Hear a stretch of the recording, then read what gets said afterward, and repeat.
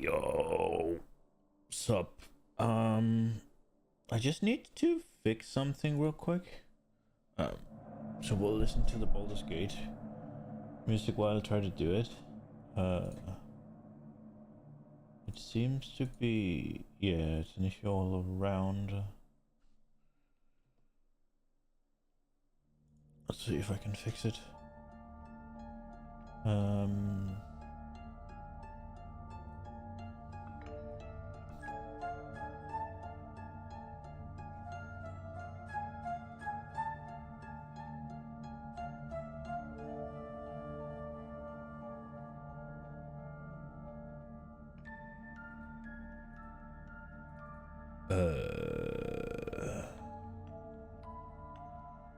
Why am I not allowed to set the size of it?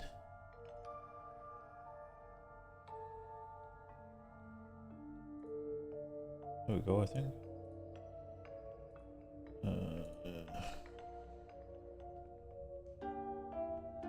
Yes. Okay. That was quick. Nice and easy. Let's go. Finally something that went smooth. All right. Thought that was gonna take a little bit longer. Right. So there's a patch note, or well, I thought there was patch notes. There is not. There is a little video, and then there's like a 2-hour podcast. So I figure we'll watch the video, and then we'll watch the podcast while we're playing. I feel like that's that seems like the best way to do it. I don't know when the patch notes are going to be out, but yeah, we'll watch the little video here, I think. Hi, I'm Jonathan Rogers, Game Director on Path of Exile 2. Well, we're back from our break. We've been playing the game a whole lot, and we've been reading a whole lot of feedback as well. So it's time to assess and work out what we're going to do next. Now, later this week we'll be releasing PoE 2 0.1.1. This is a patch designed to address the concerns that we can address relatively quickly, without needing to create a new league or a new economy just yet. Okay. In this video, we'll be going over some of the issues we've identified and what we're planning on doing about them. It's worth stressing that just because a specific issue isn't on this list doesn't mean that we're not aware of it or that it isn't going to get addressed. It just means that we either can't fix the problem quickly or we can't do so without the need for a new economy. One of the major areas that needs a lot of attention is the base experience of mapping. Nice. We've made a lot of changes here. First, in-game maps have received a balance pass to the number of monsters, number of chests, number of magical rare monsters, number of essences, strongboxes, and precursor artifacts. Okay. You should generally find maps more rewarding than before. Okay. Maps generally specialize in one or more of these elements that they will be particularly rewarding in. Hopefully now, towers are a thing that's very important for players to towers. run often, but we only had one of them. Yeah. We wanted to add more variety here as soon as possible, so we've added 4 more tower maps. Ooh. Alpine Ridge, Sinking Spire, Oh, that looks annoying. Bluff, Okay. and Mesa. Mesa sounds familiar. We've also redone the existing Lost Towers map to make Wait, playing there fuck is less that? boring. Wave of We're now also spawning more maps with bosses. nice. The bro. rate was intended to be 1 in 4 maps, Oh. but in reality the rate was much lower due to some maps being unable to spawn bosses. We've increased the rate Okay. to compensate for this issue so that we can get the actually intended rate.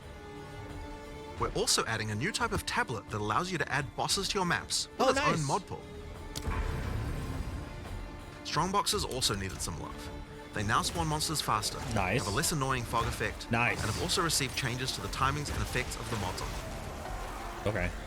Now, let's talk about visibility of effects. Yes. Many maps had too much clutter, Oh, you preventing can see effects that on the there's ground not as from many rendering, variables causing you or to be cloud unable to bushes. see and dodge them. We've both changed the level of clutter on some maps and changed some effects to make sure that they are always visible. Nice. That's In good. addition, elemental explosion effects have had visibility improved. Stick around for longer before they explode and disappear without exploding if a rare monster dies. Okay. Volatile plants are also way easy to see before they explode. Now we've also increased the zoom level on the Atlas, Nice. done a pass on various terrain collision issues in many maps. We've also improved the load times of opening the world map and Atlas panel. Oh, that's good. And we also now show the biome of a map on the hover for it. Ooh. For Neat. other in-game content systems, we're focusing on getting all the rewards in line with what they should be. For Delirium, we recently fixed a bug which caused Delirium monsters to just not spawn after the starting part. And we've also buffed the rate of simulacrums dropping by 20% to make it more in line with the rate of finding the Expedition and Ritual bosses. Okay. For Ritual, we've made Omens now appear in the Ritual Tribute window 60% more often. Nice. For Expedition, we've improved the rarity from the shops, but we'll be wanting to make some more substantial changes to the rewards for this league later on. Okay. Now, one of the major concerns that we're often seeing is that getting to play Pinnacle content just takes too long, and that when you do finally get there, you only get one attempt and don't get a chance to learn the boss.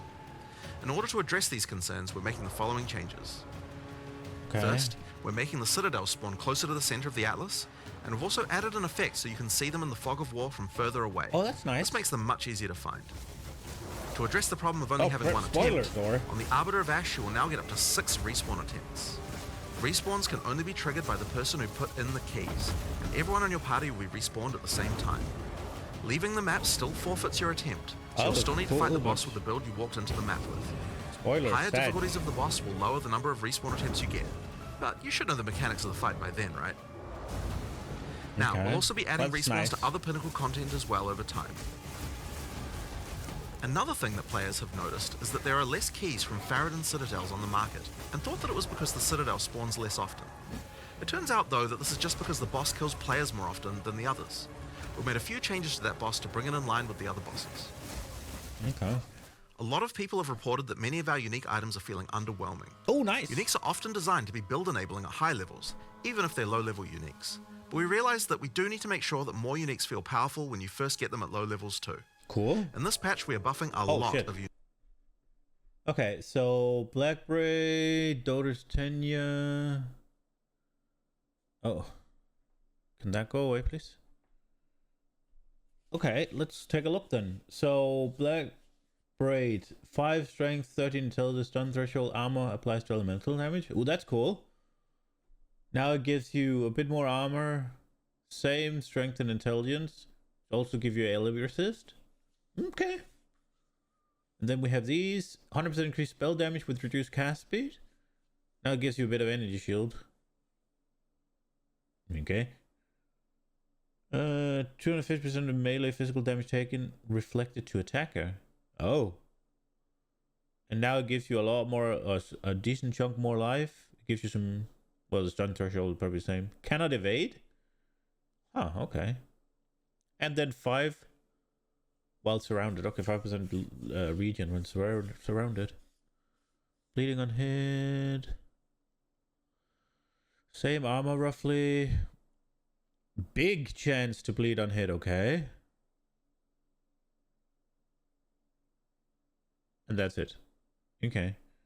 What do we have here? A club. Bit of fizz, bit of accuracy. Double stun build up. More fizz? Actually, it's probably the same. Reduced attack speed, but a bit more strength. Huh. It almost looks like it made it worse, if I'm being honest. Wait, attacks per second? Wait, they buffed the attacks per second. But it gets reduced attack speed. What am I witnessing? Okay. I guess you have to look at that shit as well. On weapons at least. Well, maybe in the others.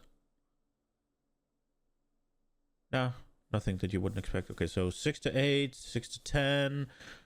Contributes to freeze buildup, calling strike against frozen. So a bit more fizz, a bit more cold. 5 crit.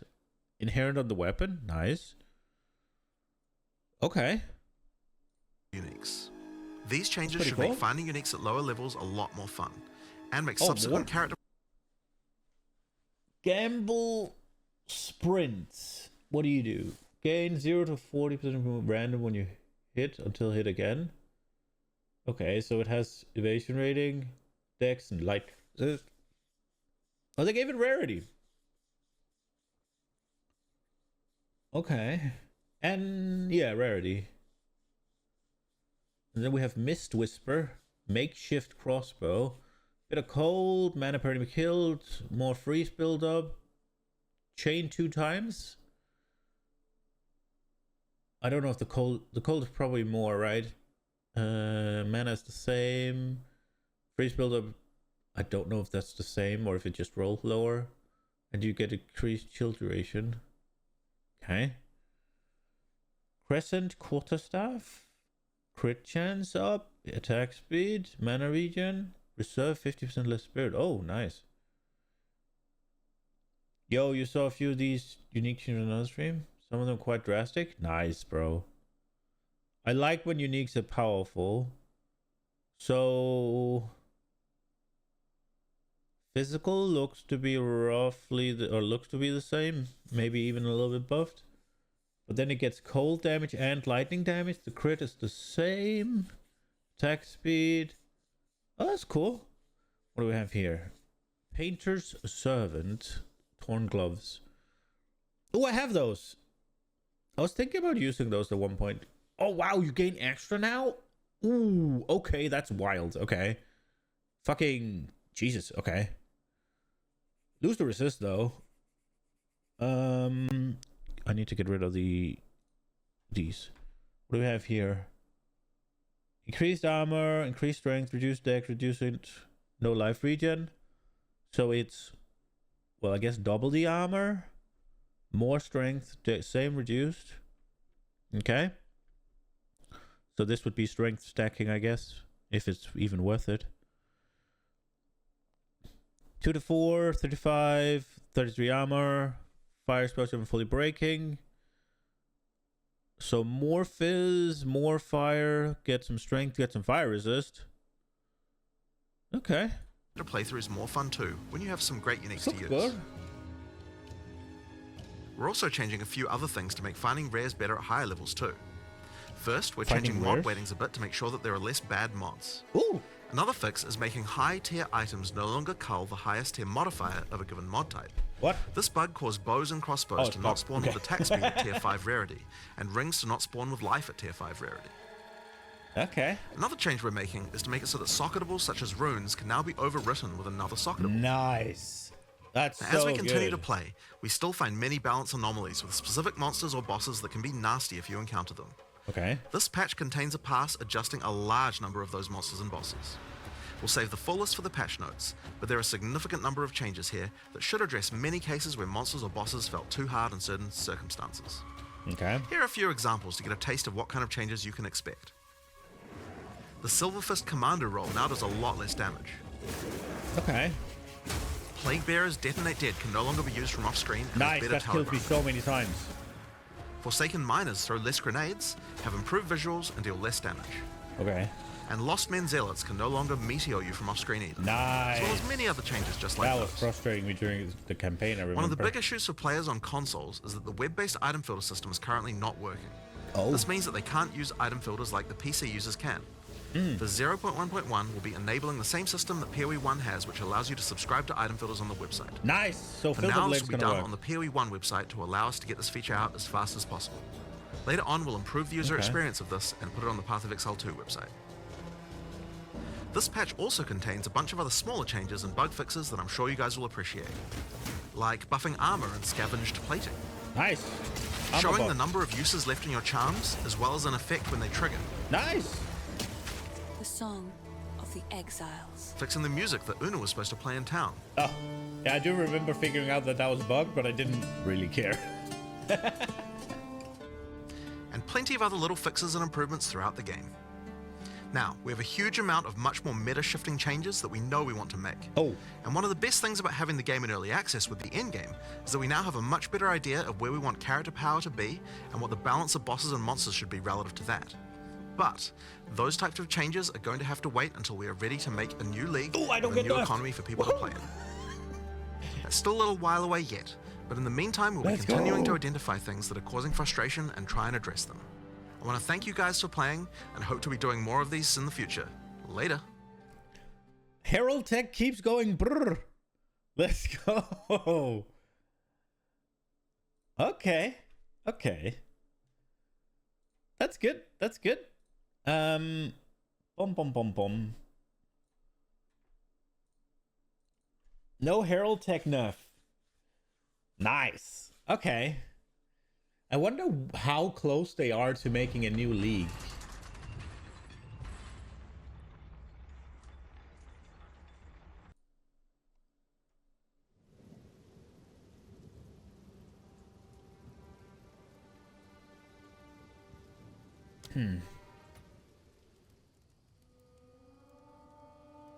It's been what? How long? A little over a month?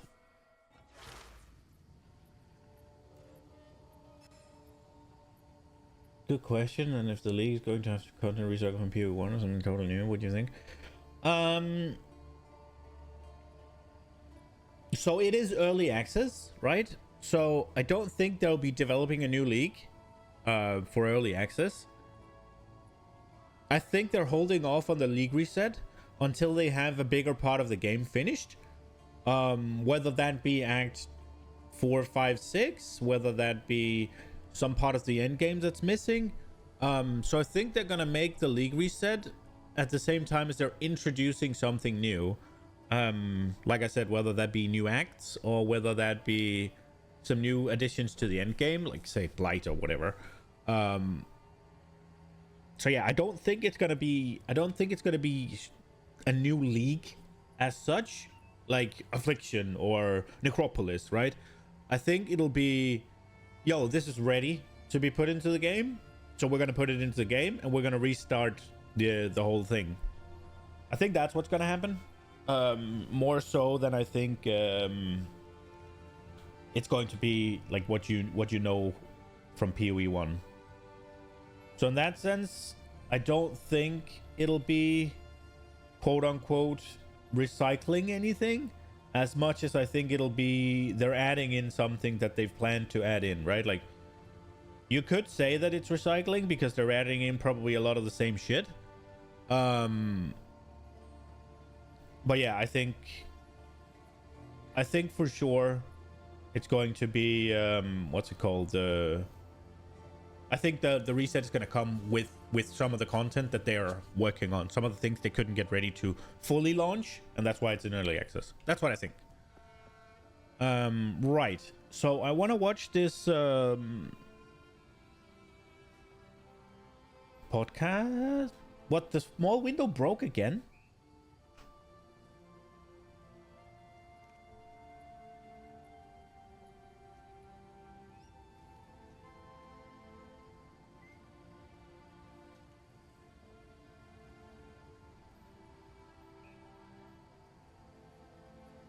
How the hell did it break again?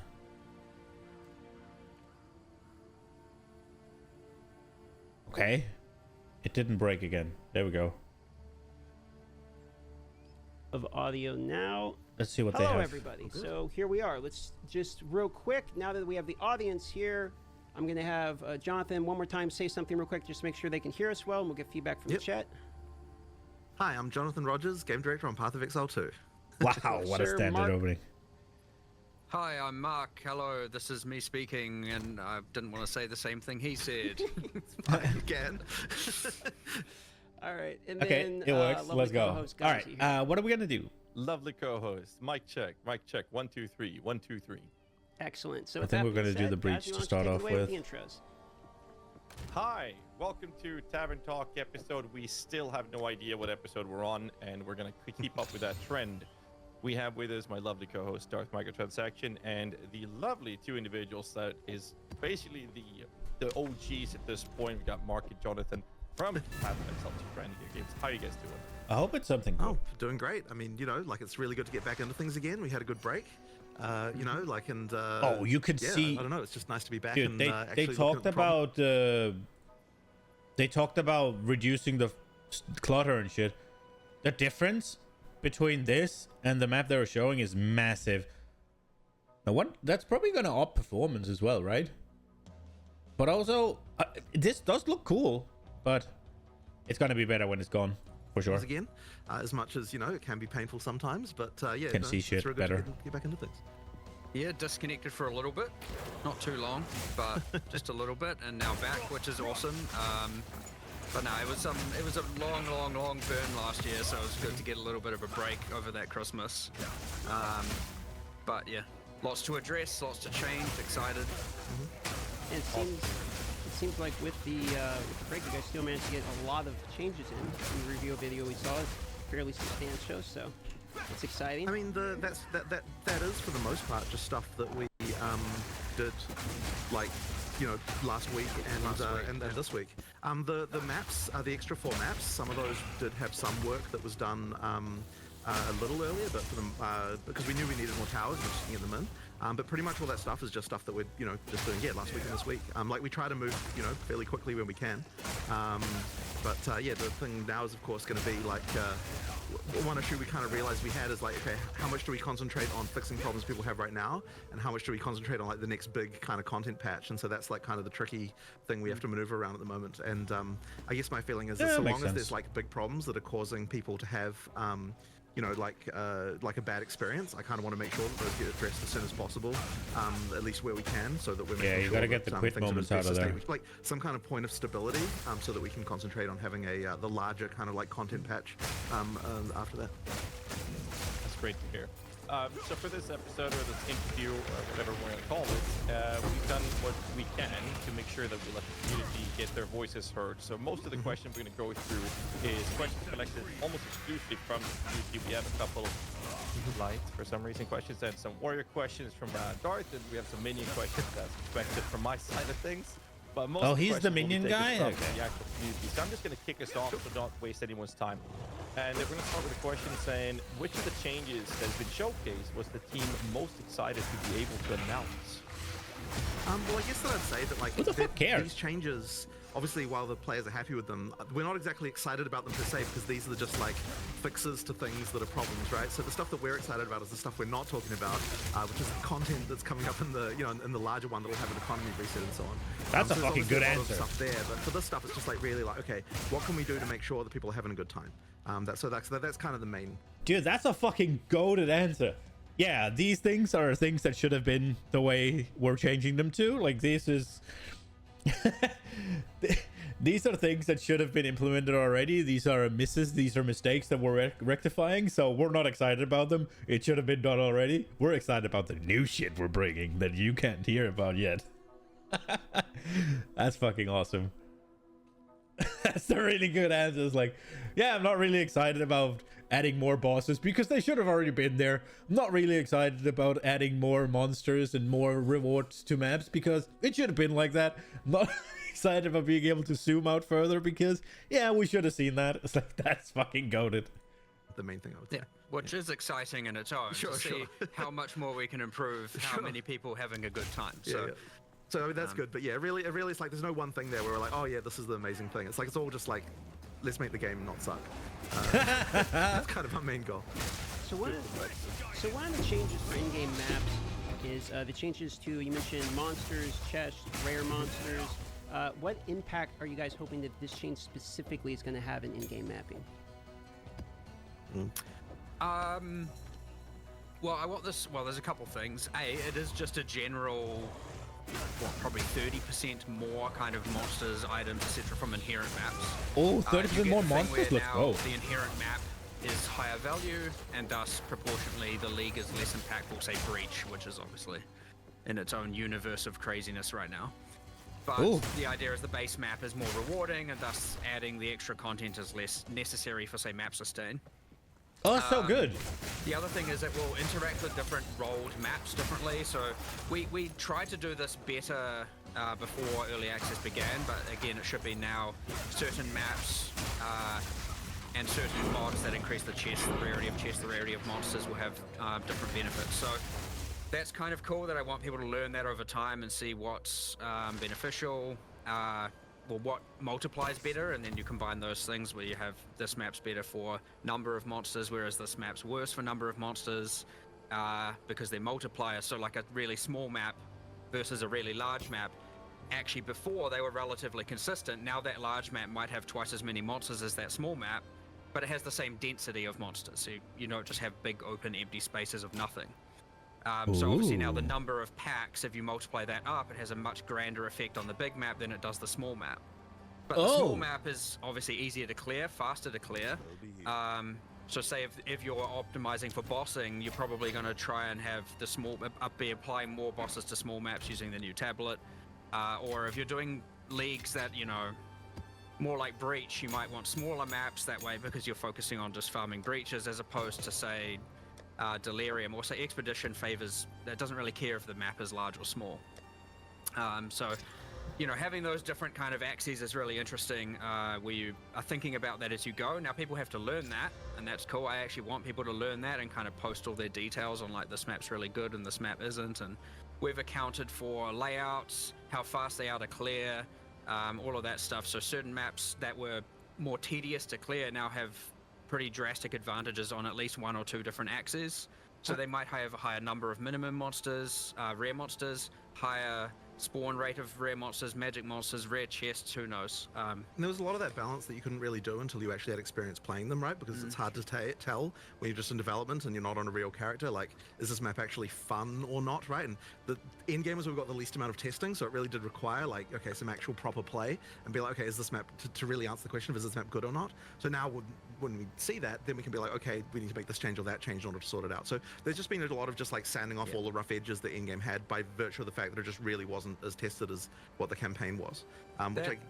That all being said, I'd say one thing it has introduced is it has added more bad luck or mistake protection to some degree, because if you would like fully juice a really small bad map, that minimum of bad is now much higher. And so, like, you all of a sudden now have invested all this wealth into this bad map, you've run it, and you're like, what the, I didn't get anything back from it. So the minimum is certainly now much better, which should hopefully protect a lot of people who are falling out of map sustain. Whereas, like, a lot of the good players who are a bit more observant, a bit more familiar with PoE 1 were just, like, happily sustaining maps. And so, yeah, you had these two ends of spectrum, and hopefully we've raised the minimum now with these changes. That's pretty good. Follow-up questions. Since this was a question for later, but since we're talking about bad maps in particular, something you mentioned here, what is your guys' opinion on the current state of maps in the game? Not so much from a monster point of view, but of a layout of maps. So there are some maps people don't like as much. There are ones people really do like as much. Is your opinion that you need maps, for instance, like Mire, you know, Augury, Vow Factory? These are some of the least favorable maps. Do you think you need maps like this in the game in order to more appreciate the more common ones people enjoy? Or what's your stance currently on the map amount of variety that is in the game, put it that way? I guess ideally, so I mean, there have been a few adjustments to things like that. Probably not, like, we're not necessarily going to take every map people find annoying and change it, like, so that people don't in that way. But certainly there should be balance changes to make it so that they feel at least worthwhile, even if they do have some more annoying layout or something like that. So I mean, I assume you feel the same way about that. There's some standout things. Like, obviously, you shouldn't have the levers that you just can't dodge roll out of and you just die, or the levers are just spawning burning ground on them, right? Obviously, this stuff is just objectively wrong and objectively bad, and that will be fixed. But a lot of that contributes to, like, this is the worst map because you'll go pull a lever and die while doing so. And then there's the ones that, yes, are just, like, you know, inherently worse layouts, especially for certain builds. But then, again, now using this other thing where it's like, actually, well, those maps may now spawn the most amount of rare monsters, or the most magic monsters, or just the most amount of monsters. You're gonna have to go figure some of that stuff out. And some people might like that. People with less, you know, screen clearing AoE-centric builds probably don't mind some indoor, more mazy maps if they're gonna get the benefit or feel like they're getting the benefit from, you know, more rare monsters. They've got, I don't know, more single target or a more concentrated DPS or whatever. They don't feel so bad now for running that as a... Yeah, I will say the Vow Factory or whatever definitely felt a lot less shit before I got the Herald tech, because I didn't have the screen clear, so it's like, it doesn't matter if I have to. The only thing that was annoying about it was I have to click doors. And also the Vow enemies are a bit tougher than most of the other enemies, I think. That's the only thing. Yeah, that makes sense. I think also I'm a lot less bothered about the maps. Like the one with the levers, it's just that the levers are fucking annoying. Other than that, I don't care. As opposed to just running the, you know, I mean, sand spit where you can just, like, nuke entire screens every 2 seconds. The bad case of this, though, is definitely the tower map, because it was kind of, it's like you mandatorily have to run that map. And so having that the tower be not wasn't good. great is, like, not a good situation. So, you know, hopefully we'll address that one. Like, that was really urgent to address, because it's like, you know, No! because, yeah, it's mandatory, right? You can't just skip it. So that one had to be. Oh! Yeah, turns out it's maybe not a good thing where you have to approach a room full of monsters that you don't know what they are and they're super dangerous and you can't see them and it's a narrow bottleneck and you have to run in and just die. But Dude, so like obviously the I variety helps hate with that, but on also Death the Effect. new, The monster new was version of dead that so map is now long based on ago. the top So I floor stopped paying tile set, which is like attention. got more variety and like it's easier to deal with. So that should improve a lot of that. Bit of visibility. Yeah, exactly. So it more helps a lot. open, Yeah. less tight bottlenecks. Still they're still relatively narrow here and there, but Yeah. much better to clear. So one more follow-up here, and I'll pass it off to Ghazi.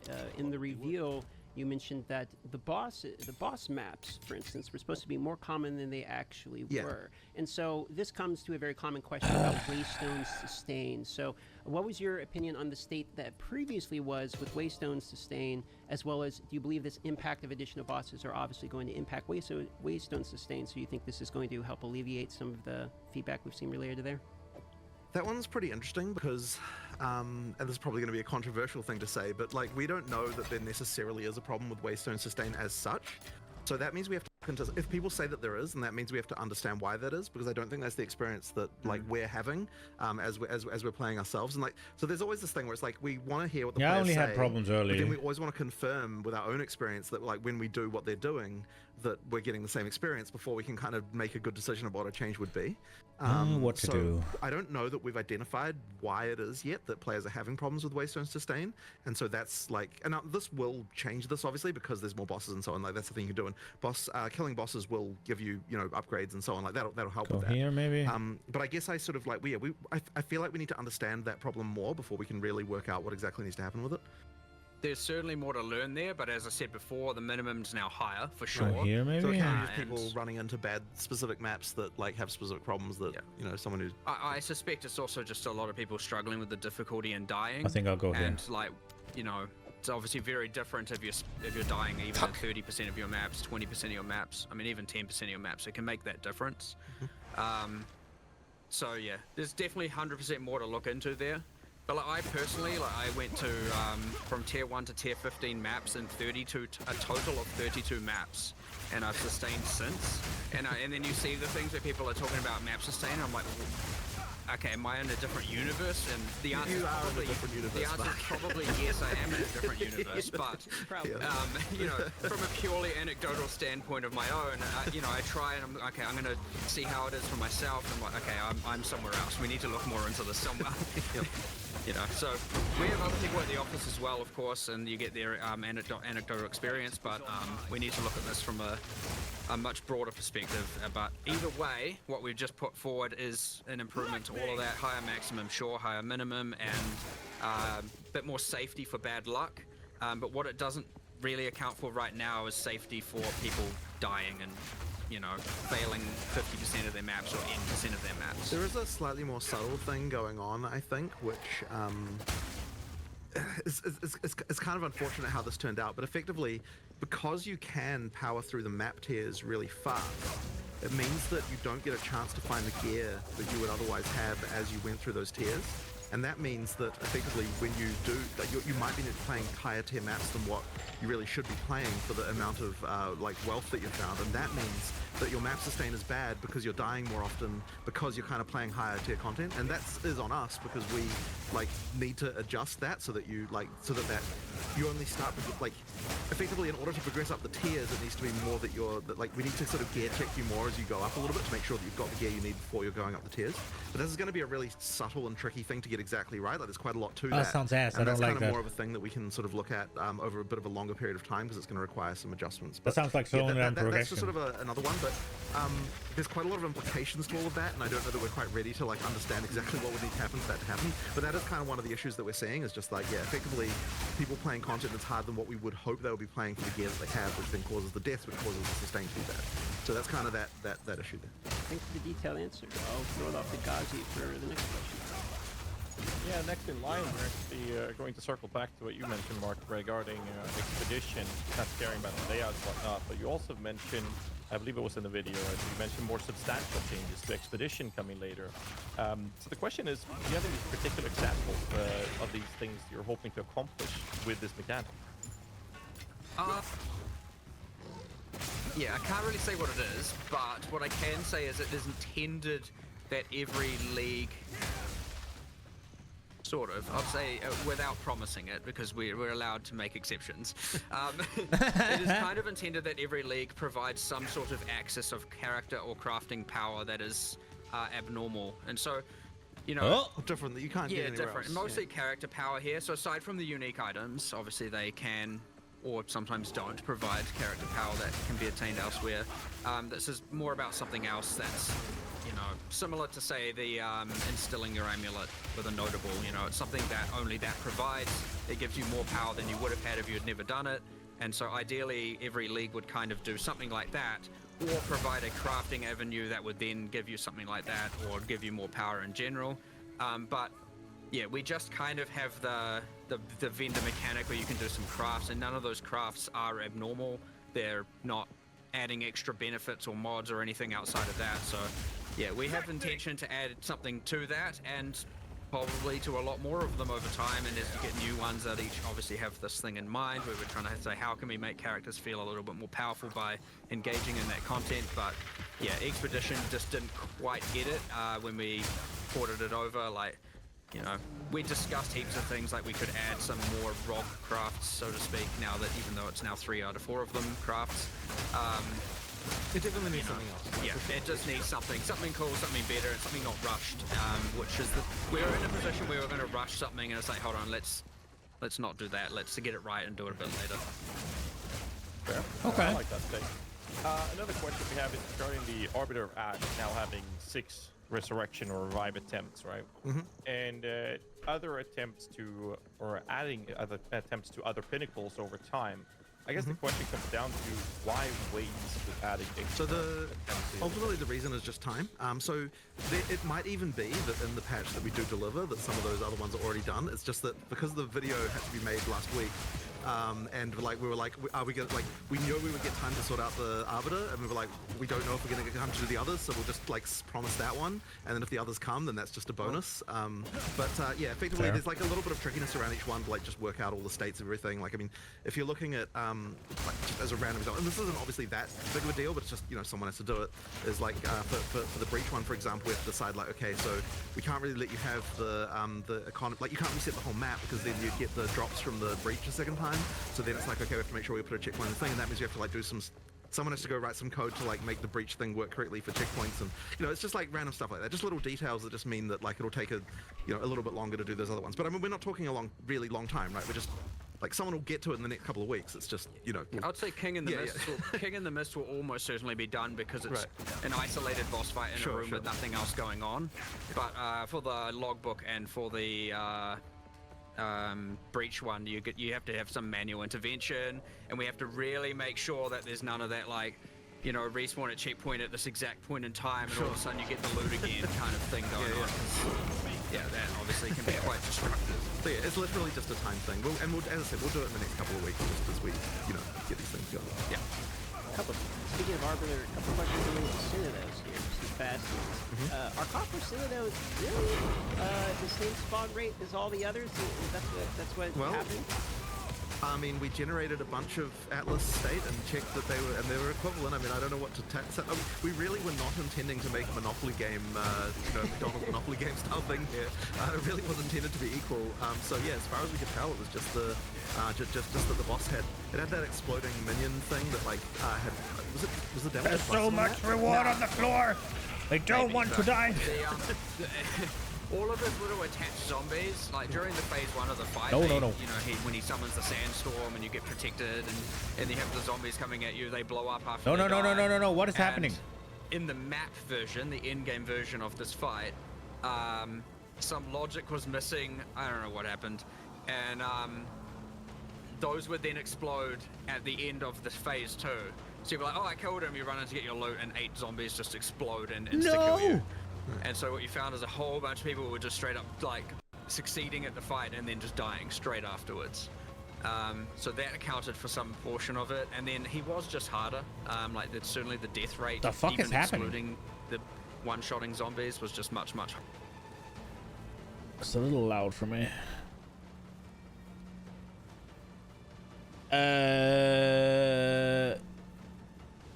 Are we back? The fuck do I do?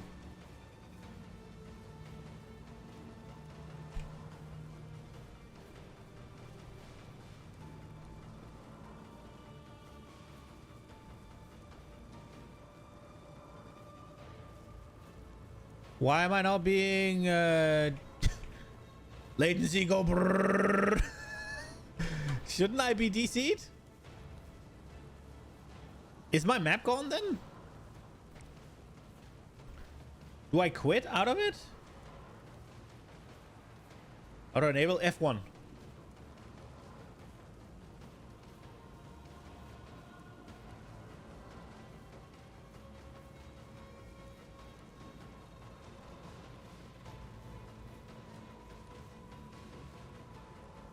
I guess we'll try exit to character screen. Or just the game in general. Oh, we got disconnected. There we go. I hope it's still there.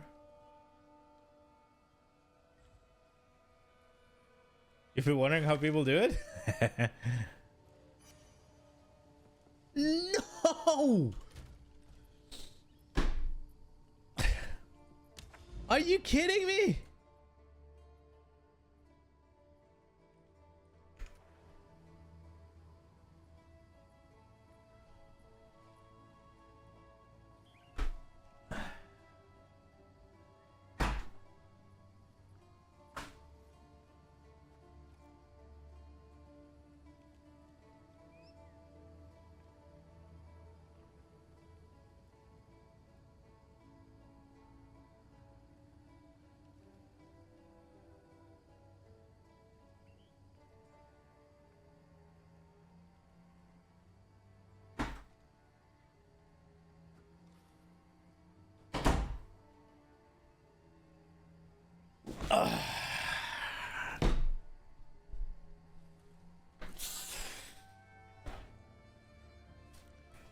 Yeah, exactly. There was multiple fucking exalts on the ground. There was breach cuts. There was breach tablet. That was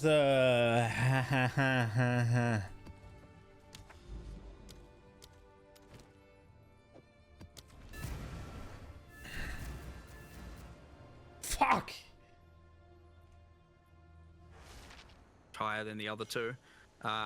But yeah, we have now a cheat that generates or simulates generating like, I think it's 1 billion different blocks and calculates how many of every map spawned and everything like that just to test this specific Citadel case. And yeah, everything we could find generates exactly the correct amount of the 3 things. So the 3 Citadels. Speaking of spawning Citadels, did you guys happen to catch any of the conspiracy theories related to, you know, corpses pointing in directions, etc.? It was so ridiculous. Like, whatever. People come up with crazy things. I don't know. Yeah, all right.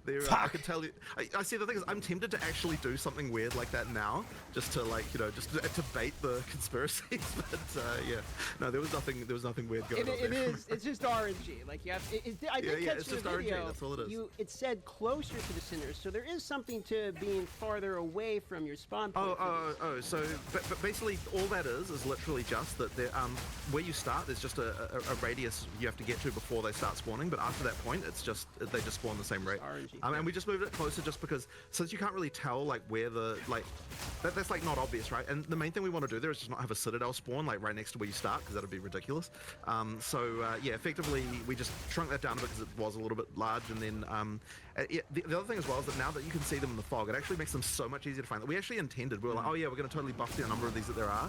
But after we made the change to seeing them in the fog, it was going to be like, oh shit, there's actually tons of these everywhere. We just weren't seeing them before. Yeah, seeing them makes a big. Okay, so moving on, off the topic of Arbiter and Citadels here. It mentioned in the video less bad mods. Dude, also mobs. Can we get some more? I got rolled back. I think because it was in the item section, and maybe you missed. I had completed the 11. Thing was talking about items. It's so not just that my map. I got rolled back. There's some stuff going on. So effectively, what we did, because I had a lot of people were talking this. about issues with higher tier. Because I completed rares, the map. I was just doing the breach. Harder content. And effectively, when we sort of looked into this, so not just did it eat my tier 11 map there was some that I completed, around like it also what screws me when mods get cut out on the lower levels, just based on kind of like somewhat random things about like how many top tier mods there are of certain types. It is what it is, I guess. So what we've done is it's not like huge changes, but we've kind of effectively done things like I think accuracy went down a little bit, and there was like you know, I can't remember the other changes. Accuracy went down, life on kill, mana on kill, on weapons at least, and then attributes on hybrid gear. Yeah, Wait, that's right. Yeah, the I hybrid gear missed- attributes, and then there was also the bug where What they were saying. effectively high tier rares weren't getting the ability. But basically, all that is literally just that there, where you start, there's just a radius you have to get to before they start spawning. But after that point, it's just they just spawn the same rate. And we just moved it closer just because since you can't really tell like where the that's like not obvious, right? And the main thing we want to do there is just not have a citadel spawn like right next to where you start, because that'd be ridiculous. Yeah, effectively we just shrunk that down a bit because it was a little bit large, and then the other thing as well is that now that you can see them in the fog, it actually makes them so much easier to find. We actually intended, we were like, oh yeah, we're going to totally buff the number of these that there are, but after we made the change to seeing them in the fog, it was immediately like, oh shit, there's actually tons of these everywhere. We just weren't seeing them before. Yeah, it's seeing them makes a big difference. Okay, so moving on, off the topic of Arbiter and Citadels here.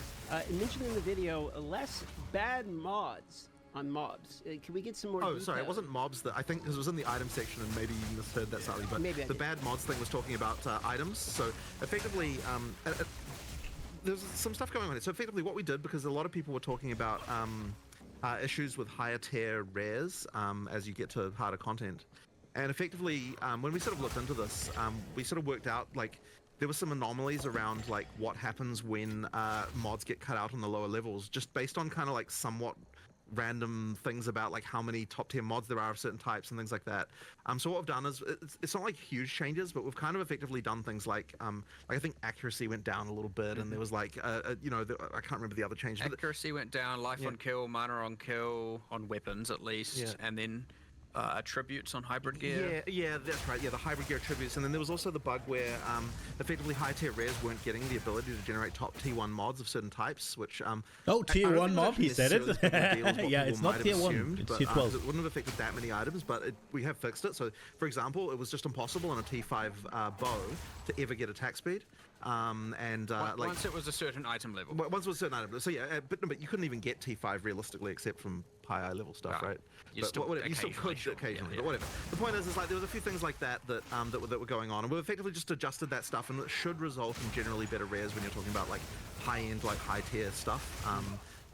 So we'll just sort of see how that works out. The adjustments are not like mega, but they are there, and they should sort of improve things, I think, a little bit. And just for clarity's sake for the viewers, when you say top tier, like tier 1, you actually mean like tier 12 or whatever the top tier is, right? Because tier 1 technically is the worst. Sorry, yeah. It's so annoying that we have like tiers going in reverse directions in different contexts. Like, but yes, what I mean is whatever the top tier of that mod is. In some cases, it was getting cut out. In fact, I worried that even in the article that we're going to say that's actually incorrect. So I just need to fix that, because I think in the note, like in the article that we posted, it says T1 item affixes, which is actually backwards, so I need to go and fix that up. Yeah, they are confused, as they should be. Need to make this consistent everywhere and sort this tiered situation out. Yeah. I do have a follow-up on that. Yeah. It is sometimes very frustrating dropping something that has a high tier, but I don't know if that is the highest tier. Yes. Would it be possible? Like, is there something you guys are considering adding? I think we are adding a thing that displays on the mod if it is the best tier relatively soon. But again, we need to also just figure out a little bit more around this, because we've got this whole T1 versus T random the number. reason why there is resistance to having T1 mean the top one is because then if we add another one later, it changes what all the tiers are, and there was sort of some discomfort around that, but then maybe it's still better to just do that anyway. And like, I don't know, that was the original thinking behind that, but whatever. Like, it might be less confusing if T1 meant... No, because the other thing as well is that map tiers are like the T1 is the bottom one again, and you certainly wouldn't want to reverse that. That would be weird. So yeah, I don't know. Like, probably. Yeah, whatever. This is just a random small topic, but just one of those things. Understood. Yeah. Speaking of items and quality, one of the most requested additions, item filters, coming to console. So I'm sure many people are very excited about that. Speaking of the topic of consoles, can we expect more quality of life things coming to console? For instance, I very commonly see asked for things like text UI size, etc. Do you have any plans related to quality of life improvements to console? Yeah, I mean, we certainly need to do more there. I mean, Yo, Daru, I don't have any specific things to announce there. So for console, is your characters and your currency and everything, is that shared between PC and console? Could I play my monk on my PlayStation if I had one, like a PS5? Could I boot up Path of Exile and just continue playing? Or is it separate?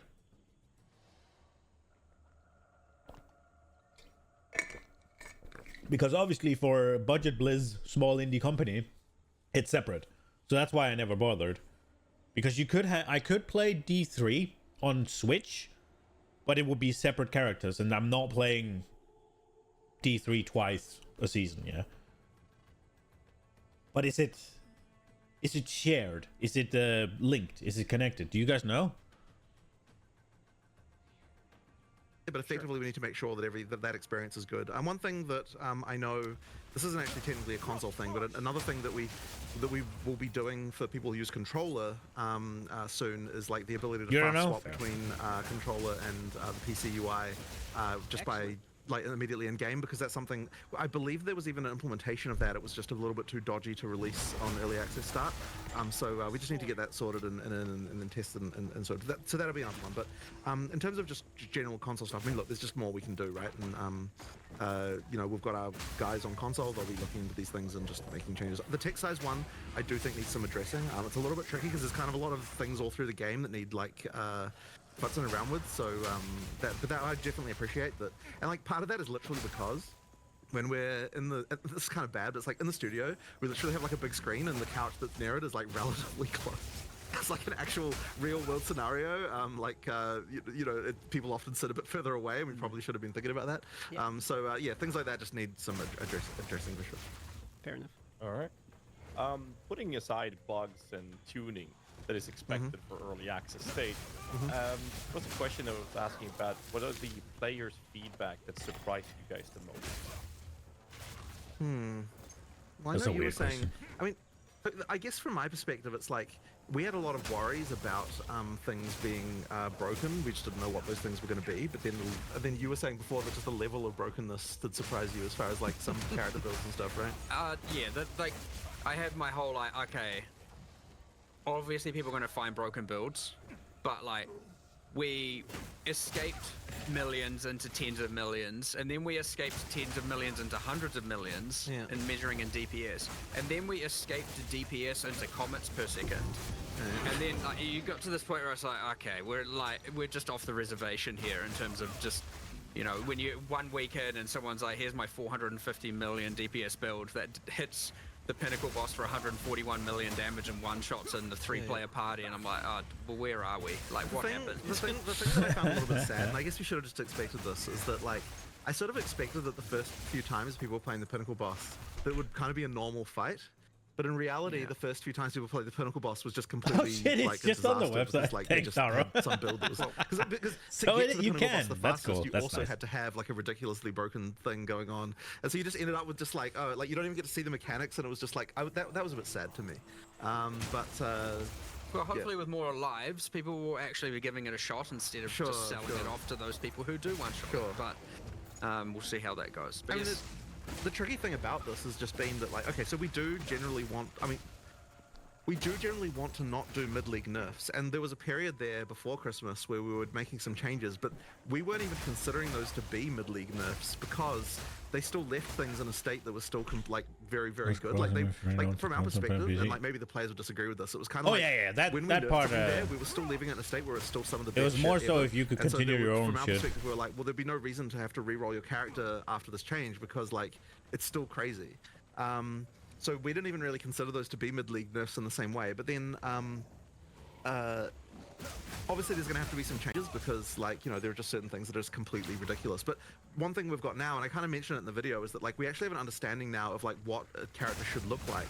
And so ideally, when we do our first, like, true balance patch, we should be at the point where we can be like, okay, here's, like, these like 10 things that need to come down, but then there's also like these other 50 things that need to come up to get to that point, right? So like ideally it sort of there should be a little bit of leveling there that occurs, but we really don't want to do that kind of patch without doing an economy reset because we actually need like to see what really happens when you get a new economy and all that sort of stuff. So and when I say an economy reset, of course what I mean is a new league. Like you'll still have the old characters if you want to play them, but all the stuff we're going to be looking at will be on the new economy that you know, in terms of like how it evolves that way.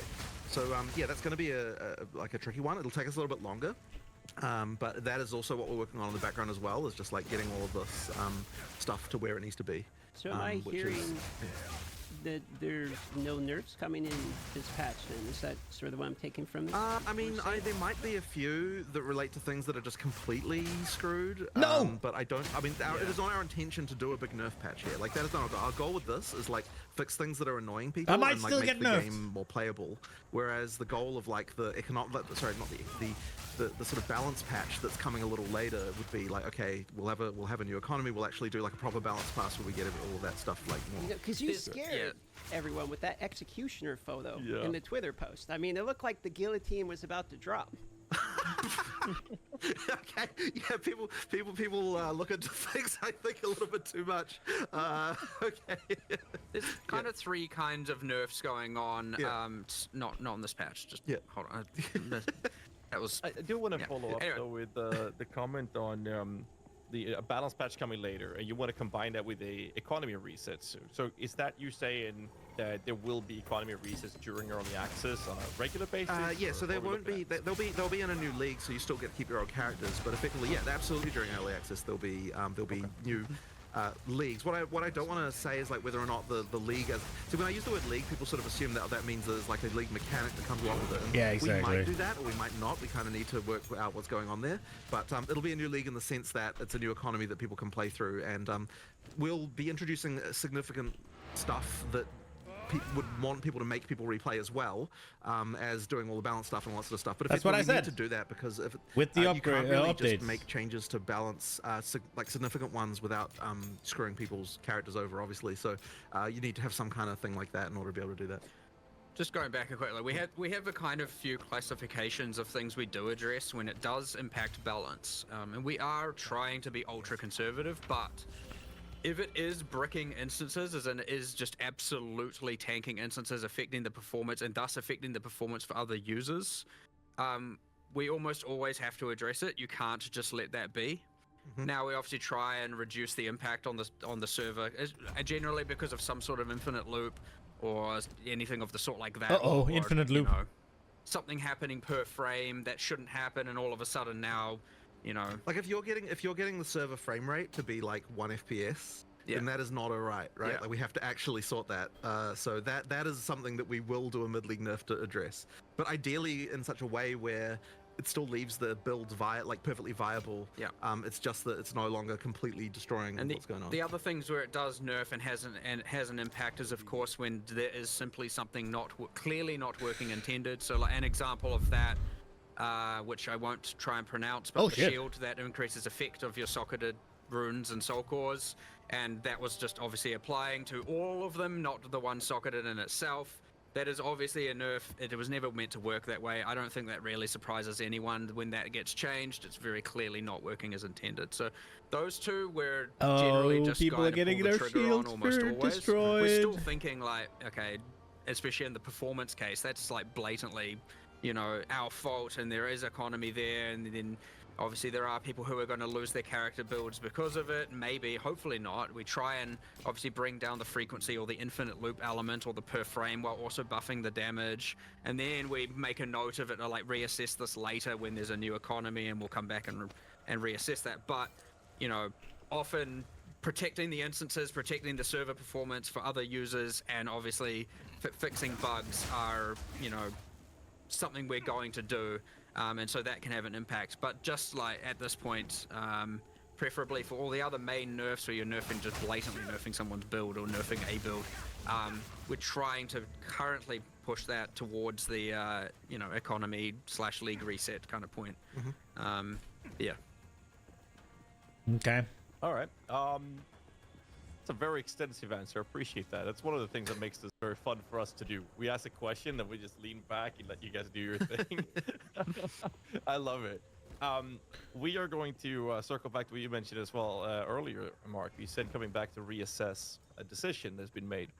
And the topic we're going to open up is the two-step verification, security for accounts with certain things that's happened recently. Why? So the real question that we come down to with everything that's going down is, I guess the first one is, was there a data breach at GGG? All right. And following that up with, are you going to reassess the decision of two-step verification? All right. So this is unfortunately really sucks, and I was really hoping we'd get a post about this before we did this interview, but unfortunately we haven't quite finished assessing yet. So there has been a situation where someone got access to an admin account on our website, and we now understand how that happened. And we also understand, we don't fully understand the scope of everything that occurred here, but we're sort of in the process of like The hell is the logs and reach? so on. And there was a few really shitty things that occurred here that I'm very unhappy about. So the first one, just to say this, is that the thing that happened here was actually kind of the same thing that happened a while ago when through a Steam, effectively a Steam account was compromised through Steam support. So effectively what happened is one of our administrator accounts had a Steam account associated with it, and this was a Steam account that the person who had it attached didn't really kind of know. I mean, obviously they could have checked, but like they didn't really consider the fact that this was like this old Steam account that they don't even use anymore was attached to their admin account. And so effectively what happened was that got compromised through Steam support. So I don't know like all the details of exactly what happens there, but effectively what happens is that like they are able to somehow provide like details that they managed to find on someone, like the last 4 digits of their credit card information or whatever, they get through some other kind of means, and then they provide enough information to Steam support where they're able to get Steam to change the credentials on the account, which happened without us noticing, because once again this was an account that this person doesn't log into, so there was no they didn't realize that this has occurred.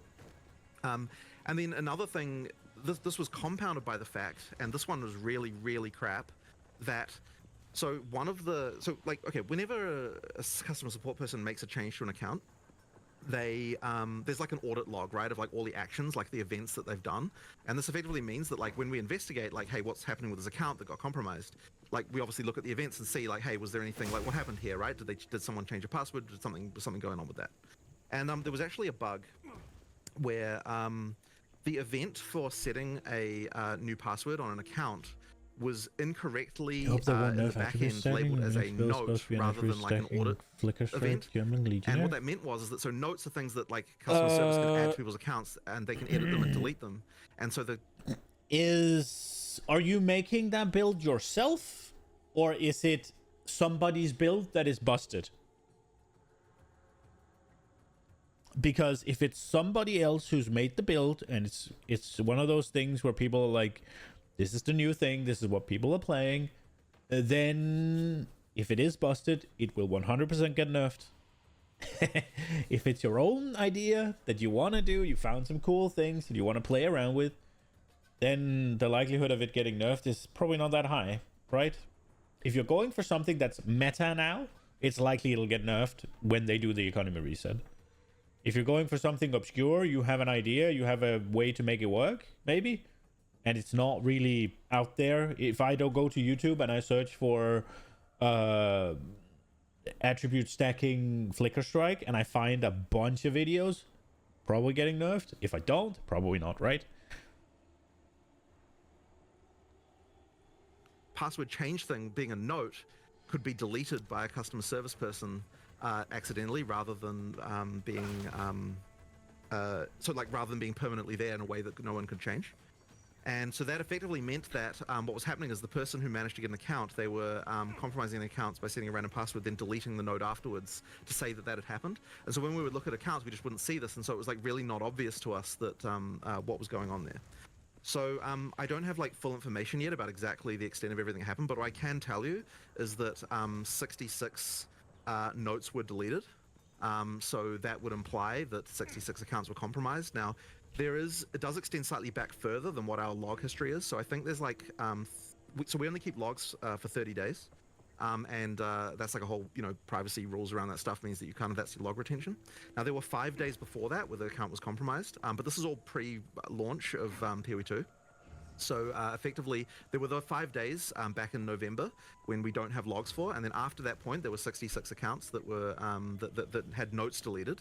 Now, the reason why I am using that phraseology here is because the things were deleted from the frickin' event stream, like we literally don't know what happened here. Like the only thing I've got to go by is the web server logs, which don't actually record like, all the data that's sent on a web request. It's just like the address of the page they went to, right?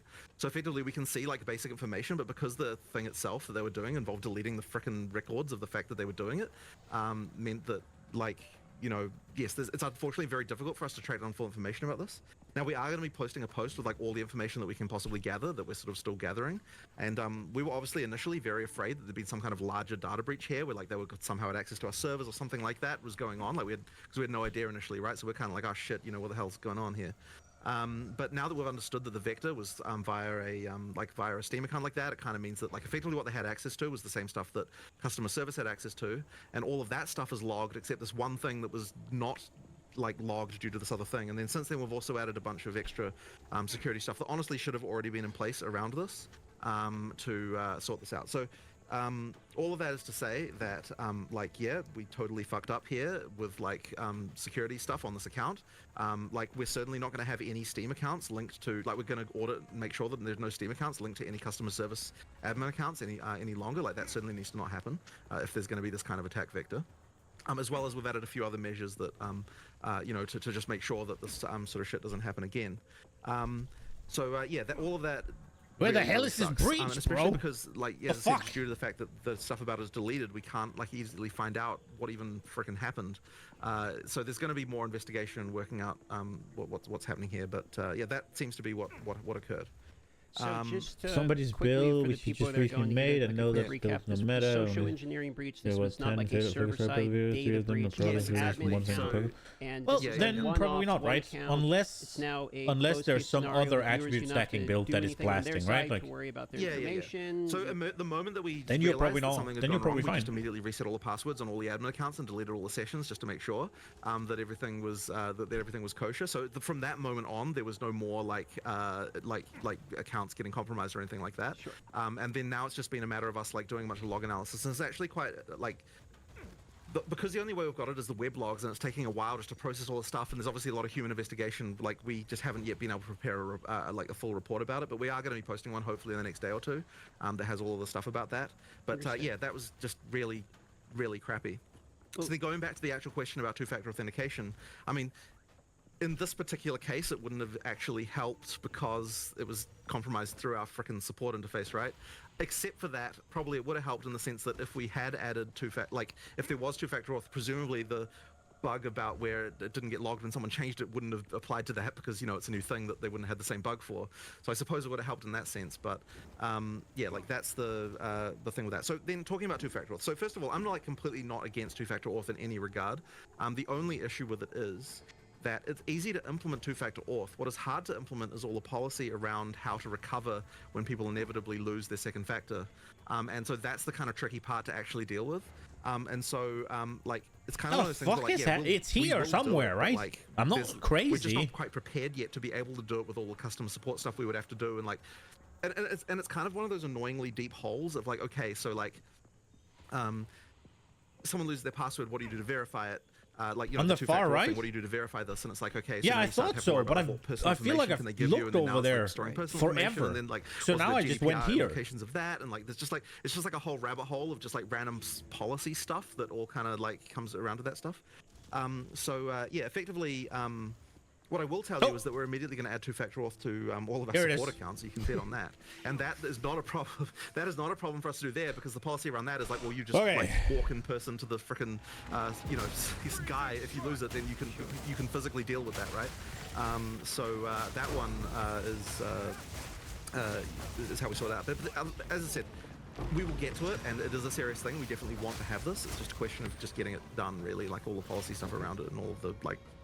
Yeah, just as I said, it's all support nightmare around how to deal with it. Well, I appreciate the extremely vocal transparency about what's going on. I'm sure lots of people here watching appreciate that as well. We won't throw you about it or anything, so appreciate that information.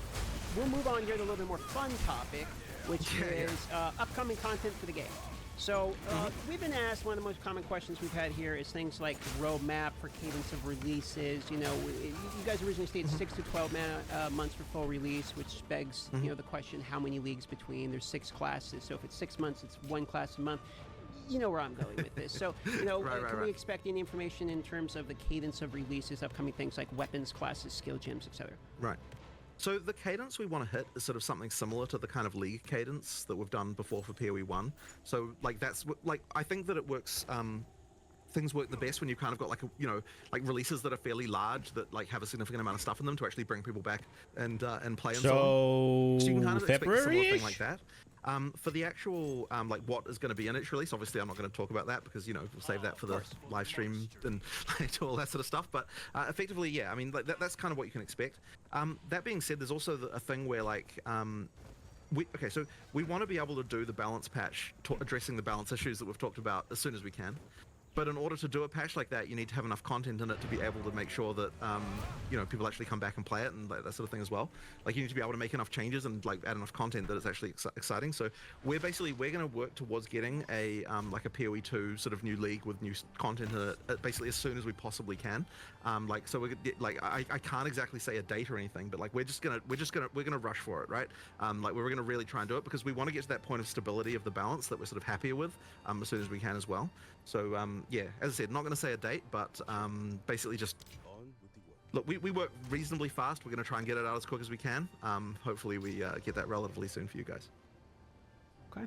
So I'm just going to go ahead and assume that new acts is going to be involved in this, but I guess a little extra question to that when we talk about Act 4, 5, 6. Is the plans to add like one act, or are you guys? Yeah. So this is honestly. This is honestly one of the freaking hardest questions ever, right? Like this is actually something that we've discussed back and forth so many times because like if you're talking about it from a pure storyline perspective and like kind of what makes sense, like so there would be so imagine we release one act, right? It's like how does it fit exactly into having the leveling? Like do you go like 1 2 3 4 and then like 1 2 again? Like that'd be kind of weird, or like 1 2 3 4 2 3, or like do you have Act 4? You can also play Act 1 or Act 4, or like like it's kind of just weird, right? And like, so like from that perspective, it's like, oh, we should do them all at once, like at some point. But then on the other hand, we're like, okay, if we don't release the acts one at a time, then that kind of means like all the content from that we're sort of busy having to work on, like we still have to have good releases, right? And so that means we have to have like more stuff in what we do release if it doesn't contain an act. So there's kind of this like complicated like puzzle around this, and it's like. And what we kind of thought, like, there are issues around this, but effectively we're like, okay, well, we're going to have to make Act 4. We have to be making Act 4 in the background right now anyway, right? So we don't technically have to decide what we're doing about this, like, right now. So, like, that's sort of happening anyway. So I guess that is to say that, like, there's still a lot of argument about this fact. And yeah, it's honestly such a hard one because I don't think there's a really great answer. Like, releasing the acts one at a time would make making content so much easier because we get to immediately utilize all the stuff from that act to like make other content. Like it'll be so much, and like also it just immediately makes the release feel really big, right? So like that would be something that we could do. But and it also would be good for our studio because like there's this phenomenon that always happens where like you say, okay, this is when we're making this thing, but if people are not actually going to play it, then like people have a different definition of finished from like, oh, people are actually going to play this versus like it just has to be ready internally, you know. So like for just a production perspective, like I feel like the game will get made faster if we do release the acts, just because it forces us to actually release them and like forces everyone to get it into a really playable state. But yeah, on the other hand, as I said, there's like all these kind of like practical issues with it. So damned if you do, damned if you don't, huh? Yeah, I know it's a bit of a tough one. So yeah, I mean, I guess the answer to Did that I just is one still to shot it come, with the bell? and we just need to work out what we feel about this one way or the other. So yeah, I guess you'll see when we do our next announcement what we've kind of come up with. But yeah, as I said, in the meantime, it's not like we don't have to just make Act 4 anyway right now in the background. So that's they're continuing to do that as well as all the people on the more sort of balancey side of things working on balance, which will get shipped much earlier. Yeah. Okay. Let's just move on to the next topic to make sure we can cover these questions. We have a long list. Sure. So we're going to talk about a can of worms called State of Magic 5. Now the perception is No! one thing, and I mean, I shout gotta out pay to Slippery attention Jim to those for the fucking absolute plants. insanity that he goes through, which is I get distracted by there's a unique, So, like, oh, what I do you guys want it, think and then about it's like that fucking fight starts? purple explosions. This is a very true question. Now, what I will say to start with is that like the way the Magic Find formula I need works CI. in PoE 2 is literally identical to how it was in PoE 1 as far as diminishing returns and everything is concerned. The difference is just down to what rarity is giving you as opposed to what it was giving you in Man, I hate the PoE 1. fucking fact that it's a Our one argument shot for you're why Magic dead. Find should be fine in PoE 2 is And then you effectively, can't like, go back in. we're not doing what happened in PoE 1 where you got like all these quantity mods and all that sort of stuff like that. Like it's effectively the Magic Find in PoE PoE 2 Okay. is what PoE 1 had back when PoE 1 was first released, God right? damn it. Where it was kind of like, and it kind of was fine then. So the argument was, well, why shouldn't it not be fine now? I guess there's another like compounding with this. There's another contingent of people who would say that like anything at all that affects item drops should just not be a thing at all, and which is like a position you can take. And I don't know that I necessarily agree with that position, but like it's another position you can take. So I guess all of that really is to say that like I don't think there's anything about it that's not working as it's intended to work, and ultimately the purpose of something like Magic Find is to kind of give you another access of build design beyond just like doing the most DPS, which like the hell, that's kind of its ultimate goal. So but I mean that's kind of where it's at really. There's definitely more to look into here though. I don't know if you've got a different opinion. Not really. I was just thinking the main difference between say PoE 1 was you fully saturate into every single item being a unique item. That's the difference. Whereas in PoE 2, you saturate into higher tier rares. You actually cannot fully saturate into unique items. It is impossible. So yeah, it certainly holds different value. I don't know how, but then again, I suspect a lot of the audience who are finding Magic Find to be a problem would find it a problem in both games, which again, completely fair perspective to take. I don't know. There's a little bit more to look into here for sure.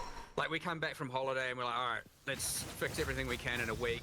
There's this list of like 100 things and we pick what we think is the most impactful 10. And so, yeah, there's a lot of these things that are just outlying on a list for us to really actually look into and investigate more and see, what part of it people are liking and not liking. Because, even though you had Slippery Jim do this, the great service, there'll be a lot of people who just disagree with that. He says it's fine. There'll be a lot of people who disagree with him as well.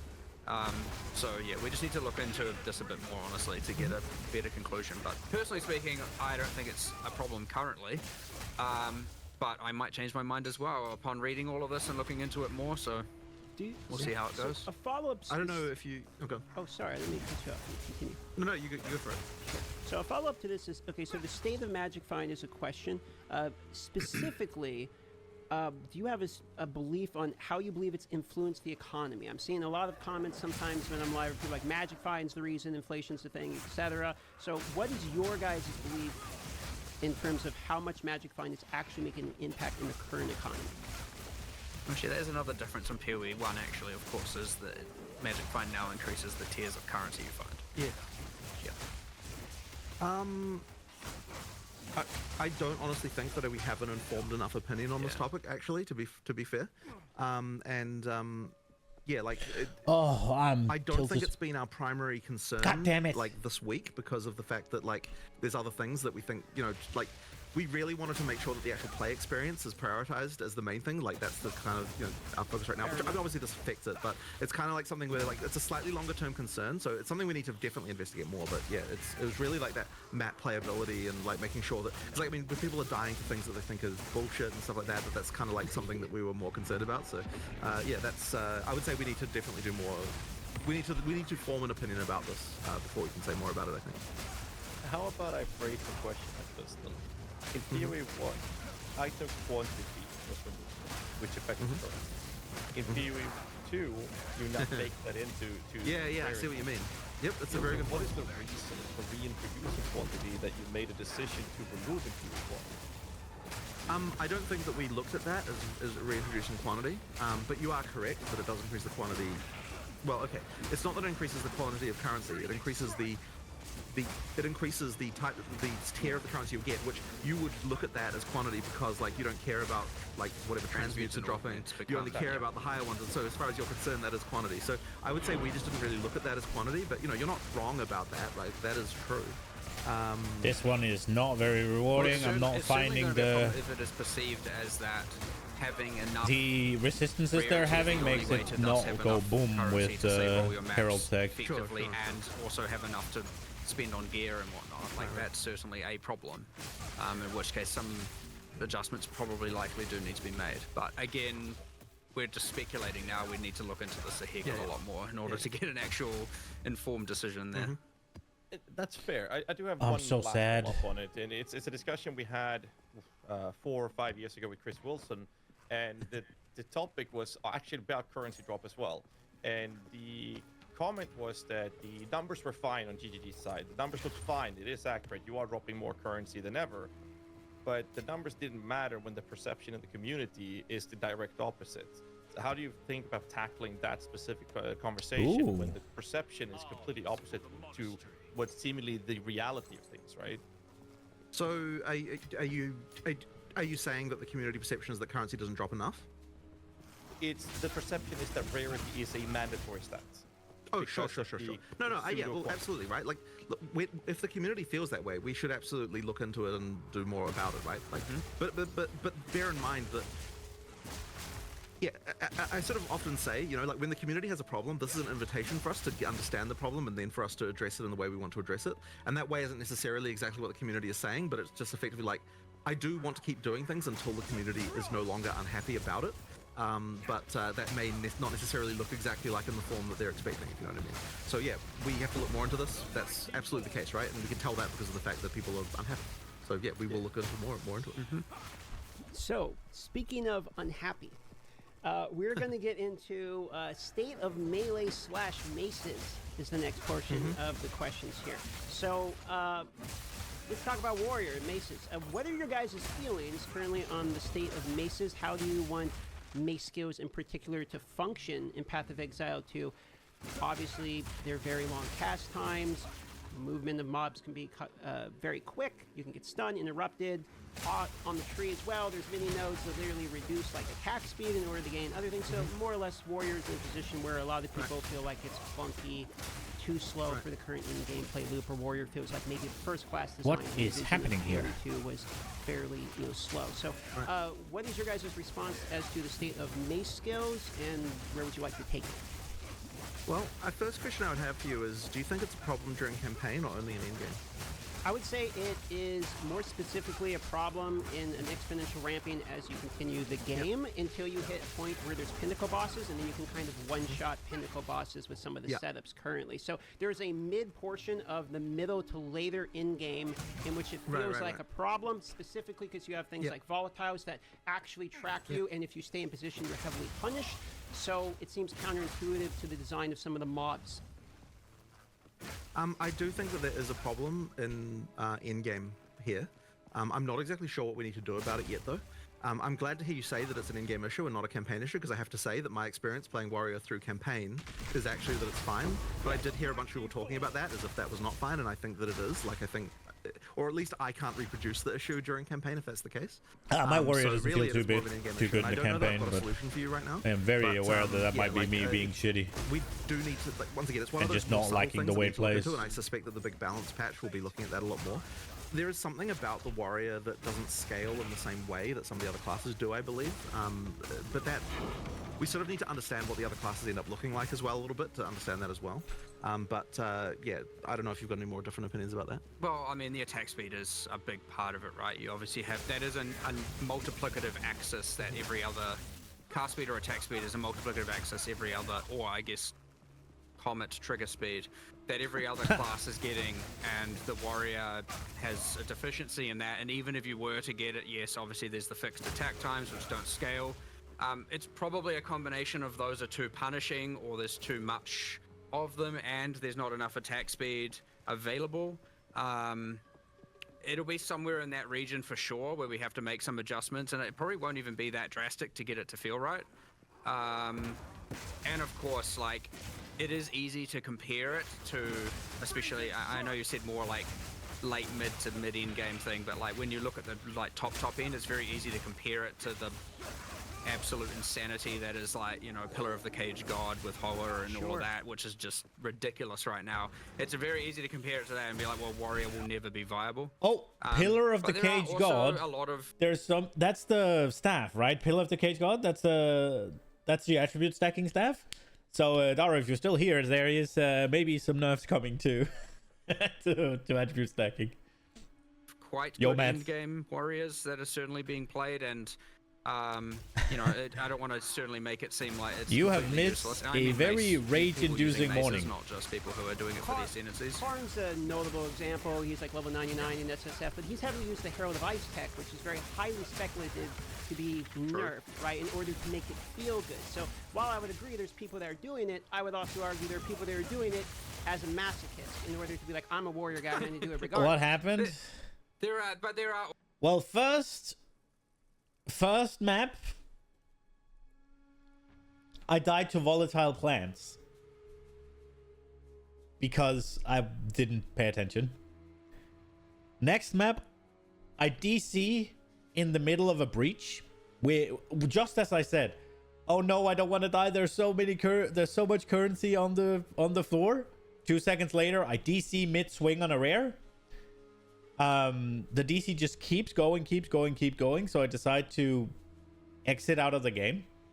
I come back in, my map is gone, and I am, not only is my map gone, but I completed that map. I'm also rolled back on the quest, so I didn't get the loot, and I'm rolled back on the quest. So the map I completed didn't count.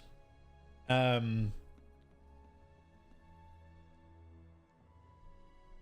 then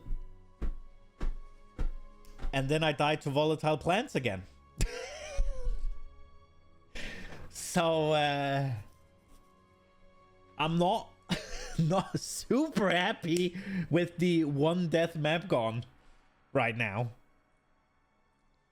Also, others maybe not that advanced and not that far up in terms of her level. Yeah. But yeah, sure, understood. Like, it's certainly on the weaker end at the end game, like, without question. That being said, I don't think it will take too much to get it there, but yeah, again, it's part of this massive balance, you know, recalibration we didn't need to do now that we've seen the state of everything. Right. Warrior or mace skills are certainly on the ones where you're going to do a lot more bringing up than you're going to do bringing down. You know, aside from things 481 like, fizz damage, you know, stuff with attack speed. Oh Hammer of my the god, Gods, you lucky just cunt. one shot with bleed and then the boss is dead and you don't do anything, right? You get those anomalies out there where it's like, yeah, they're gonna die in one shot no matter what. You know, things like that aren't going to be buffed necessarily, but Fair enough. there is more to buff in the mace spectrum than there is in most of the other things, I'd say, yes. So that answers the offensive spectrum for the warrior. Physical Now let's talk about the increased attack defense. speed. Now, one What of is the the things in the critical- reveal video Okay. was armor, for instance, is getting fixed and or buffed, I should say. And we'll talk about that in a moment. I would. One of the reasons we didn't dwell on that too much is because I Tempted wouldn't to want people Valid? to think that that's more of a change than it is. Like, we are doing a bit of Yeah. a buff to armor, but it's not like the hugest deal. I think there is more we have to do. Like, there's more complicated stuff we have to do with armor, I think, to make it more interesting. But there's a lot of arguments about this. One, because it is like, yeah, I'll just say that there's a lot of arguments about like how exactly this should be addressed. One concern that we have, which is probably totally out of left field as far as what the players would say, is that we don't think that there's enough of a difference between the big hit and the small hit. There's a number in the formula that is different in PoE 1 than it is in PoE 2. That results in the armor being the difference between a small hit and a big hit in PoE 2 and PoE 1.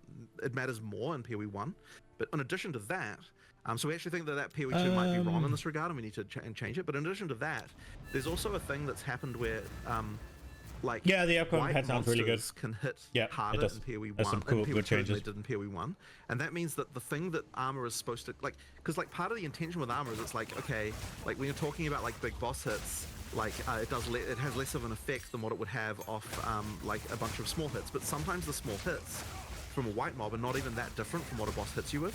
And so this is actually meaning that the sort of the idea of armor being based on the damage hit has kind of got like a few issues that we have to deal with. So I don't know if you've got any more thoughts on this particular topic, but it is like something that we have to sort of worry about a little bit. Yeah. It's again one of these things I do need. I mean, I hate coming in here so unequipped, but again, it's just the timing with the holiday and all that, with all these things where it's like have to look into. But that is the nature of it. I mean, most of, especially once there's an actual released product, it's like a good you know, 50% of our time goes into having to investigate and look into live operations problems like this. So we are buffing a little bit of armor a little bit in this patch for like to. It's a little bit scary to hear that the white there, mobs does honestly, the same the as the full boss. solution for armor is going to have to be more complicated, and we're going to have to sort of work out Yeah, they some stuff around it. override, not swap, right? Like there's definitely something. there is a I think difference. there was another thing as but well, is that, like the other. at least you can. Defenses At least I tend to can have, swap like, out of lightning extra resist into mechanics that are cold easier to resist if access that's than what I armor need. Yeah. has. Which is another sort of side thing, which is like not entirely obvious when you're designing it initially, so it might be that there's more like supplementary things that the armor, the strength characters effectively need to have around defense, and so like stuff like that can kind of matter a lot. So like Wind Dancer's universally just better than Scavenge Plating, as an example, if those are meant to be paired.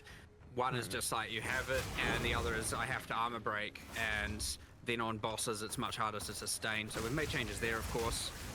We did buff the armor. I'd say it's obviously hard because of the big hit, small hit, but it's probably in the like 15% more effective kind of region. Our changes in 011. And then yeah, a lot of it is also like, okay, if you consider, you know, that evasion also applies to damage mitigation from Invoker.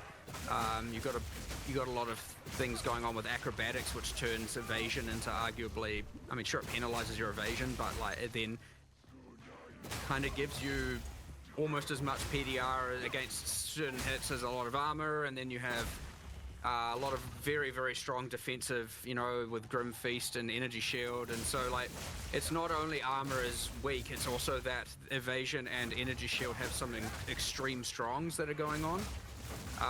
Not to say, you know, oh, these are all going to be nerfed. I'm just saying there's some meeting in the middle that we need to do for sure. So to give you a feeling from, like, I played Warrior 91st, that was the first thing I did, and I would enjoy Warrior as an archetype the most. Would you say it's a fair statement to say the Warrior and mace skills, and, you know, sort of that side of the tree in particular, is in a state where it has the worst of all of them? So it has the worst of the defenses and armor, it has the worst effective HP in terms of life, and it has basically the worst offensive capabilities as well. So you can see why I'm feedbacking so hard in relation to this archetype. Man, that's a brutal savaging, but I suppose I can't necessarily disagree with any of those. Oh shit, Warrior's real bad. Any of those assessments. Fair enough. We can move on to the next topic then, unless you have other statements on it. Oh, what do they have? You have shields. Feels like hilarious one-shotting rares with one hit now. Right. It effectively falls in that way. Yeah. Let's just sure. Yep. So moving forward here, we have charms. So I saw that there were some notable changes in relation to charms. I thought it was a great change. We have to see when they're actually being activated. I'm jealous. Charms that are there as well. So some clarity things in relation to charm. I don't know if I saw whether or not charms in particular are actually getting tweaked in terms of number side of things, or if it was just some transparency related to charms. But how do you guys feel about? We're not tweaking numbers in this patch. However, there's definitely something not right about charms as far as like the usefulness goes and all that sort of stuff. Like we need to do something. I don't think we've decided what it is yet, but it's clear to us at this point. Like, so charms came in like super late, and I just don't think they're quite like working out as well as I'd hoped. Like they just need something else, but we don't quite know what that will be yet. But we did want to at least make, like, one of the issues they did have is like you couldn't even tell when they helped you. So that certainly wasn't helping the case for them. So we could at least fix that. Yeah, there probably does need to be more stuff done with them, I think. I think it comes down a little bit to like how much the ailments matter against the player, and you know, that's sort of something that. There's a few other ones. Like there's the one that's like unaffected. You know, the next time you get slowed, protect you from slows. And honestly, a lot of the debuffs applied by monsters haven't been correctly classified as slows, and so it doesn't even work against them. And like there's a little bit of things like that where it's aware like, of that one. yeah, it's just kind of a bit bad. But yeah, there's a balance there of like, okay, most people have one slot, and then you got these mandatory mods to get more. But I don't think you get enough charm slots. Just like yeah, I feel like you barely find belts with the extra slots, to be honest. I agree. I mean, we really just didn't finish. I mean, we increased the weightings. We've had patched that in since release. Yes. Okay. Can't remember what patch it was in, but honestly, we're not all the way there yet, for sure. It's one of those things where it's not like ruining experience for players, at least. It's like, you know, just an underwhelming thing that needs some love, for sure. So it's not exactly in the top 10 of the hit list, but like without a doubt, I would expect to see improvements around there in the future. I hope Following up on the they charms there. I hope they up the amount of base charm slots you get on your belts, and then the stats you'd roll for extra, and then buff them up to be better. Because like, why do you? I don't know what I need. I would like 2 charms, one for stun, one for frozen, but I don't even feel like they're up that often. If it's like 80 charges and yeah, I mean, if you get the every second, it's like 5 minutes for a charm. It's like hindering to equip a unique when it comes to the topic of charms. So this is the whole, like, if you have a unique belt, you only have one always. Yeah, you know, that's not a bad idea. I also just want to add more slots outside of unique, so more on the tree and other ways to get them as well. Sure. So you don't necessarily have to, because like there's nothing. I think at the time we had it that like you couldn't have more than 3. Like internally it was implemented that way, and now it's like you could have 50 slots, +1 slots, but you'd only have 3, obviously. So we can give away a lot more +1 now and plus whatever we want all over the place. But yeah, I mean that is a way, yes, that some unique should have it, and probably more on the tree, more in other ways. I have to have a look at it, but yeah, there's no harm in it now, at least. All right, we're gonna move over to another topic, which is you know, speaking of belts and trading unique belts, for example. State of crafting and future plans is also involved. So I'm going to start with crafting and future plans you have there, and then we're going to talk about trade. So the current state of crafting is very different from PoE 1. The perception, again, to go back on that in PoE 2 is that you're not actually crafting unless it's rog pog crafting. You're actually just pulling the arm on the vendor machine, gambling machines. So what's the state there and future plans? slot machine. I don't know that there's a huge amount we can say about this right now. Unless you've got any particular thoughts that you think you can go into. I mean, like, well, one thing, of course, is that PoE 2 just has less crafting systems than PoE 1, just due to the fact that we add these typically with leagues and so on. So there's just less going on, which means that if you're like a PoE 1 player, then you know you're going to see less complexity there, for sure. But I don't think that's exactly what you're getting at, 2 right? on Like, base, 1 from Epic. Yeah, I mean, effectively 2 what or you're saying 3 is people want charms, just determinism, right? basic, and then you can which get is like more. a continuous, endless thing that like people. There's a fine line there, and we're on the certainly more on the slot machine side of that line, like without a doubt, obviously, right? And there's more we need to do, I would say, to get towards that line, but that's our line that we determine. Not that I know how to describe that, because there's plenty of people who are just going to be like make everything fully deterministic all the way. I mean, before we released, we had for a while a system that involved like deconstructing mods and then putting specific mods on items and so on. And like we just kind of like no one. Like, with a system like that, we were never able to get it to the point where both people who played the game were happy and, like, we could be happy as far as, like, what it would let you do. And, that, like...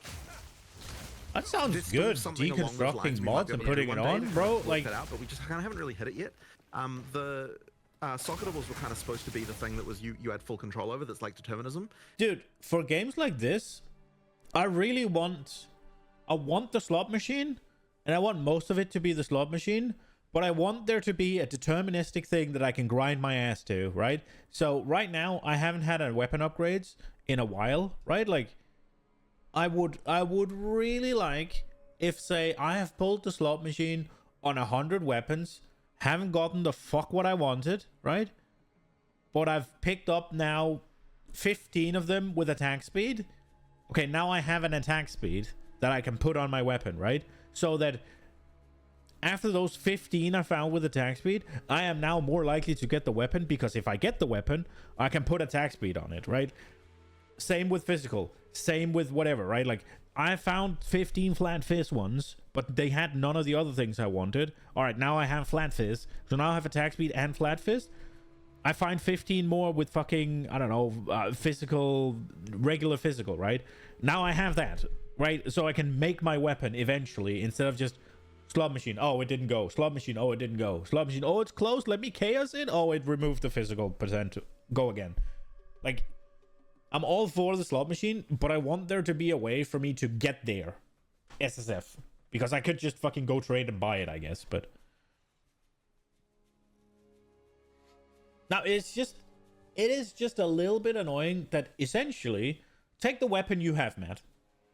Right?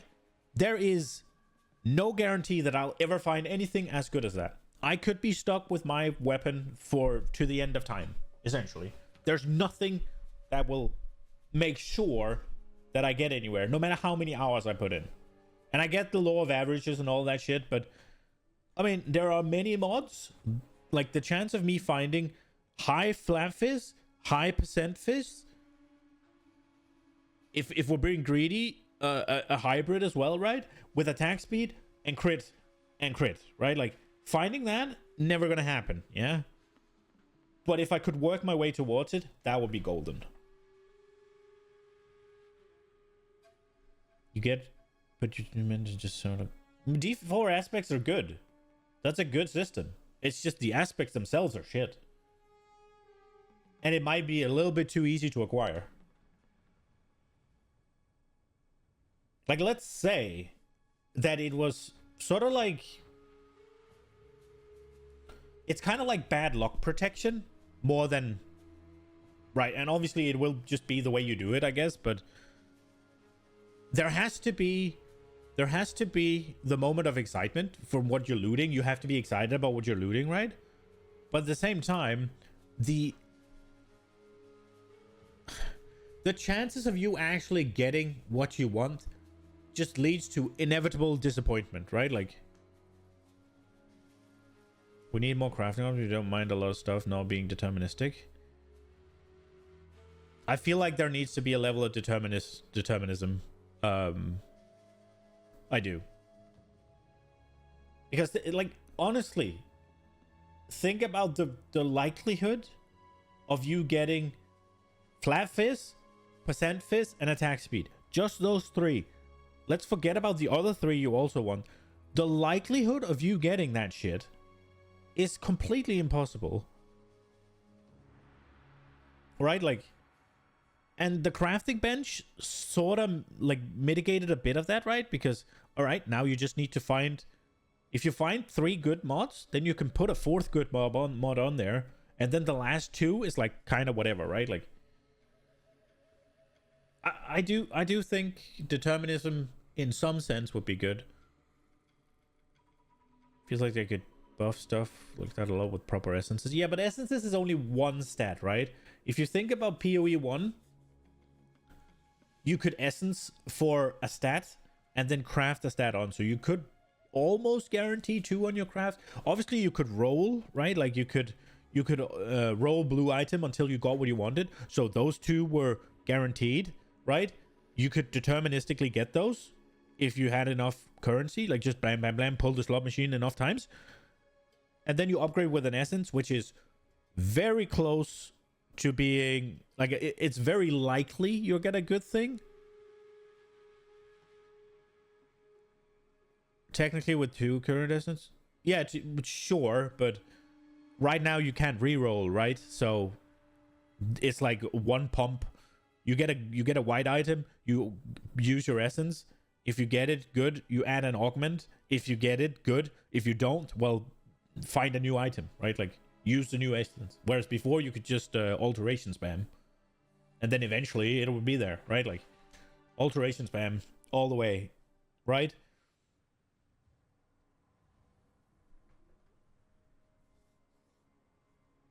Does it mean essence could fix us, just not in the current state?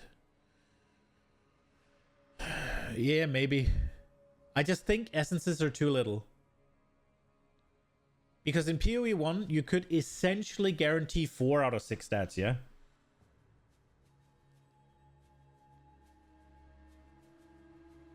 You could alteration for the 2, then a big chance on the essence, and then crafting bench. 4 stats, almost guaranteed. Right now, you can't even guarantee 1.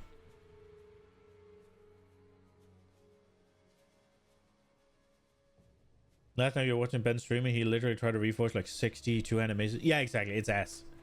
And the Rage Greater Essence is also true. He used tons of Exalted Chaos, etc. Yeah, it's... Yeah, I don't like it. I want there to be something deterministic. Like, I want my maps to matter. Always, yeah? And it came to my mind that if you used essence, it would not change anything. Level 9, you still only found one greater essence. Yeah, it's probably the like a guaranteed one from campaign almost, right? Because I have one as well. Essence is actually not as good as other thing, first thing, because of other mechanics. I think it is very underwhelming, the control you have over your items. And I would like to have a big, massive grind for full control. Right? Like, RNG has to matter. It does, and it's more fun when it does. I completely agree. But I would like there to be, okay, now I've found fucking, 60 maces or whatever, right? Let me just get my thing, right? Like, or at least some of my thing, right? Like, there is only RNG, which is bad. If I could, and I'm not saying deterministically find the best item in the game necessarily, right? But then again, this is like an SSF point, right? Because I don't care at all about trade. So at the same time, the fuck's the harm in letting people have the best possible items if they play fucking hundreds of hours for it, right? Like, if I put in, I don't know, 100 hours farming X item, shouldn't I get it? Like, I don't know. I think I should. Like, honestly. I think there should be a, okay, well, you can get it by chance, or you can put in this amount of hours and you get it, right? Like, omens would be trees, so that's a much variety.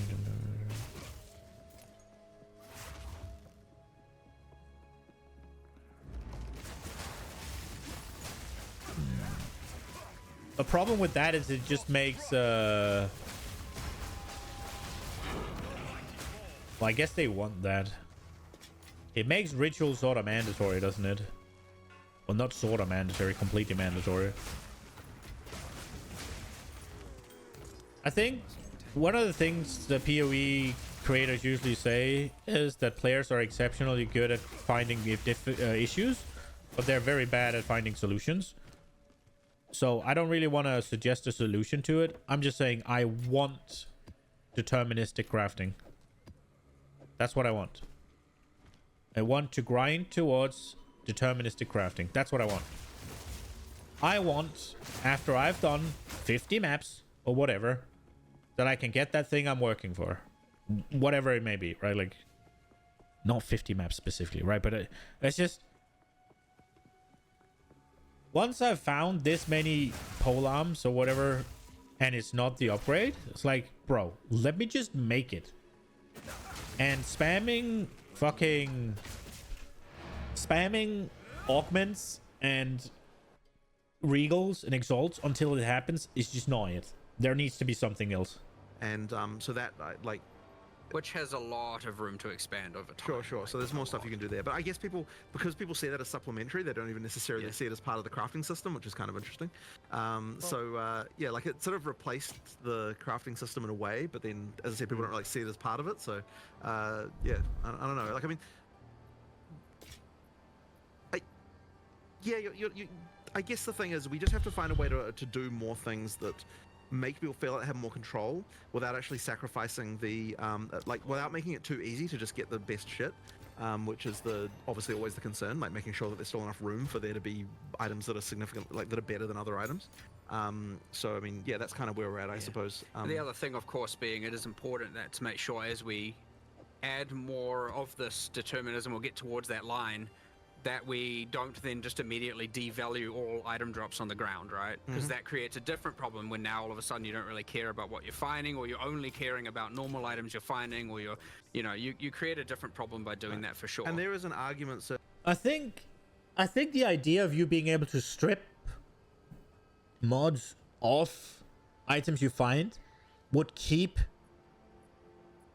if you strip mods off items you find, would keep the value of items from the ground, and then if you add, say, you don't just strip the mod out and you can just plaster it on, right? If you add like you have to strip off like, I don't know, 25 or whatever, then you can sort of measure how, because they said they were arguing, they were thinking about having something where you could strip them off, right? I think maybe I misunderstood, but then you can sort of reel in how easy it is to get. I think that's a good idea. Certainly by people internally that PoE1 got to the point of that being a problem, where you no longer cared so much about what was on the ground because you crafting would always get you something better. Yeah, like that is a concern for sure. Oh, this is a lot of things. But yeah, huh? I guess that's kind of just our overall, just like nebulous cloud of thoughts on this matter, without really getting into too many specifics, I suppose. Yeah, I mean, I guess I don't know. Cursed with Well, that being Enfeeble said, and if we add Evasive. more, we're adding something to Expedition. We don't know what it is Sure. necessarily, or what it will do to the thing. Only You know, one will and do then we're that. adding, you know, what I would say, you know, greater essences are too rare right now. Extra cold and chance to And poison with temporal chains. What else is there in there? Ooh. It's gonna I suck. guess like there's certainly room to expand on the Omen system to do more there. Of course, people would argue then they don't want that to be the core crafting system to be gated behind ritual, as opposed to core drop, which is then another consideration to make. And you get this cascading series of questions and stuff we need to answer, of which, you know, need to think about it more and look more. But yeah, certainly there is the feedback of like the crafting is too slot machiney. Is something we're listening to and we have seen, and it is I'd say that is more towards our top 10 list of things to discuss and solve sooner than later. Right. I think that deterministic crafting is always something that's very sought after and popular, but I feel like I might be out of terms here, but my own personal perspective, I'll say that, is not the lack of deterministic crafting per se, it's lack of options to craft with. Because the slot machine crafting, we have that in PoE 1 as well. It's called Exalted, Divining, and you know, whatever we're doing with the items. It's not deterministic crafting. Yeah, exactly, Harvest. It's not deterministic crafting that's lacking. It is options to do something with the actual items. Because right now, you drop an item, and what you can do is annul it or exalt it, or you can pop some Chaos Orb. And the meta craft, which you know, behind the omens, that's a different topic, which we're going to tackle in a bit here. We talk about trading, but the crafting has less to do with deterministic approaches, but rather giving it options to work with on an item to make us actually craft it, even if that means, you know, RNGing the next slam or something. Right. And if that's the case, then more content will get you that. Because that will just be that will solve itself over time. Right. Because as we just add more stuff during early access, there's just going to be more and more of those kinds of, you know, crazy systems. You shouldn't even work for But your we'll make brothers, sure should be that, like, information I say over time, Really? it's not like there's something inevitable about it for sure. But because it is a bigger problem now, we would make sure that we try and ensure that as we're adding more content, it is leaning towards adding more options there and solving these problems that people have, as opposed to just like, I will do something cool and maybe it does and maybe it doesn't. So we'll have a lot more problem solving, designing, you know, content created by more towards solving God, it problems revives as them. opposed to, you know, when you're No, at a no, point no. where you have so much content a lot of the time, you can be like, what are we going to do? Let's just make something cool and awesome. Whereas here it's going to be like, let's look at problems to solve and create content that comes from that. So there's like kind of two ways of coming up with the content, and certainly this is one that will.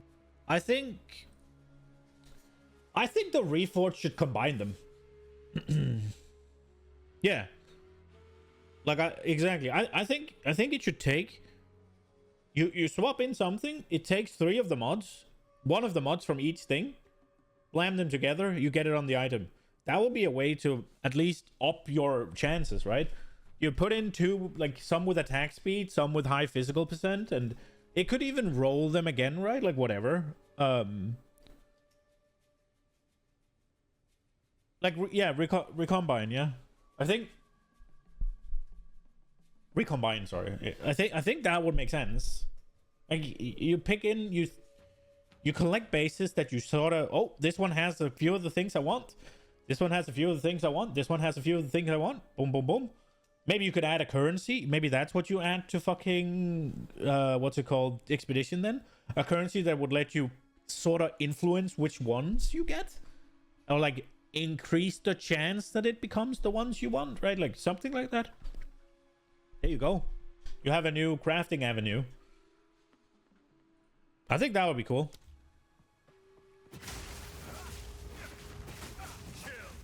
That would also that would keep you caring about ground loot, right? Because oh, maybe it's not exactly what you wanted, but it had that thing you wanted, and now with the Rog's inflated butt toy or whatever, you could lock it. You could make it much more likely that it picks the suffixes of this weapon or whatever, like something like that. Yeah. There you go.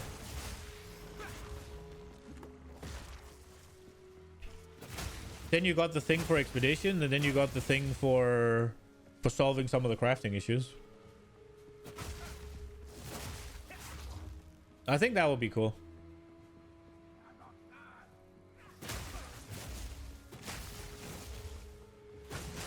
And then obviously you can tweak how powerful it is. Yeah, you still have to find the things on the ground, right? But you don't have to find that 1 in a billion weapon, right?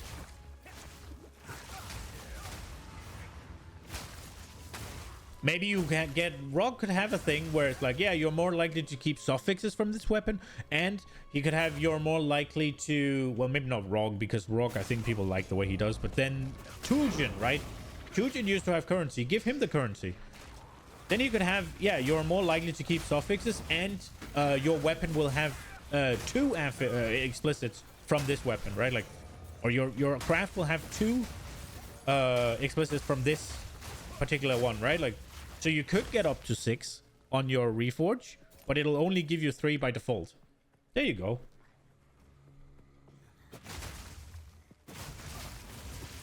It would be good for trade too.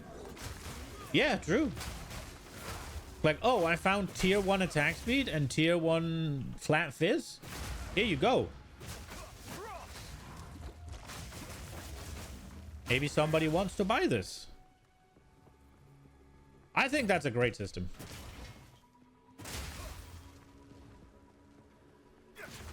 So, GGG, when are you hiring me? I think that would be good. Like, it makes the station do something, and it solves some of the issues with the slot machining. Be a problem that we're looking to try and solve by doing that, for sure. That's fair.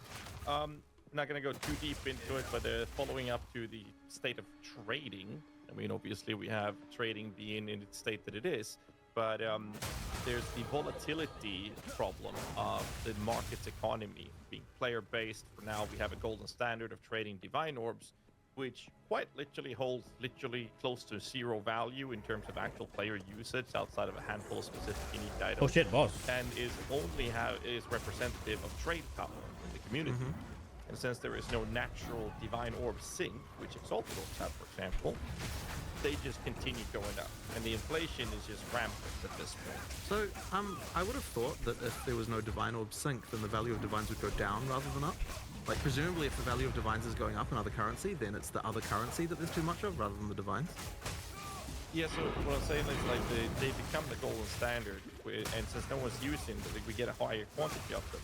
And the result of it is that now since that is the item people are using, or the currency people are pricing their items off, they're now, you know, 1 rare, 1 life pair of boots with 10% movement speed now costs 50 divines if I'm going to use some exaggerated examples. Okay, so you're talking about the price in divines is going up as opposed to the price of a divine is the value of a divine is going The up. Okay, item value, yeah. Yeah, sure.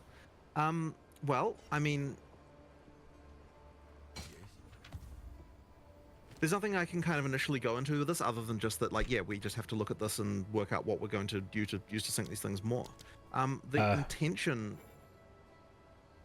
with divines is that you'd sync them into making, like, if there's enough, like, things where you want to reroll mod values on, which, you know, like, is uniques ideally. Like, the implication of that is that there aren't the uniques that people are wanting to roll to get good values on, right? I mean, I'm assuming that's the reason. Some not enough. Yeah. Well, I mean, we don't have enough unique items. For sure, like, for sure. We need a lot more. Which is another goal we have, of course. But I mean, so yes, there's not enough uniques, let alone enough uniques to be using divine orbs for, you know. And of course, the thing in PoE1 where things were priced and that currency can help, but we don't have anything quite like that, I suppose. I mean, look, if that's a problem, we'll just like find a way to sync them, I suppose. But ideally, ideally, if everything's working correctly, they'd be syncing themselves due to the fact that there's enough things you want to reroll values on, and like uniques that you want to reroll values on. I'm actually curious to know whether people are even really bothering with that. Like, are people actually bothering to reroll unique values? I guess some, but not Right, many. right, not many. You won't know, well, yeah, not many. Astramentus. Yeah. Those are like the two main ones, I think. Like, no one's gonna pop a right. Divine Orb on Avengers Gamble, so it's like that's literally gambling. Mm-hmm. But like in what- PvE1, we I have the don't option of remember what I was Metacraft doing. being a currency sync for No, crit. Divine Orbs. Yeah. Former Oh, I'm done. Assaulters. It creates this natural one, for flow, sure. but also Ooh, provides big. this crafting method for people to actually kind of help the state of crafting that people are looking for. Right now, they're omens, and because of this type of inflation happening, they are so far away from most players that like even players that plays a lot. I haven't bothered myself. I played a lot, subathon and everything. Like I haven't touched an omen because they're too pricey to use. Like it's a very select few players that even engages with them because of how priced they are, and that just separates a lot of crafting from even a larger player base. One Right. other point of this is it might tie into a previous discussion we had about Magic Find influencing the economy in relation to currency drops being upgraded. So I know that's one portion we talked about you're going to look at previously too. So I think these two probably tie in together here. I don't know that I've got anything particularly like smart to say about this right now, honestly. that would be the Well, we issue. are at least making omens more common, so hopefully Yes, that yes, that's it. But I helps mean to that. some degree. But yeah. I think we then also need more uniques and a lot more uniques, obviously, and a lot more uniques that would have divine syncs, and then I suspect the answer also is additional syncs of currency. Yeah, I mean, I don't like the suspect it's a sound bit of everything syncs, here. bro. Like, So we'll Oh, move shit. on here. I didn't think We there was have breach a here. significant amount of questions Go left. while I'm we gonna- still I'm gonna have try to speed. Speed up the cadence of these Breach. a little bit here as we're about maybe halfway through, well over halfway through the interview. So we're going to talk a little bit about state of in-game and state of league mechanics momentum. here. So I'm specifically going to go into league mechanics first here. So some league mechanics, essences, strongbox, to name a few, feel a little bit like noob traps.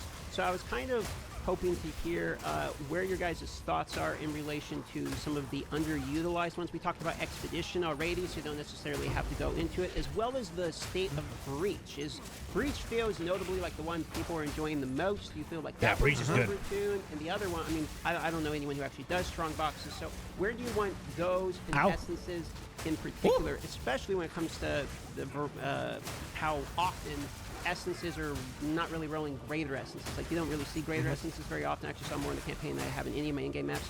So I'm curious about kind of league mechanics as it ties into in-game in particular.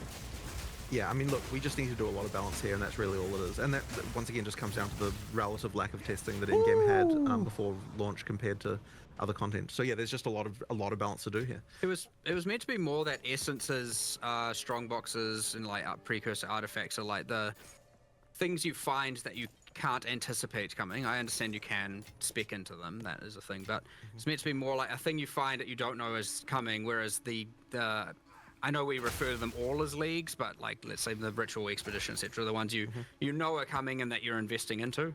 So you have these two categories where you have the ones you are adding and investing into, and then you have the other ones that are meant to be more exciting random finds. And it's safe to say, obviously, you know, there are so many essences that finding non-greater essences isn't giving you that dopamine, especially in in-game. And finding a strong box is like anti-dopamine right now, because it just makes you feel bad, because you're like, oh, I need this, and then you just want to run away. So finding it's a safe to strong say box, that those like, failed at achieving this. that goal, hence why we have to make some improvements to them for sure. But I want to make sure that there's those two layers of things, where one's the stuff you predict is coming, you can see the icons, you can apply them with the you know, there's the base types of the precursor tablets to apply, and then you have the things where it's like, I hope I find an essence, because it's like, I hope I get the good one that's worth, you tell they play their own game? Yeah. way too many of those divine orbs. So yeah, having both layers is important. So yeah, and we'll continue to add ones at that upper level that get a tablet, and then we'll continue to add ones that are more at that random find excitement in the map that you don't know is coming. Because you don't want to put it all on one layer where you know everything that's coming necessarily, because then nothing is exciting. And you can do exciting within that, to some degree, but not always.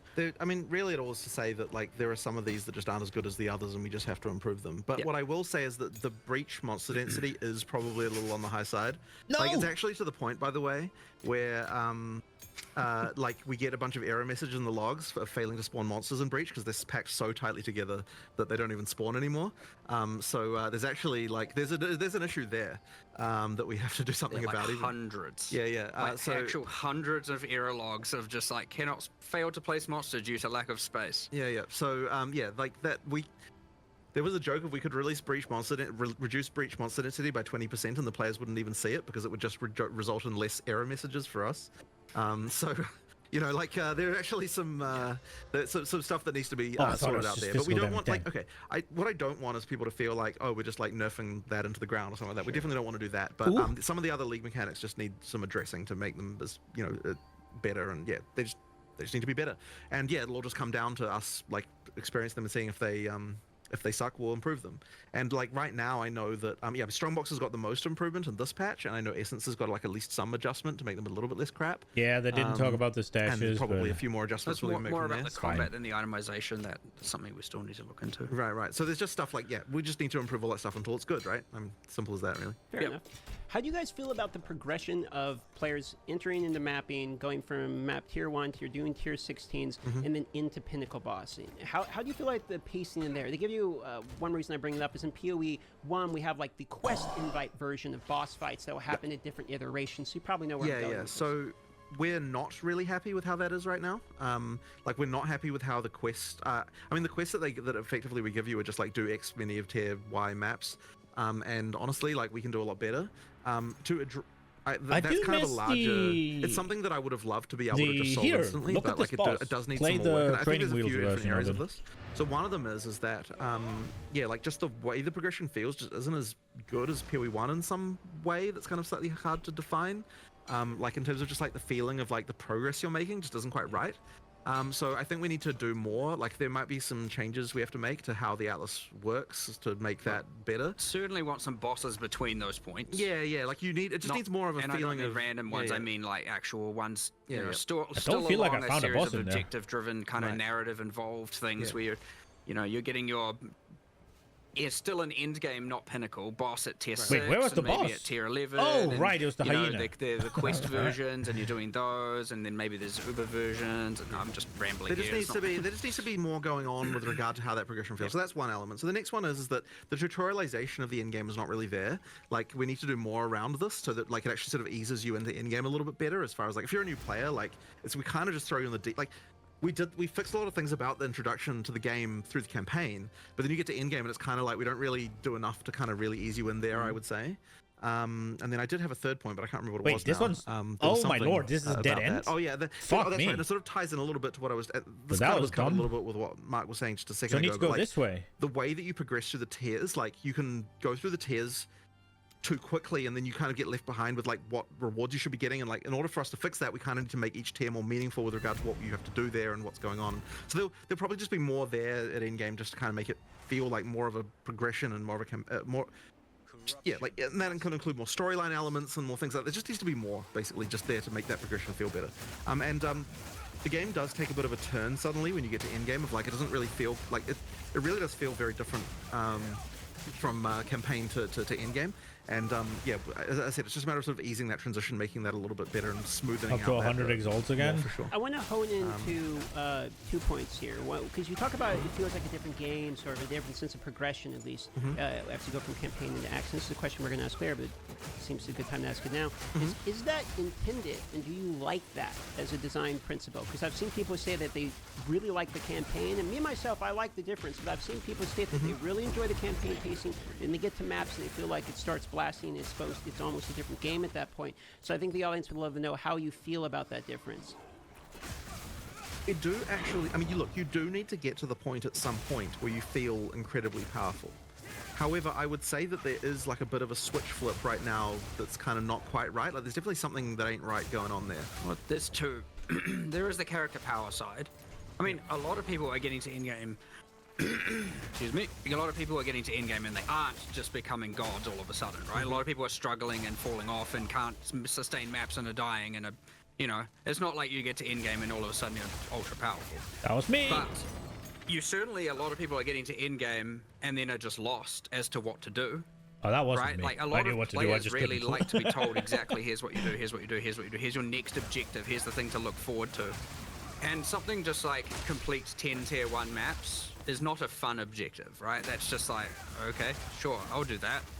You know, where we could do that a lot better, right? Go to this place, travel here, do this exact thing, discover this, do a tower, run this breach, you know, all these things we can have obviously way better objectives and ones that we could still design. And you're getting your passive points for each, and you're like, okay, the next thing it wants me to do is this exact thing, not just, I've completed my 10, now it just wants me to complete tier 2 maps. I see, I'll just keep going, sure. So there's no like, whereas the campaign's very stories like go kill this boss, get here, and you got NPCs talking to you and everything, and then all of a sudden it's just now I'm killing stuff, ticking up this ticker, and you know, a lot of people probably aren't really getting into based on the tutorialization. They're not really getting into the towers, the tablets, all of that stuff, and then they're just also possibly finding it a bit too hard, and they're dying, and so yeah, it's not as friendly to the people who, especially non-PoE 1 players, it's not as friendly to them as we would want it to be at all. That being said, like, obviously, there is also the capacity at that point to just be like, all right, I'm going to change my build to do this or go do this, and now I'm just, like, obliterating everything everywhere.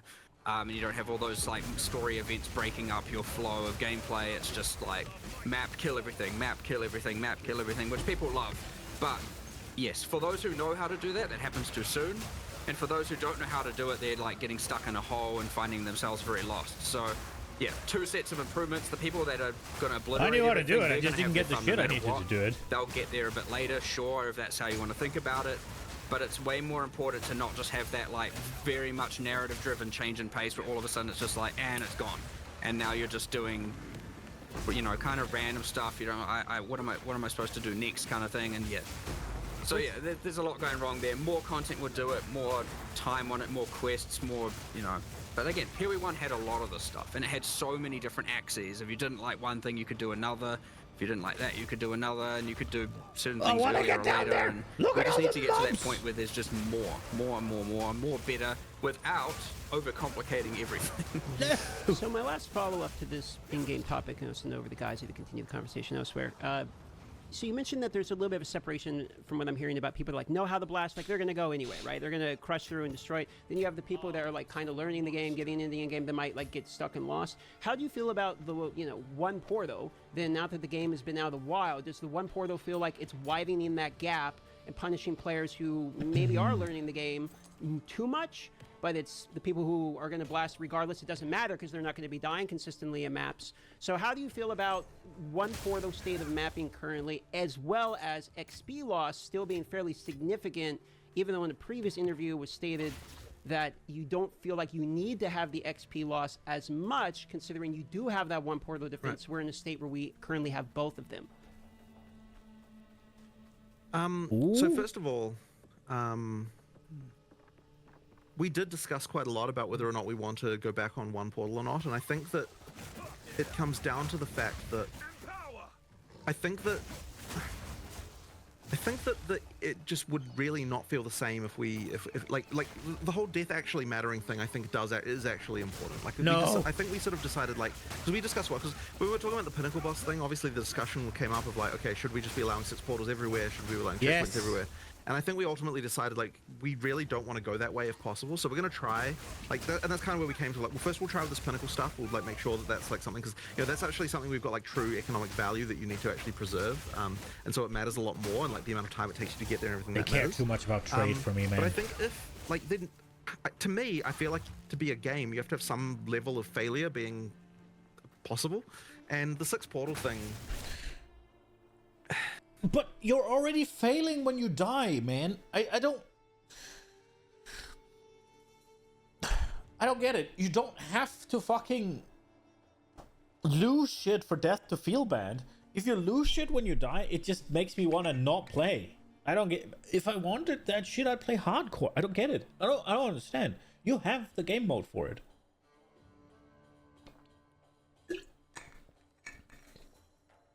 Like, bro, I hate dying enough that you could almost reward me for it and I wouldn't do it still. Like, it really just does. To me, it just never really led to a situation where you felt like you really could fail in the same way. So yeah, I'm not really a fan. I much prefer the whole like one death thing. As for XP penalty, part of the thinking around that is that like it's kind of keeping you in the place where you're supposed to be, as far as like, you know, if you're dying all the time, then you're probably not ready to keep going up the power curve. But I mean, maybe that's like the wrong way to look at it. I'm not sure. I don't know if you've got any different thoughts about this. If you're dying, right now there's too many penalty axes. So if you are dying all the time, you're not going to get maps, and thus you're not going to go anywhere. And you also, it's kind of like an add insult to injury. You're also now just not leveling. So But yeah, you do have to have it. So I agree. I think it's there's a few axes, and I think they're just a bit too severe when all combined together. Combined with, I also think that the very start of maps is just too difficult. Like, I think we should ease into that a little bit. So bring that down a bit and then ramp the difficulty up. Well, I mean, we could hit the same spot, but I think it's just a little bit, and I think that's mostly due to the number of rare monsters and the obviously monster combinations. Because you can kind of avoid bosses, and like, I don't mind. I think that's a little bit of a different situation, but you get all these monsters you haven't seen in ages, and they all combine together, and so you have to kind of, like, generally when you go into those areas, you learn what the monsters are doing and how they're combining, and then you maybe die once or twice if you're not, you know, ultra powerful. And then you get into maps and you're immediately sprung on like heaps of different monster permutations, and they're doing things, and you're getting killed all the time, and there's a lot to learn. You do the next map and you're like, well, I can't take the learnings of that previous map and apply it to this next map because it's a whole different set of monsters. No, the things you die to is volatile really fucking take plants. From one map to another, Because aside from just like maybe forever. playing a bit more like, okay, I killed the rare, like, you know, nothing's not being happening. sort of Okay, 10 seconds later, nothing's still happening. It's just a little All bit right, fine. difficult We there, relax. and I suspect, And then the volatile we plants need to come in bring and go down off. the difficulty a little bit and ease people into it a bit more. But I need to think about it certainly a lot more and actually get a little bit more analytics on it as well, and actually see what the actual problems are. And again, I read a lot more feedback, honestly. Sure. It would be nice if there was a way to deal with the fact that, so I mean, like, okay, the penalty for not clearing a map, Well, I did complete the map. we remove the extra content from the map, and it would be nice if you could just spend another map and still be able to do that. It takes so content. long for it to go But off. You think unfortunately, you're that isn't safe, and then it's just like, oh, So, fuck. for example, if you failed on the boss, then you just spend another map, and then you can fight the boss again and do that whole thing, right? Like, that would be nice if that was the case.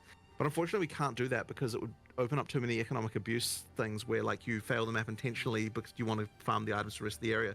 So it's very difficult for us to come up with a solution, like, because I really would prefer that, honestly. It'd be nice if we were able to come up with a solution that would allow you to seems redo okay. content by spending an extra map without having to, like, have all the problems that being able to rerun a single map would actually cause. So yeah, like, I sort of wish I could come up with a thing for I personally that. want to keep the one portal and adjust the other axes and see how that plays out before compromising on the one portal. But yeah, it's a bit tricky. It certainly is the case. We have discussed this so many times. Like, it's come up, and before we released it, it's like people are going to definitely complain about this, and we're like, Yeah, we because know, it's and we ass. haven't found the solution. It's a common question. Had to ask. Yeah. I understand. Fair enough, yeah. So now there's a lot more people. Well, now there's a lot more feedback and a lot more people. It's much easier for us to get the specifics on how we could get it right, like, for sure. Not to say it's now trivial to do. It's still hard. But there's a lot more information there for us to be able to, you know, take less of a shot in the dark, so to speak. Well, then if 6 is a problem, then let me have 2 or 3. It's like, it's just when that one fuck up is just, yeah, all your fucking investment is gone. Or fucking let me go in and loot the shits that are on the ground then despawn all the fucking mobs. It's like some sort of middle ground. Like, just fucking close the map and everything's gone. So I would expect some changes. We'll have to wait and see. So we're cutting it a little bit tighter because we have a lot of questions. So I'm going to try to speed run as much as we can because there is a section that I care very much about. It's minions. Yeah, so nobody let's else get does. there, okay? Minions are shit. Let's just dive into it. And we're going to talk about ailments, damage with time effects. We're talking about ignite. We're talking about dots like poison, for example. So the question is, what's your feelings around it on a hit, as it scales on hit, opposed to its dot scaling? Where do we have go? A bit different scaling in PoE 1, because now it's based off the actual hits Should you're we doing, try and go here which was to taken this? away from PoE 1. So what's the reasoning behind this, and what's your thoughts? It's pretty close, right? Now that one. Well, I can't remember the history of PoE 1 too much, but I understand the difference. Yeah, there. I mean, I personally prefer that the heavier This the one hit, is the not. more the dot. The issue we run into is, of course, then you just get... It's either balanced around the extremely hard heavy hitters, and everything else can't really scale them currently. And then you get into the thing, or you go down the PoE 1 route, where a bunch of skills have ailment penalties, and a bunch of them don't, and that more normalizes it, so you can play any skill to do the dots. I would say I prefer the asymmetry, where it's like, here are the skills that are generally better. The problem is, I'd say that's, you know, again, I mentioned the bleed Hammer of the Gods thing earlier, where it's just now the bleed one-shots the monster. Yeah, good. And, Sure. you know, you get into that kind of situation, so there's I might as well a whole just bunch play of balance here to hardcore. get right, but I don't want it to just be like, well, implicitly, I don't want it to be like you can play any build and bleed. You should have to have some combinations, and there's more mechanics and more things we need to add, or more unique items and all of that stuff. I mean, quite frankly, that is what I'm feeling. I feel like I might as well play hardcore, because if it is going to force me to completely over level and shit, then I might as well go for the harder game mode that gives me more fucking e-penis, yeah? But I know I'd quit the game really quickly if I did. It's tricky because, generally speaking, when we're doing It's first so pass ass, man. balance I don't things, like it. It's bad. I really like to avoid... I like the bumpiness, where we've got like different skills being better at different things. And I really don't like it when we end up in a situation like, for example, in you know, you've got the whole like damage effectiveness on spells in PoE 1, and it's like, this is a thing you do to solve a balance problem. Like, this is unrelated to ailments, but like I'm saying, it's just another example of one of those things where you like, oh, I've got this problem where these skills are sort of all out of line with each other, and so we have to do this like sledgehammer to it. We're like, okay, we're gonna go and we're gonna normalize everything, and I kind of hate that type of thing, and I really try to avoid it wherever we can. And it's kind of one of those annoying things where, as games get like, as you do more and more of this balance stuff, you kind of end up with more of these kind of normalization procedures that go on. And so it's nice if we can find ways to avoid it if we can. And that's kind of why I like to try and pitch everything. Like, we started with in PoE 2 with a lot of things having, like, going back on a lot of those sort of normalization procedures we did from PoE 1. And ideally, we would be able to find different solutions that don't involve having to do that. You know, yeah, it's one of those things that I worry we might still having to do some of that stuff in order to fix problems. But ideally, we can avoid it, and that's kind of why we I got a 6-link, went back on some and of I forgot those to put the gem normalization in. procedures for PoE 2. So one point, just real quick here about bleeding in particular, because you're talking about bleeding. Since you can't bleed on energy shield, bleeding style element builds are basically disabled against energy shield types of mobs. So feelings on that? Is that something that's just like, well, that's as intended? Can't bleed on energy shield. If you're running like a, You can- unless you're breaking the energy shield, your kit's not going to apply bleed on energy shield, for instance. I thought that the I don't think that's even true. the that thing not? with bleed was it's supposed to bypass energy shield.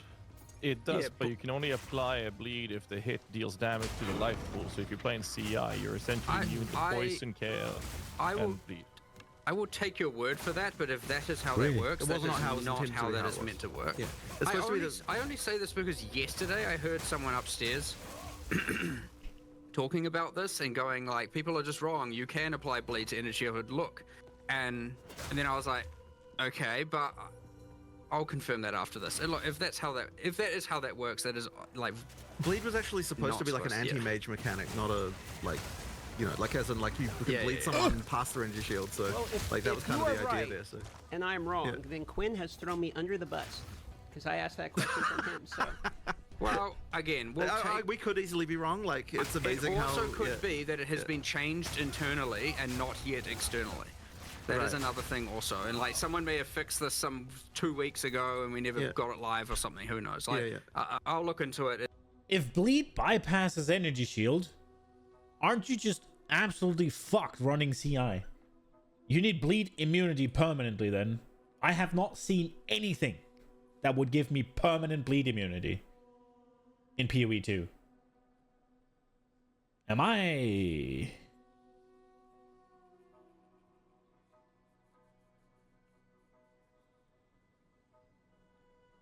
When it comes to content of dying while mapping, I'm okay with it, but I also wouldn't mind some sort of middle ground. Ability go back and loot the ship would be great. You don't mind anymore, so I don't really die anymore once you get resistant max and even more possible. Well, yeah, the thing is, I'm dying to very specific things. And it is obviously the bullshit things, right? Where it's like fucking volatile plants, where it's like 20 years after the mob is dead, the plants have finally matured and are now coming in when I'm picking my nose or not looking at chat, yeah? So it's ground effects, it's on death ground effects, essentially, that I'm dying to. And they are frustrating enough on their own. But the problem is,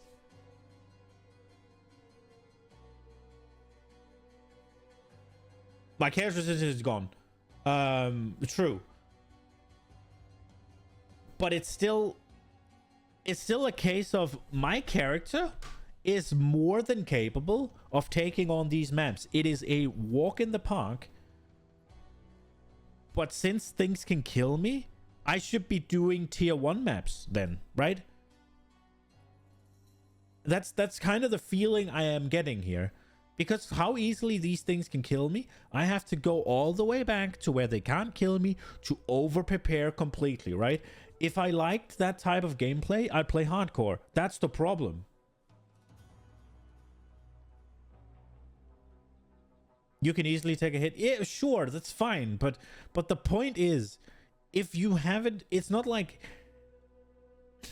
The higher maps you do, the better items you get, right? So if I drop down to tier 1, I'm gonna get worse items, right? So me actually getting to that point where I have 55% chaos res, if I needed to get to that point in order to do these tier 12s that I'm pissing through, yeah, they are not difficult. I am blasting through them like blah, blah, blah, blah, right? I would have to sit in tier 1 maps for fucking ever, over preparing, and that is the gameplay you want to play if you play hardcore, right?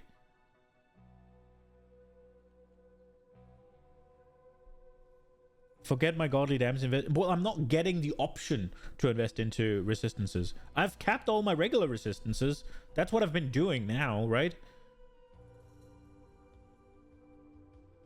It's not like my character is just a glass cannon. I'm pretty tanky against anything except fucking things that are supposed to just delete you, yeah? Like, my character is decent. It's just chaos. Like, this is not bad. My character's not ready yet then? Well, it clearly is though, right? It's just there's a vector that it has problems with. And other than, like... I don't know, it's kind of like saying, yeah, you shouldn't leave the campaign until you can fucking one-shot tier 1 maps. Like, what the... No. It's over-preparing. That's the point. Like, I die once every whatever map, right? And it's to me not paying attention, mostly. Right? Yeah, I deserve to die. That's not the point. The point is that it's frustrating that everything just is gone at a lapse of concentration, right? And I didn't opt into that playstyle.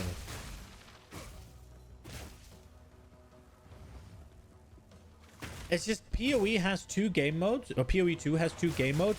One is hardcore, and the other one is bitch hardcore, yeah? I didn't want to pay any hardcore. Right? Like, that's the point, and that's what I don't like. I like to push the envelope a little bit on what I'm capable of, right? Like, I would like to be just... Okay, well, maybe I'm not quite ready for whatever, tier 16 or whatever. But maybe I can give it a go. Maybe I'll be able to do it, right? Like...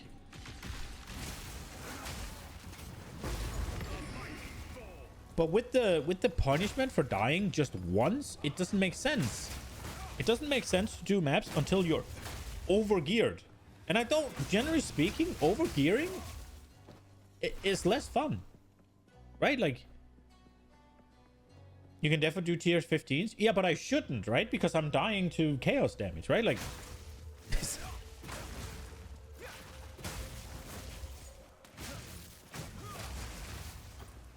That's the point I'm making.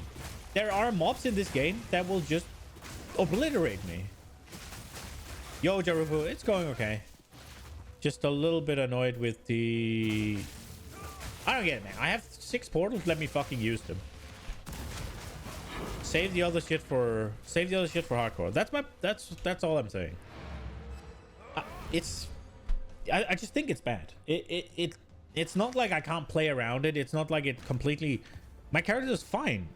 I can do the things that I want to do. It's just that punishment that comes in from left field from no fucking reason other than it's just annoying. And I don't like the whole like, oh yeah, you can do this once you're fucking over geared, right? Like, yeah, you should do tier 14s when you're ready to do tier 16s. It's like, okay, bro, I don't like that. I would, when I'm ready to do tier 13s, I'd like to be doing tier 14s. Push the fucking envelope, yeah? Actually be invested. I don't like the whole, like, yeah, you just build an unkillable god and you just...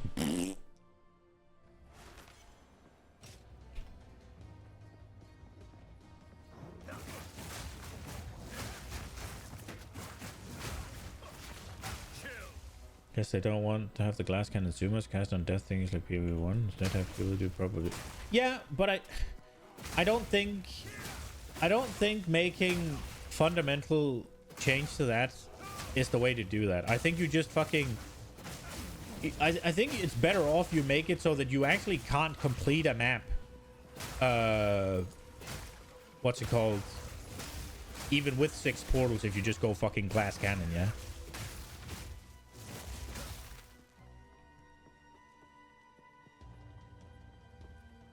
The problem with glass cannon in PoE 1 was that not only was it super easy to do, it was also kind of the most effective, like, it was kind of almost better than having just some defenses, right?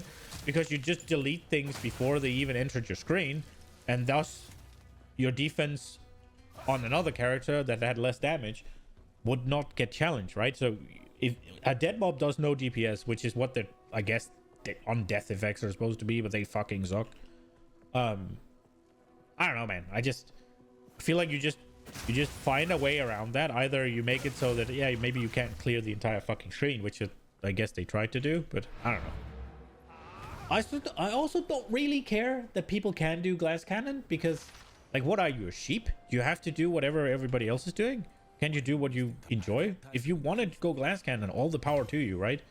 I think you should be able to. I don't want to do that. Fuck that. I hate dying. It annoys the piss out of me. Corrupted waste of... That sounds danger. At this point, I feel like I've just kind of picked whatever's up here, because... Should we go finish the essence stuff? I mean, you can always respec. I don't really want to... Let's go here. Let's get this one. I don't know. We'll go. I don't want to spend too much time on it. I appreciate the follow, Jericho. It's all about efficiency, maps per hour. Yeah, I mean, that's okay, but... And I get that from a, what's it called, a trade standpoint. Personally, I don't care. I just want to play the game. I want to kill the bosses. I want to have fun. I don't really care about the whole efficiency and all that jazz. I just want to go. But more so in my own pace and whatever, right? Like, I'm not super bothered about all of that shit, but it does bother me that I make a mistake and my map is gone. Oh, fuck's sake. And it does bother me that I feel like I have to over-prepare, because I don't enjoy that type of gameplay. Wait, is there a... There is no line between these, is there?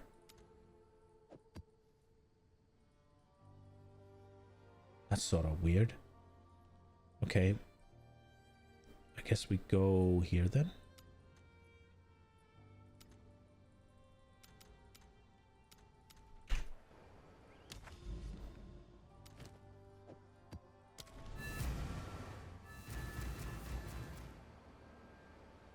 Yeah, it is, but I don't think it's good. Yeah, exactly. If you want to play hardcore, you'll play hardcore. Like if I want my death to be like super punished, I'll play hardcore.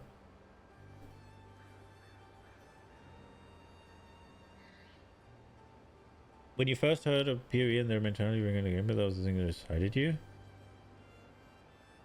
You do like the punishing. Why don't you play hardcore then?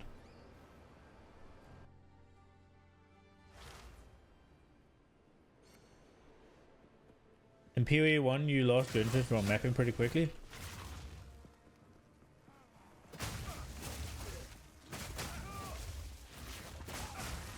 And so the risk of setback, the risk of losing your map is keeping you interested in the system. I honestly, I find that hard to believe. The fact that it's not the fact that the maps are dangerous, yeah? It's not the fact that you have to be engaged, otherwise you die. You think it's the fact that if you die, you lose all your shit that's keeping you engaged?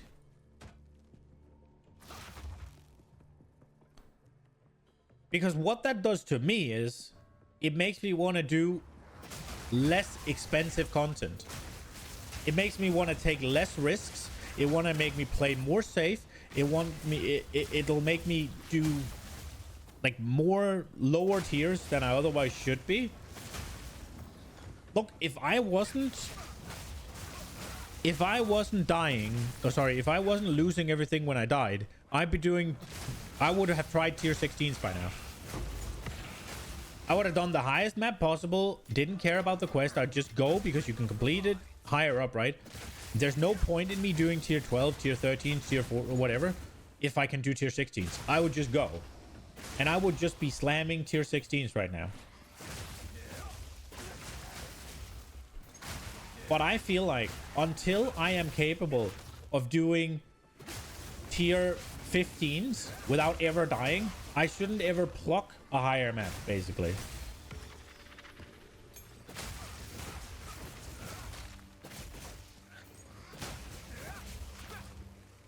AC is way too hardcore. Semi-hardcore is just perfect. You want to test builds, go absolutely crazy. Also, we're not a good gamer, so I wouldn't know 100% that die against Pinnacle Wall no matter what. That's the mechanic.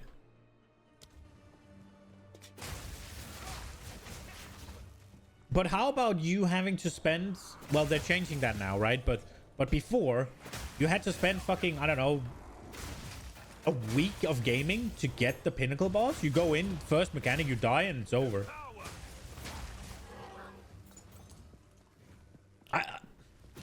I see no redeeming qualities. I'm gonna be honest. I see no redeeming qualities with this.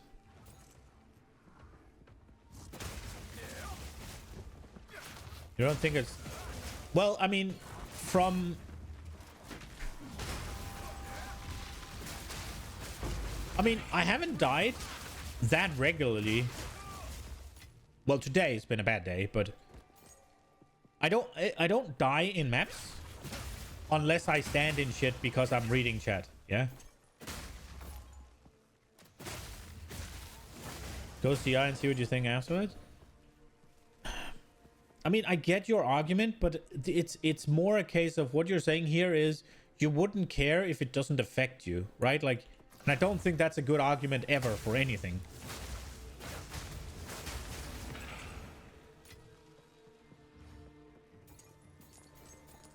It's like saying you're playing... It's like I don't care about armor being shit because I don't use armor.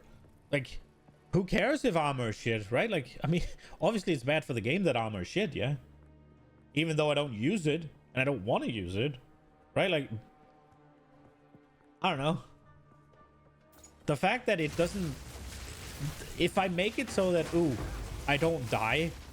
Then all of a sudden I don't mind that if I die I lose everything. I don't think that's a good argument because one, it'll still influence my behavior because I will play scared, right? As I have been doing. I won't be doing the challenging content because what if I die? I will be trying my best to completely over gear, over prepare, and I don't like that. I don't think that's fun. I don't think that's cool. It takes a lot of the enjoyment out of the game.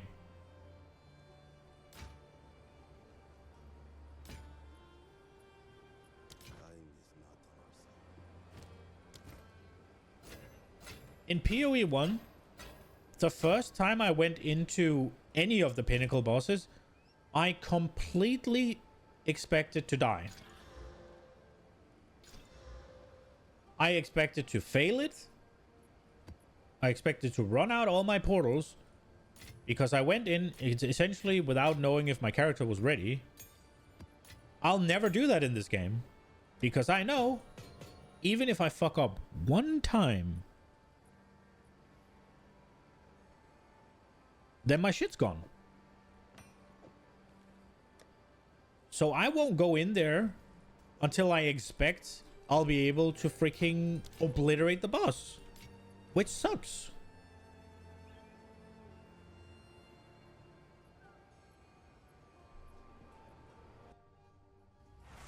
Because it takes a long time to get those bosses, and don't get me wrong, the respawn shit, that is going to make it a lot better, right? So my point about the boss is going to be moot in the next patch, but it's sort of the same with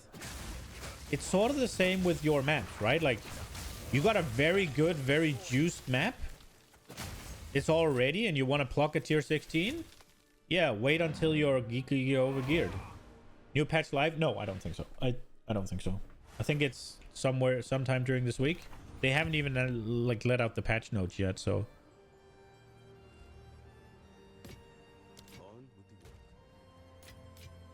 I guess we can pretty quickly check if I can zoom out on the map, but I'm pretty sure it isn't. Ah, burning ground. I hate burning ground. Let's use a regal on it. Nice. No, it's not. Oh, for fuck's sake.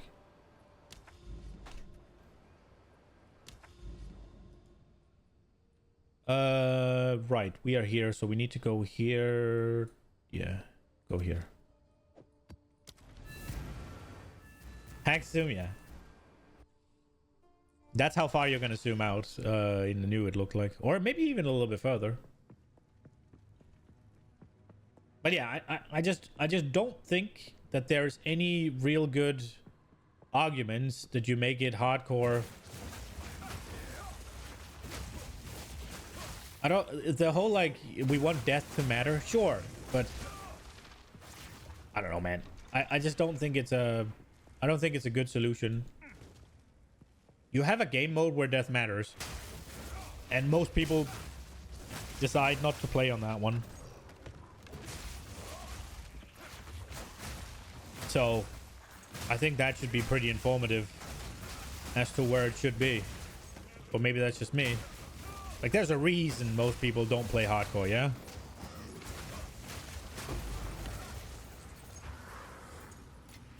Dude, I forgot to put a fucking support. I have a 6-link, but I haven't put the support gem in again. God damn it. What does this do? Tornadoes of rats? Ooh, that sounds bad. Where are they? There.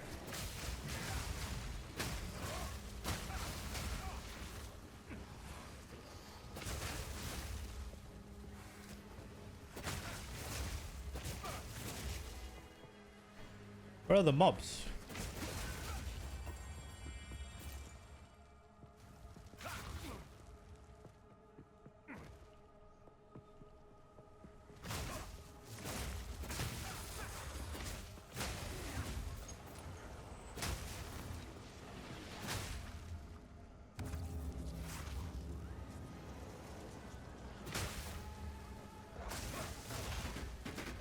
Oh no!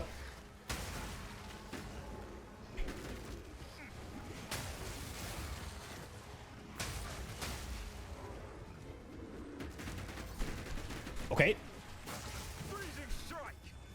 Fuck that.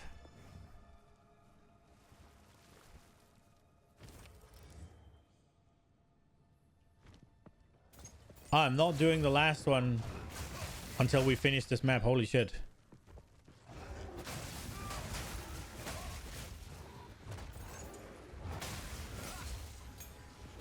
Obviously, I instantly find it.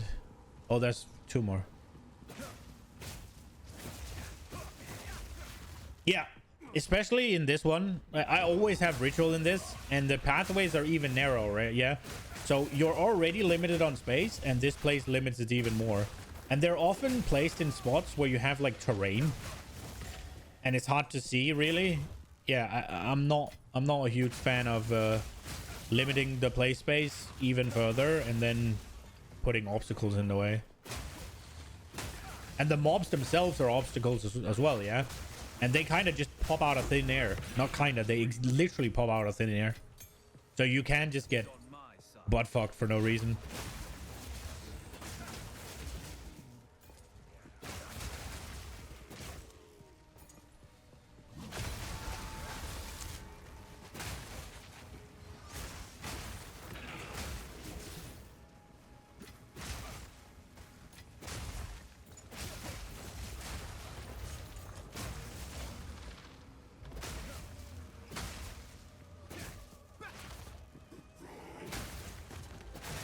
I think I forgot an expedition in one of the maps I did earlier. Fuck.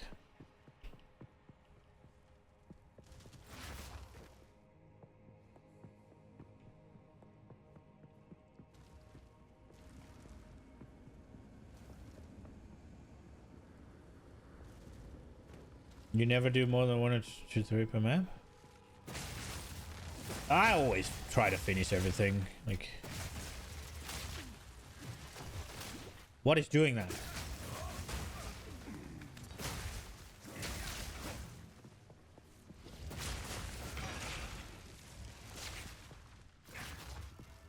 Jesus.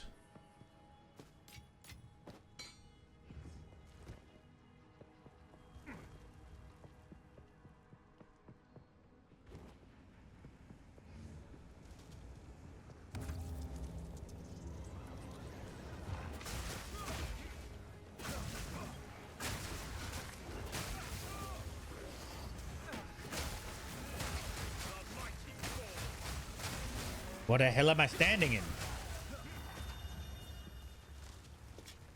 Dude, there's fire and farts on the ground. Like, you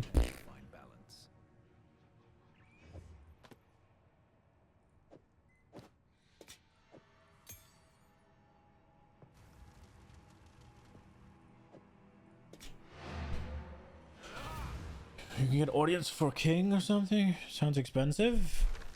Yeah, that's the boss, right? Like the king in the mist. That sounds fun though. I do want to.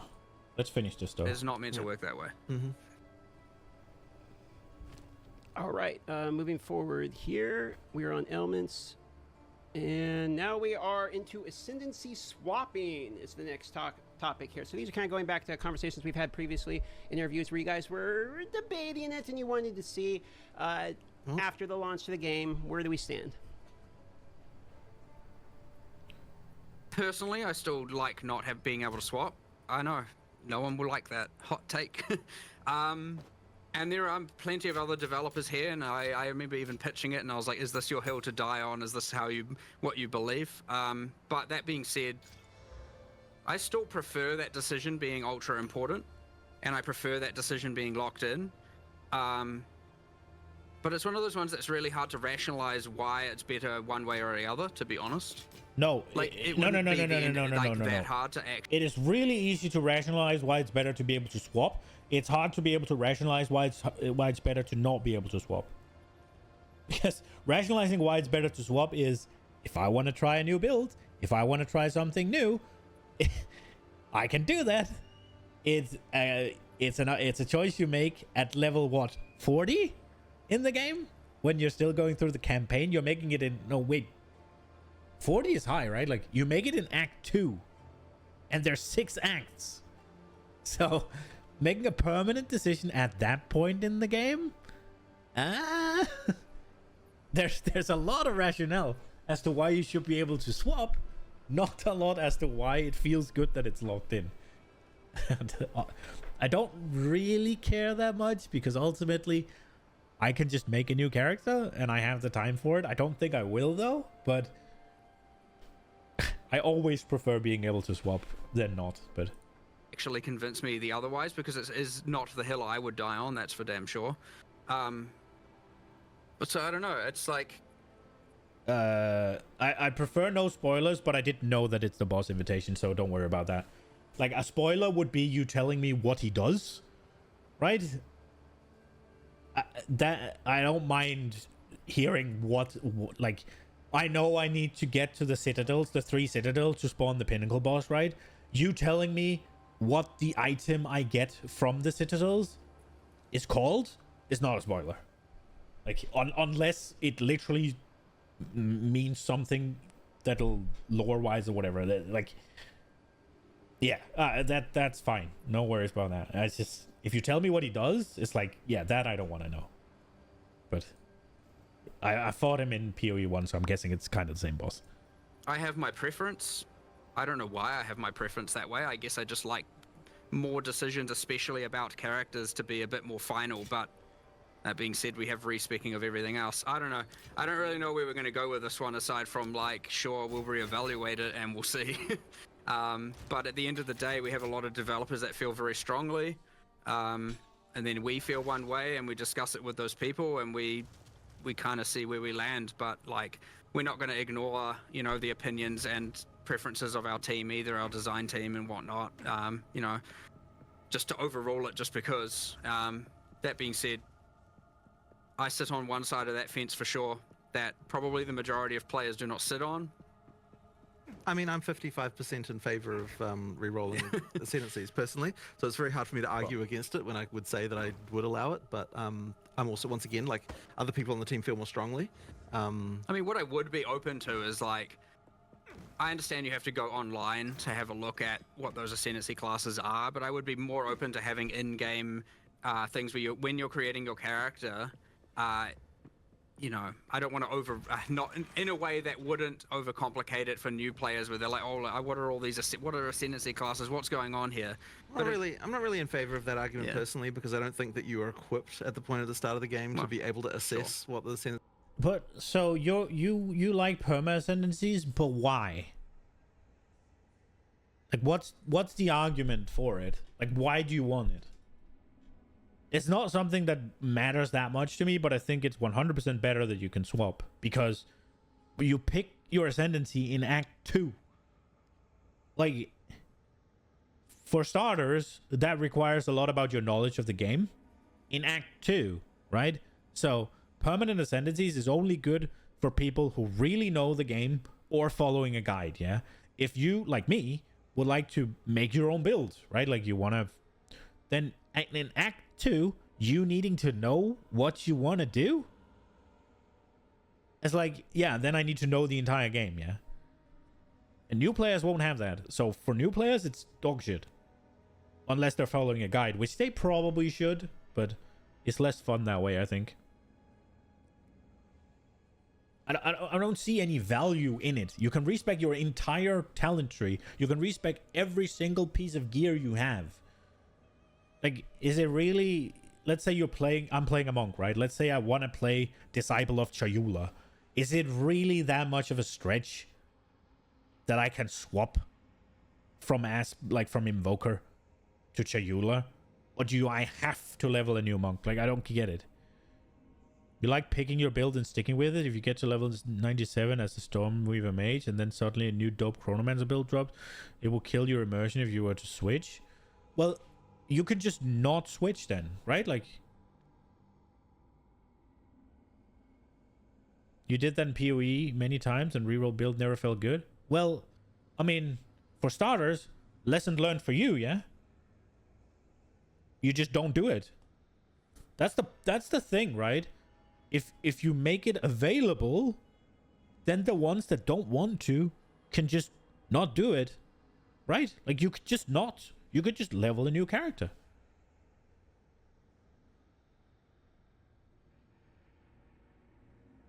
You thought I'm for the immersion? Makes the adventure quite fun. You know it's a permanent choice. You could just make it a permanent choice for yourself. Right? The game doesn't have to hold your hand in everything, yeah? If you like it being permanent, then don't swap it. Right?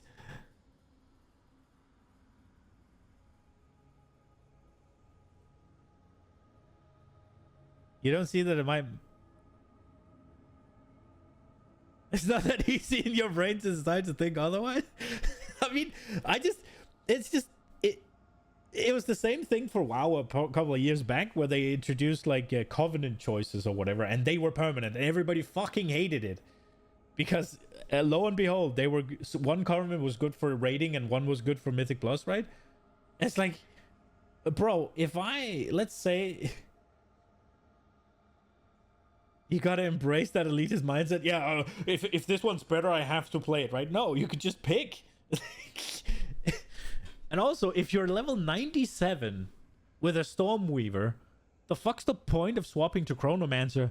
Like, you're likely crushing the game, yeah? like you don't need to. You can do everything. If you're level 97, likelihood is you can do everything in the game, yeah? Like... I don't know. It sounds like a that sounds like a you problem, and it sounds like, yeah. I need the devs to fucking control my insanity. Yeah, it's just you could try yourself. Yeah. I just think in Act 2, if you play the game, and I shouldn't say this, but I am.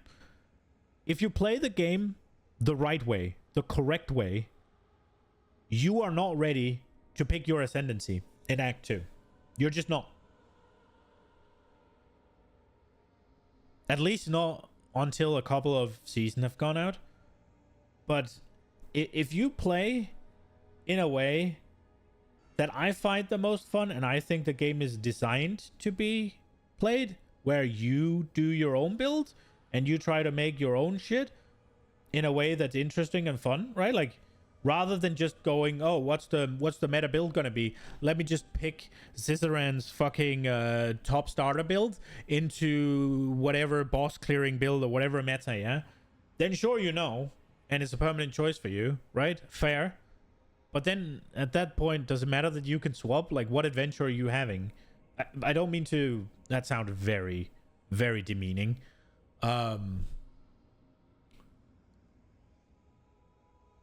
The point, if you're following a guide, right? Why do you care about the decisions that are made in the guide, right? Like, you're not making the decisions. Right now, you're level 33 Witch Hunter, and you spend just like 15-minute coin flipping with Ascendancy, I would choose. And it still tickles my brain in a good way that now I have to make this build work, and I can't just give up midway to try the Ascendancy. It'd be easier and more fun.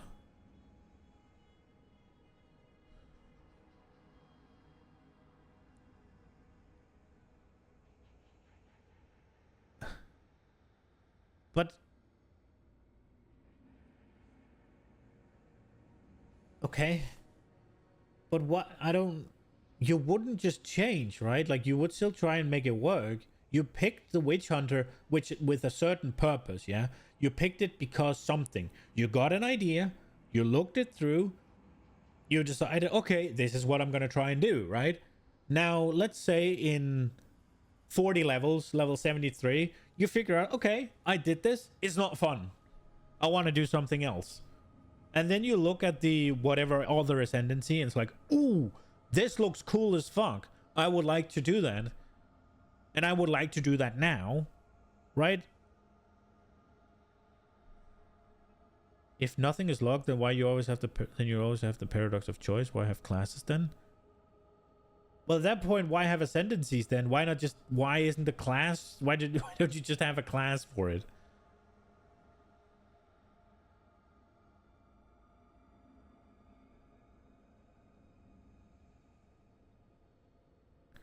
You're a little bit selfish. You don't care about other people. If you don't have time to level up a new character with the other ascendant, that does not ruin your life. Well, that's fair. But at the same time, why does it matter to you if you have the time to level up another character and you prefer the ascendancy to be permanent, why does it matter to you if it's not permanent? Because you could just say it's permanent because that's the way you like it. You actually have the choice to not swap as well, right? It's not like they're forcing you to swap. Making it swappable does not force you to swap. Yeah, but you could just not have that immersion. Like, you could just not have that, what's it called? You could just not have that option for yourself. Like when I play PoE 1, the first league I did, I couldn't do a SSF character because it wasn't unlocked for me. So I just imposed it on myself.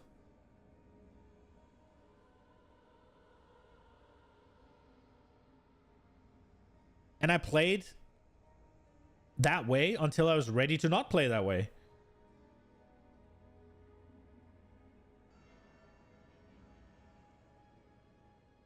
That would need brainset to make you not know there's an option. Well, it's not that you don't know there's an option. It's that you chooses to not use the option. When I'm playing Valheim right now, I have ore teleportation turned on, but I don't use it until I have finished a zone. So I only use it for ease of access or moving between my bases. I don't use it to bring back new, new resources, and thereby taking away all the traveling and all the like dangers of running back with the full load of stuff. It's just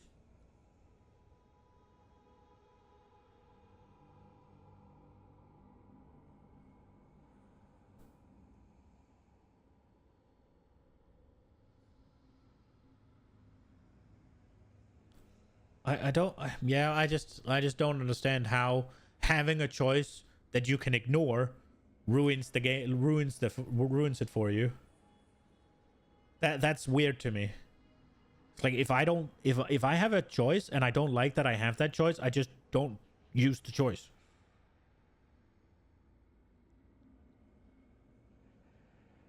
Because we need a softcore league where ascendancy change would be an option. Well, I don't think, for most people, I don't think they'd use the ascendancy swap, if I'm being honest. I think the ascendancy swap is only really useful if you get a character and you want to try something new, right? You get a character and the thing that you were going to do isn't cool to you anymore and you want to do something else, right? Like, I don't really see... I don't really see much... I don't see much point. I guess you could have a mapping character that's one ascension and a boss character that's a different ascension, and thereby swapping. You'd have essentially two different characters in one. That would take a lot of gold to swap back and forth all the time, but I don't really see the purpose of swapping ascendancies a lot. It's not like it's really gonna do anything. The only real use you'd have out of it, I think, is you ascend for a leveling ascension because it's much better to level with. And then once you're ready, like say level 80 or whatever, you're ready to actually commit to your build, you swap ascent or swap ascension to the other one and then go, right? Like, I don't actually think that there's that much... I don't think there's that much use for it. It's just you make the choice really early, and if it's the wrong choice, then you kind of have to sink another 40 hours into a new character, right? Or whatever time you spend.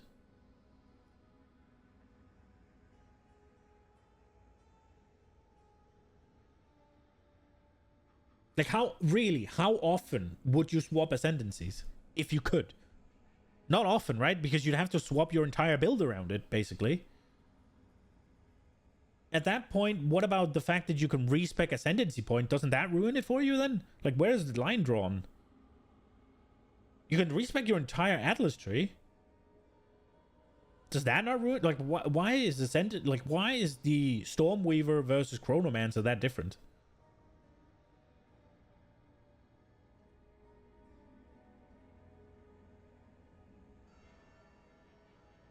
What if you made it... Okay, so what if you made it so you couldn't freely swap then, but you had to... Let's say you had to finish either a Trial of the Sekimas or a Chaos, whatever, to swap. It's such a fun... Like, the soul of your whole character. But you don't pick it until Act 2, though.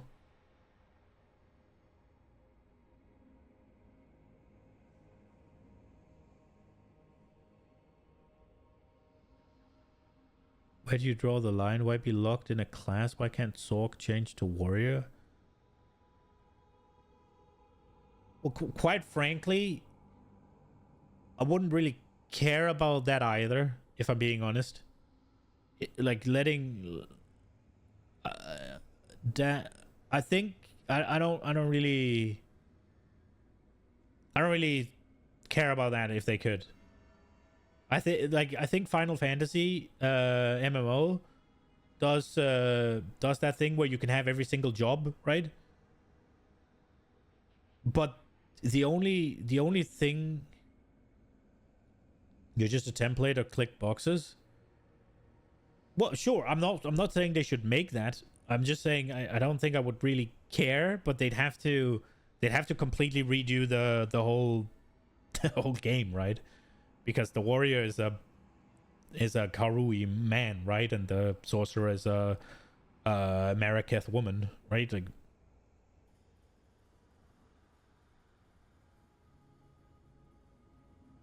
why can't you move the sixling from one skill to another? I mean, that's a currency issue, right? Like that's again, you get a thing that extracts it, right? Like, there you go. I don't think that's that big of a problem, even if they wanted to do that, but like,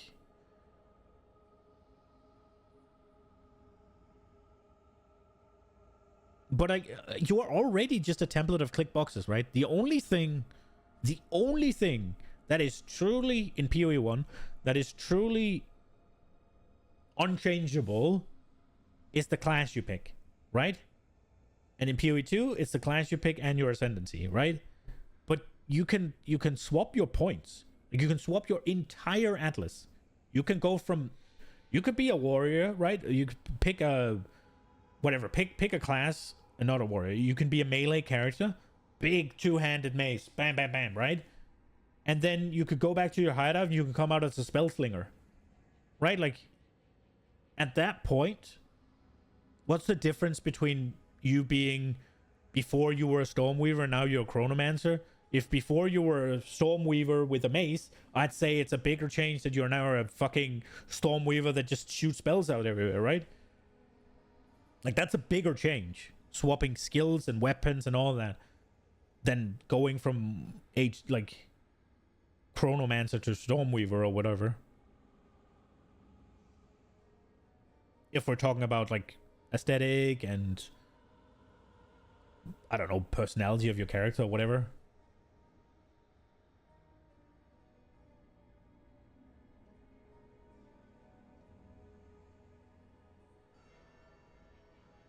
I completely understand not incentivizing ascendancy swapping. It should not be something that's meta. It should not be something that you do often.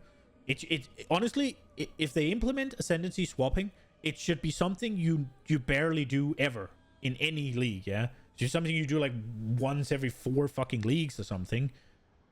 Because it should just be for that case. Oh, I picked wrong. Let me just do this. Right? Ultimately, I don't care, if I'm being honest.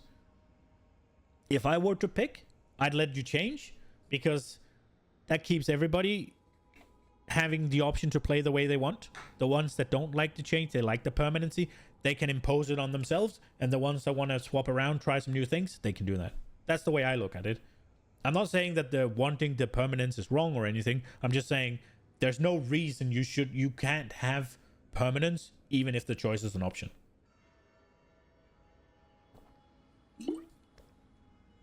Whereas if you enforce permanence, then the ones that would like the choice, they don't have that choice.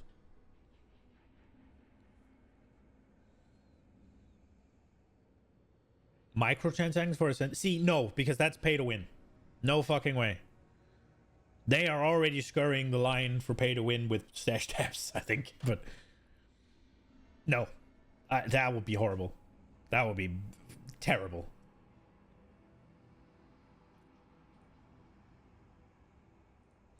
Like, I'm not ultimately, I don't care. I'll just level another character because that's fun as well, right? But I do think the problem is that you pick your ascendancy in act fucking 2. And there's 6 acts, and then you're at the start of the game. Like, you pick it before you're even remotely ready to pick it. And if you don't pick it, you don't have the power that you need, right? That's the problem I have with it, with it being unchangeable. Fundamentally, I don't care that I have to level a new character if I want a new ascendancy. I'm okay with that. for me, the Ascendancy is, it's kind of like a spec choice in WoW. Like, you can swap whenever you need to if you want. That's the way I see it. Obviously, you can in PoE too, but that's the way I see it. But I've honestly, I don't think I've ever respect Ascendancy in PoE 1. I actually don't think I have ever. Maybe? No, I don't think so. I don't think I swapped.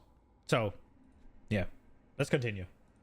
Classes are, so it kind of does. I don't really think that really holds Well, much water. it's less for new players, I guess. Yeah, But yeah. then again, experienced players already know how to get that information. So I don't know the right solution there, honestly. But you can bet it's going to come up in discussions another, 55 times this year. So Sure, we're just at the start of it.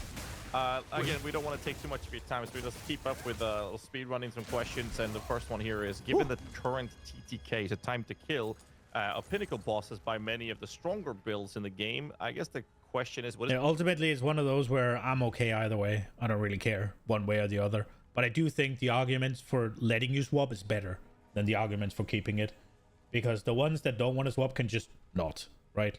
So therefore, giving people the option, in my mind, is always better, because the ones that don't want the option can just ignore that they have the option. Right, like that's the way I see things. Power is one-shotting pinnacle bosses an intended power level for builds, or is it the intended design something else? This should definitely not be the case that the first time you fight a pinnacle boss that you one-shot it. Like, that's the kind of thing that maybe you can get to after crazy amounts of like extra items being found, but you shouldn't be doing that the first time you play it. So yeah, it's not right. And that's just, there's some builds that are outrageous, and we want to actually make it so that. But that is whether you can one-shot the boss or not, right? Like, if they ever want you to be able to one-shot the boss, which you probably will at tier 1, right? That there's 4 tiers, yeah. If you have to have, if there's enough difference between tier 1 and tier 4, you'll probably be able to one-shot tier 1, yeah. The first time you ever fight the boss, the fact that you one-shot it is a direct product of the way you've designed the game. That one death is over, so you over prepare, you over level, you over gear, you go in and you crush it, right? That's a direct result of having the, when you die, it's over.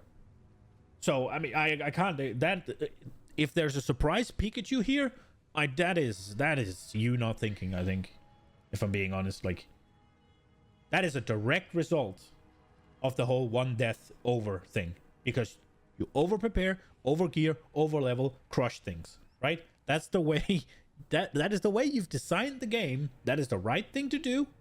So the fact that you go in and you fucking crush the pinnacle boss, it should not be a surprise.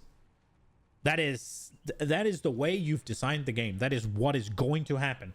If it is at all possible, then that is what's going to happen. Otherwise, they need to bring the entire power level of every single build in the game down.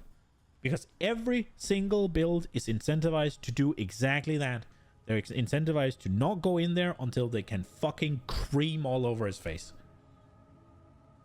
Now, that's the problem I'm having with the one death over thing. Boss can use their abilities. That's why we spend a bunch of time making them, after all. Exactly. So, yeah. When you first get there and you're kind of relatively equipped for it, it shouldn't, like, it should still be a 1 to 3 minute fight kind of thing. Yeah, but nobody is going to be there relatively equipped for it, yeah? They're going to be over-equipped for it. Because if they die, it's gone. Yeah. Okay. And I'm not talking about reference. 1 minute of emerging. I'm talking 1 to 3 minutes of actual skill combat. Not like... Okay. Oh, that's a good time of reference we can use moving forward, knowing that's the kind of the goal going for, the vision. Next question is, given the difficulty of requirements to get the 7th and 8th ascendancy points, is this intended to be something that not all average players can acquire? We definitely wanted the final ascendancy points to be something that was like a significant like goal. Like, this is an awesome, like it's supposed to be quite a thing when you get the last 2 points. Yeah. I mean, as for an average player versus not. They want that to be a chase thing? That is so weird to me. That sounds like a basic character progression. Oh, I don't like that. But I don't really care because it's not going to affect me. I'll be able to do it. That's kind of hard to answer. I mean, I don't know if the average player gets halfway through maps really. So like, yeah, it sort of depends on the definition. But we wanted it to be a big thing that you get.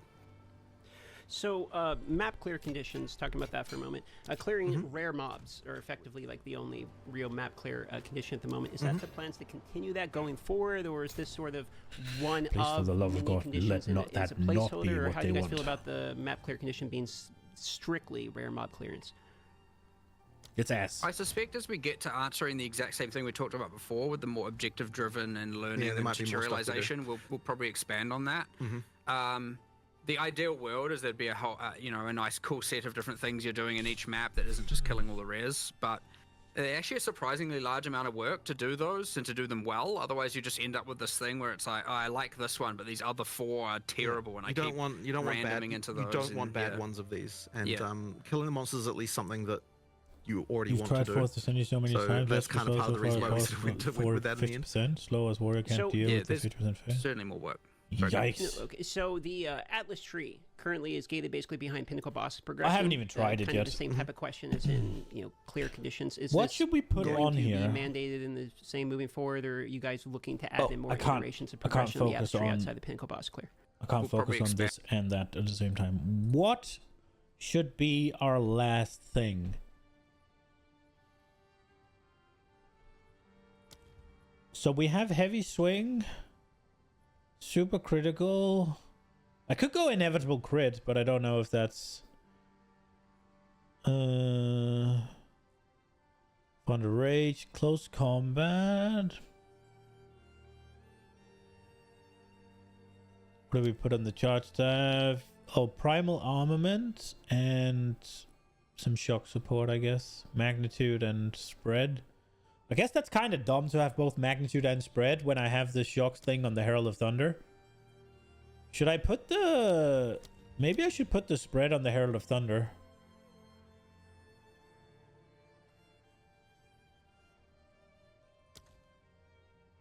That might be better.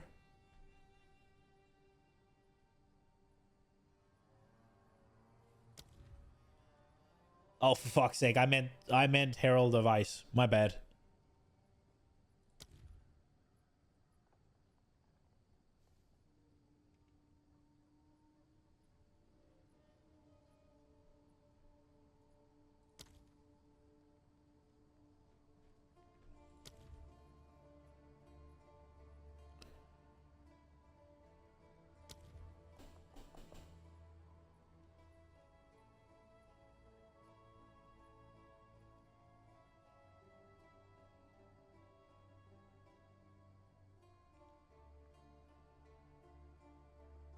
Yeah, I mean, sorry, I meant Herald of Ice.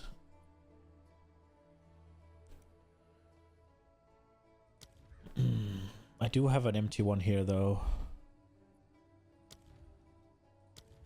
Yeah, but if I do that, then what will we put here anyways, right? Like, so... Maybe plus level on the Heralds? That would make them do more damage. Oh, I have duration now as well, right? Because that's I'm no longer using Unbound Avatar. But what the fuck are we putting on Ice Strike, though? I could do Pen. But I have the Frozen Ignore.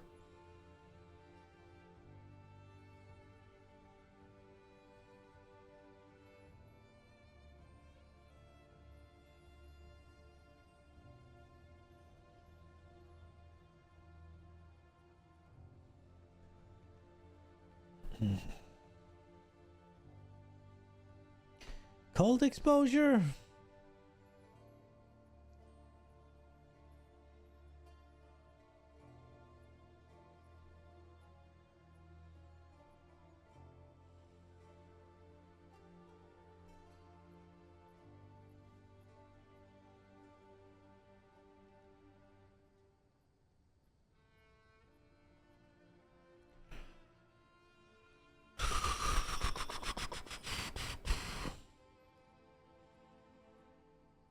Recover 4% of energy shield when supporter skill deals a killing blow to a shocked enemy.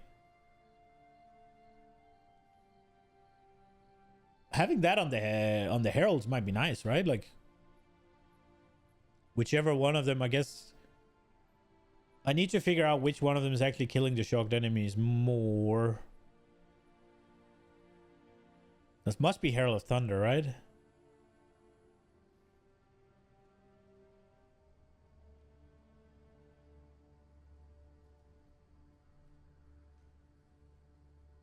Supporter skill cannot generate power charge. Supporter skill consume a power charge. Nah. Additional combo after moving. Single user support skill rush. That could work, but I'm thinking about inevitable critical. But I don't know how big of a difference that's gonna make. I would like to just get more damage, but I don't feel like there's that many that is just get more damage. I guess I could go Primal Armament.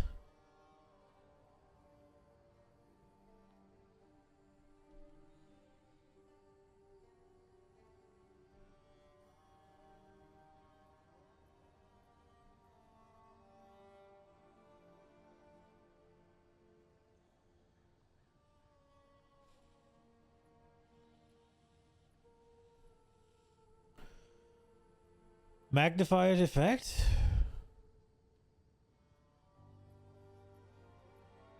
Yeah, but that's just area.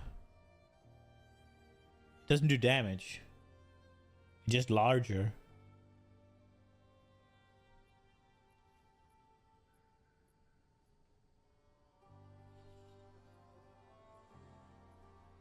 I could do concentrated effect.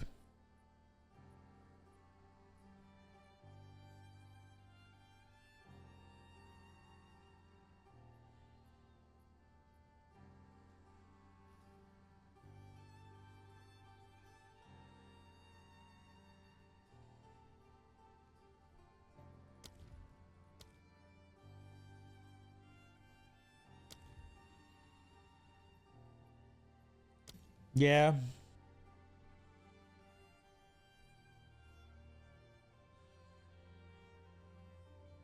Let's give that a go. Let's give that a try. I would like to find some more things that will make things for links, because obviously I have one. If I do...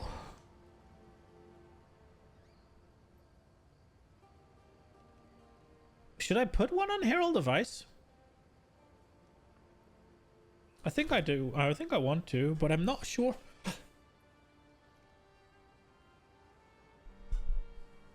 I mean, how rare are they? They're pretty rare, right? Yeah, we'll hold on to it for now. We'll hold on to it. Oh, I finished this. Fuck. Yeah, let's give this a go. Let me out! Alright, let's continue the... And on that, the ideal world is there'd be a whole, you know, a nice cool set of different things you're doing in each map that isn't just killing all the rares, but they're actually a surprisingly large amount of work to do those and to do them well. Otherwise, you just end up with this thing where it's like, oh, I like this one, but these other four are terrible, and I keep randoming into those. You don't want bad ones of these, and killing the monsters is at least something that you already want to do. So that's kind of part of the reason why we sort of went with that in the end. Yeah, but it sucks when they're all over the place. Sorry, go. No, okay. So the Atlas tree currently is gated basically behind Pinnacle boss progression. Kind of the same type of question as in clear conditions. Is this going to be mandated in the same moving forward, or are you guys looking to add in more iterations of progression in the Atlas tree outside the Pinnacle boss quick? I got a lot of damage, didn't I? We did discuss changing how the core of the Atlas progression is, but as for the actual Pinnacle, like as for the individual league trees, I think we were still keen to sort of have that be the kind of extra stuff that you really get at the end of that to get thing. the Pinnacle boss's tree, it should be killing the Pinnacle boss. We want to keep that for sure. Sure. And for each of the contents. But yeah, I want to upgrade the core Atlas tree for sure. I think it's quite boring and flat right now. There's not a lot going on there, and part of that is to do with as we add more content, it will make it more interesting. But there's certainly a better job we can do of that. Damage. And how you acquire the points again, getting away from that grind and getting into more like, all right, like do this 2 points, do this 2 points, do this 2 points, not grind this 2 points, grind this 2 points for the, The actual heralds core are tree. popping. Holy shit.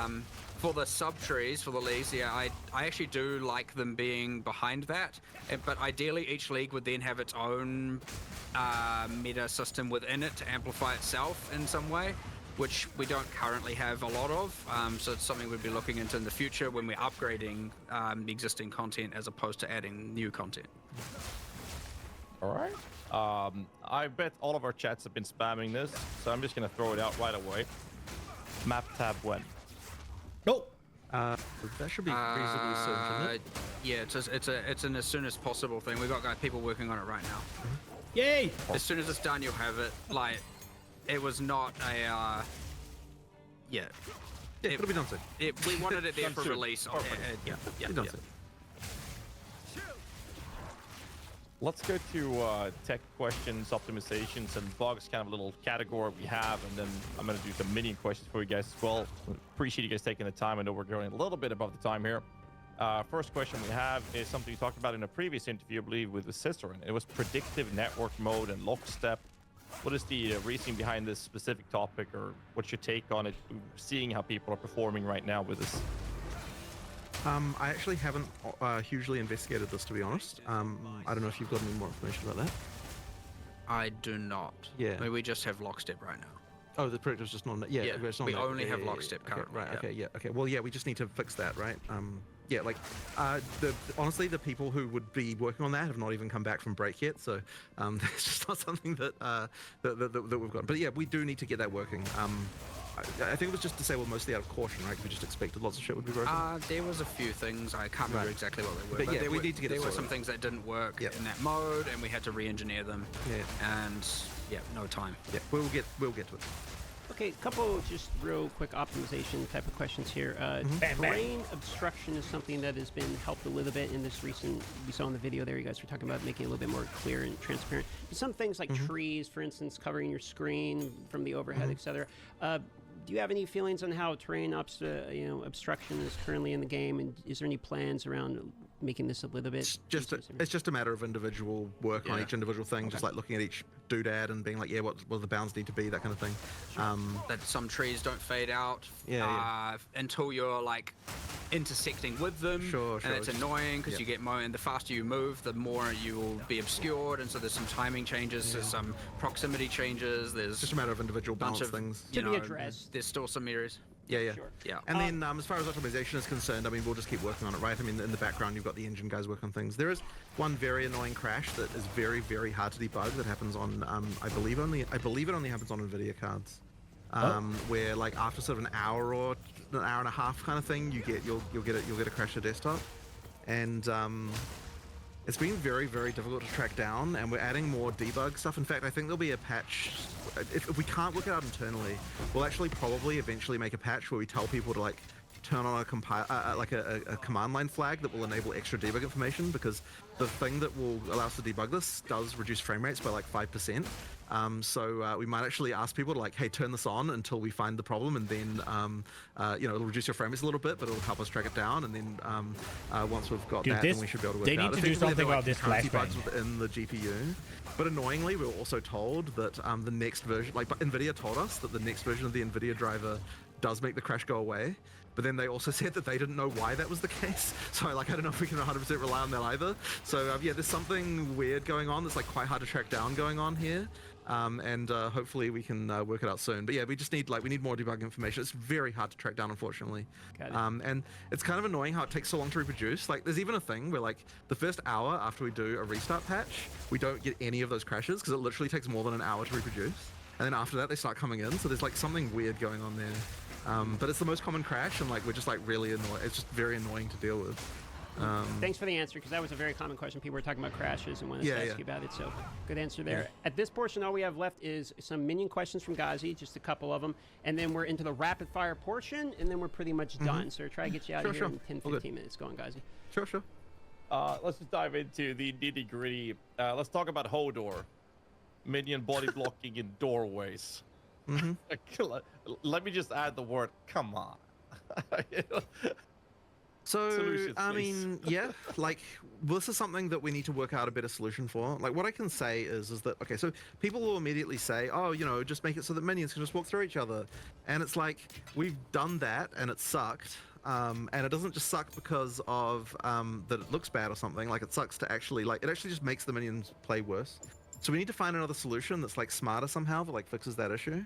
One thing we are planning on doing, just as an initial test that we've got, I believe someone's doing at the moment, Ice Strike's already is at okay. least making it so that when minions die due to distance, that they respawn immediately near your character rather than it waiting till the next refresh. So like that'll at least maybe help a bit, but I don't know if it's like the full solution by any means. But there's something we have to do around this, but I honestly don't know quite what it is yet. And as I said, like all of the obvious solutions, as you might say, we have tried and they weren't great. So it really is going to take something a little bit more complicated to do to like work out what we're doing here. But yes, I appreciate the issue for sure. Like I'm not saying that we're not going to do something about it because we have to. I'm just saying that like it's not clear yet what that is. And at the very least, in the meantime, we can do the respawn instantly upon timing on the distancing out, which will help a little bit maybe. But yeah, more needs to be done. It's one of the big problems people complain about. For With sure. the build. Yeah, for sure. So them rubber banding to you resurrecting is much better than them dying, because that is part of my other question I had here. Yeah, yeah. However, in PoE 1 there is a feature added as a modifier on well telegraphed boss abilities that you're supposed to as a player dodge when your minions can't, because you can't control them, so they do less damage to them. PoE 2 doesn't seem to have this based on the data mine I've been checking, which seems to be that they're just expected to literally just die, and then you have to sit there and wait for them to resurrect. What's the reasoning for not giving us convocation, which would also assist in the whole minion body blocking doorways and tight corridors? Dude, why does he care so much about fucking minions, bro? Minion things in the AI? We could do some of that. Not that I've seen. This I can't remember exactly an AI. So no, I mean the damage. From thing. a damage perspective, not Bro, the hugely, herald. no. What happened to the heralds? Why are they popping so much? I didn't change we anything. were tinkering around with this whole expectation of like how often, if you have like no investment and all this, how often are your minions supposed to be permanent minions, supposed to be dead versus alive, and then what are the things you can do to keep them alive? Because it was meant to be more in order to have your minions, otherwise they're never dead, right? They're permanently alive, and then the DPS is you just running around doing whatever you're doing. And That is really the issue, just to be clear, is that if we make it so that boss abilities aren't killing your minions, then that means that, like, that would effectively mean your minions would just never die. And so then what's the... It was meant to be more of active, what are you doing to keep them alive actively? And we haven't got that right. Like, for sure, we haven't got that right. So, like, I guess Bone Offering was meant to be one of those examples of, like, boss slams coming, and then... But also then you got a multi-thread, you got about how do I survive, and how do I do this at the same time? So there's certainly something going wrong there where we haven't, and I believe there's probably still a lot of boss abilities that just haven't been tuned correctly with respect to, you know, again, how often they're killing certain minions versus not, because there will... Dude, they care so much about minions. Those tier X are so nice. We're not tested, but if you craft on those, I don't think you can get worse tier mods than what the other I would pick up.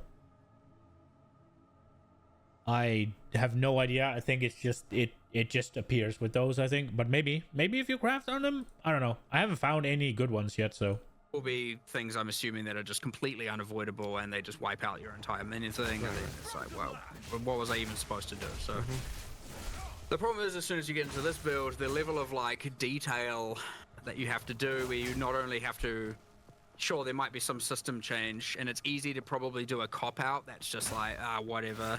You know, it's actually the right answer is to go through every single boss and test them and go through monsters and go through mods, and like it's a huge amount of detail and it takes quite a long time.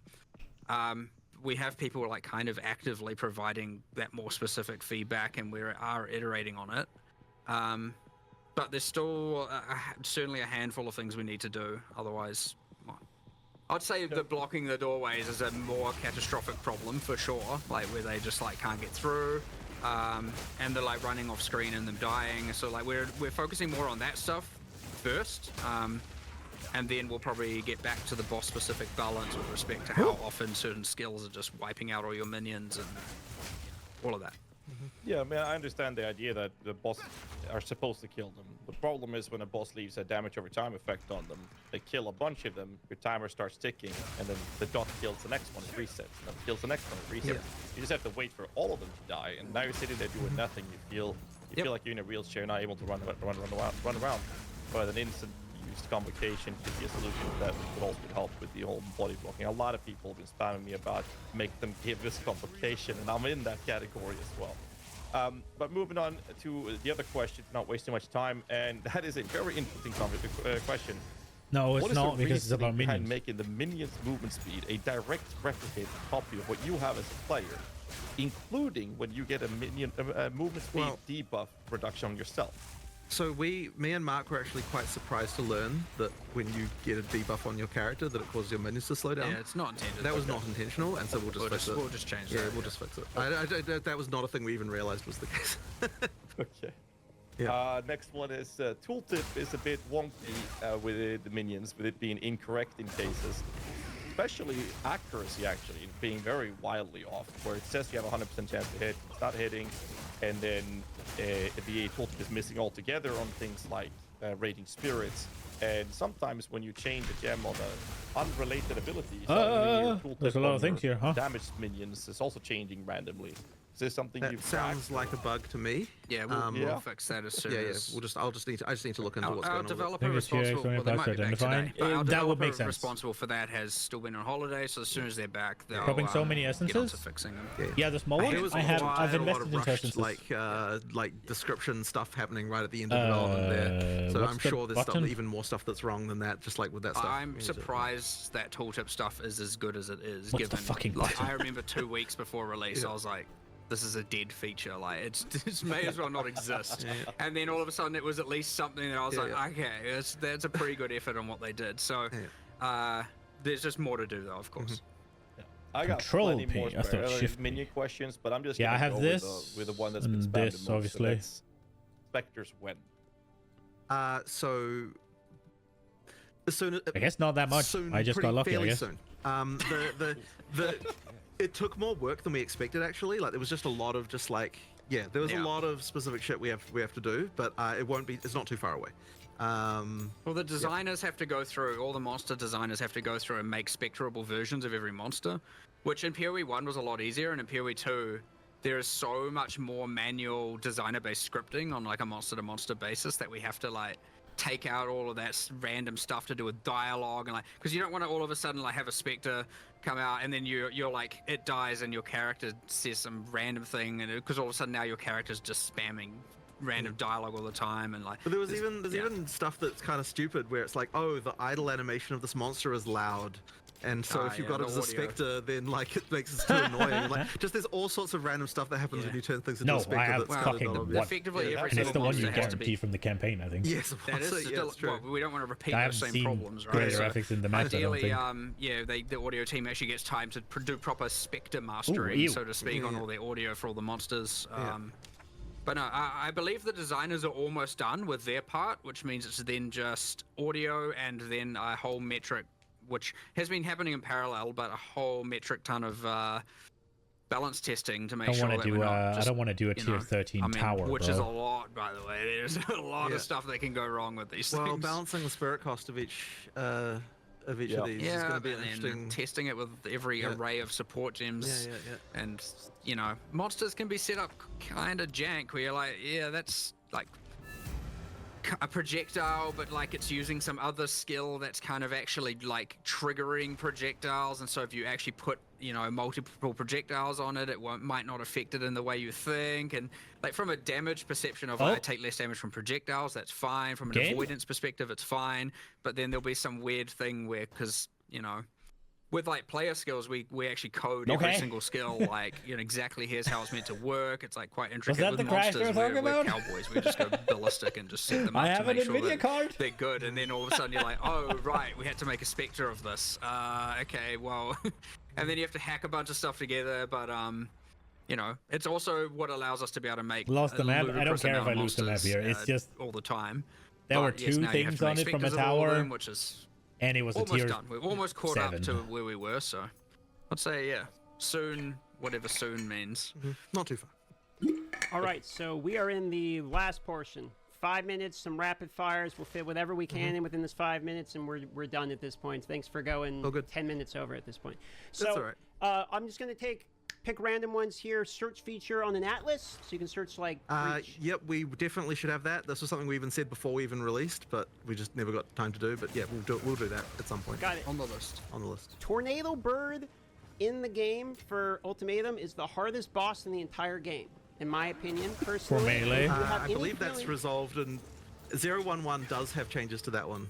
I Okay, believe. he's ridiculous. I Got saw it on the Thank list. I saw it on the patch notes. you. All right. Yeah, I just can't remember what skills. Yeah, It sure. was there's something. it was the tornado. Like it was more avoidable or Yeah. something. There was some stuff. It is in the specific boss balance that got addressed in this. We'll 011. see after He's the insane. patch, Yeah, and yeah. then we'll make more changes Yeah, if needed. Yeah. Yeah. Okay, so auction house. We're getting spammed about this all the time. You've answered many questions. How are your guys' feelings about an auction house or in-game purchasing or buyout on the website or anything related to that? I mean, I've talked about what we could do before. I don't have anything to announce right now. Sure. Yeah, we'll discuss this more. I'm sure this will come up again. Sure. Accessibility question. I think Red-green everybody agrees that the colorblindness Hurricane is Bird the is most wild. common in the world. Yeah, yeah. It's my understanding. Yeah. Obviously, red on green is a very common thing within Path of Exile 2, specifically in Ultimatum, which is a mandated ascendancy trial. So, for Right. any plans around accessibility features for this?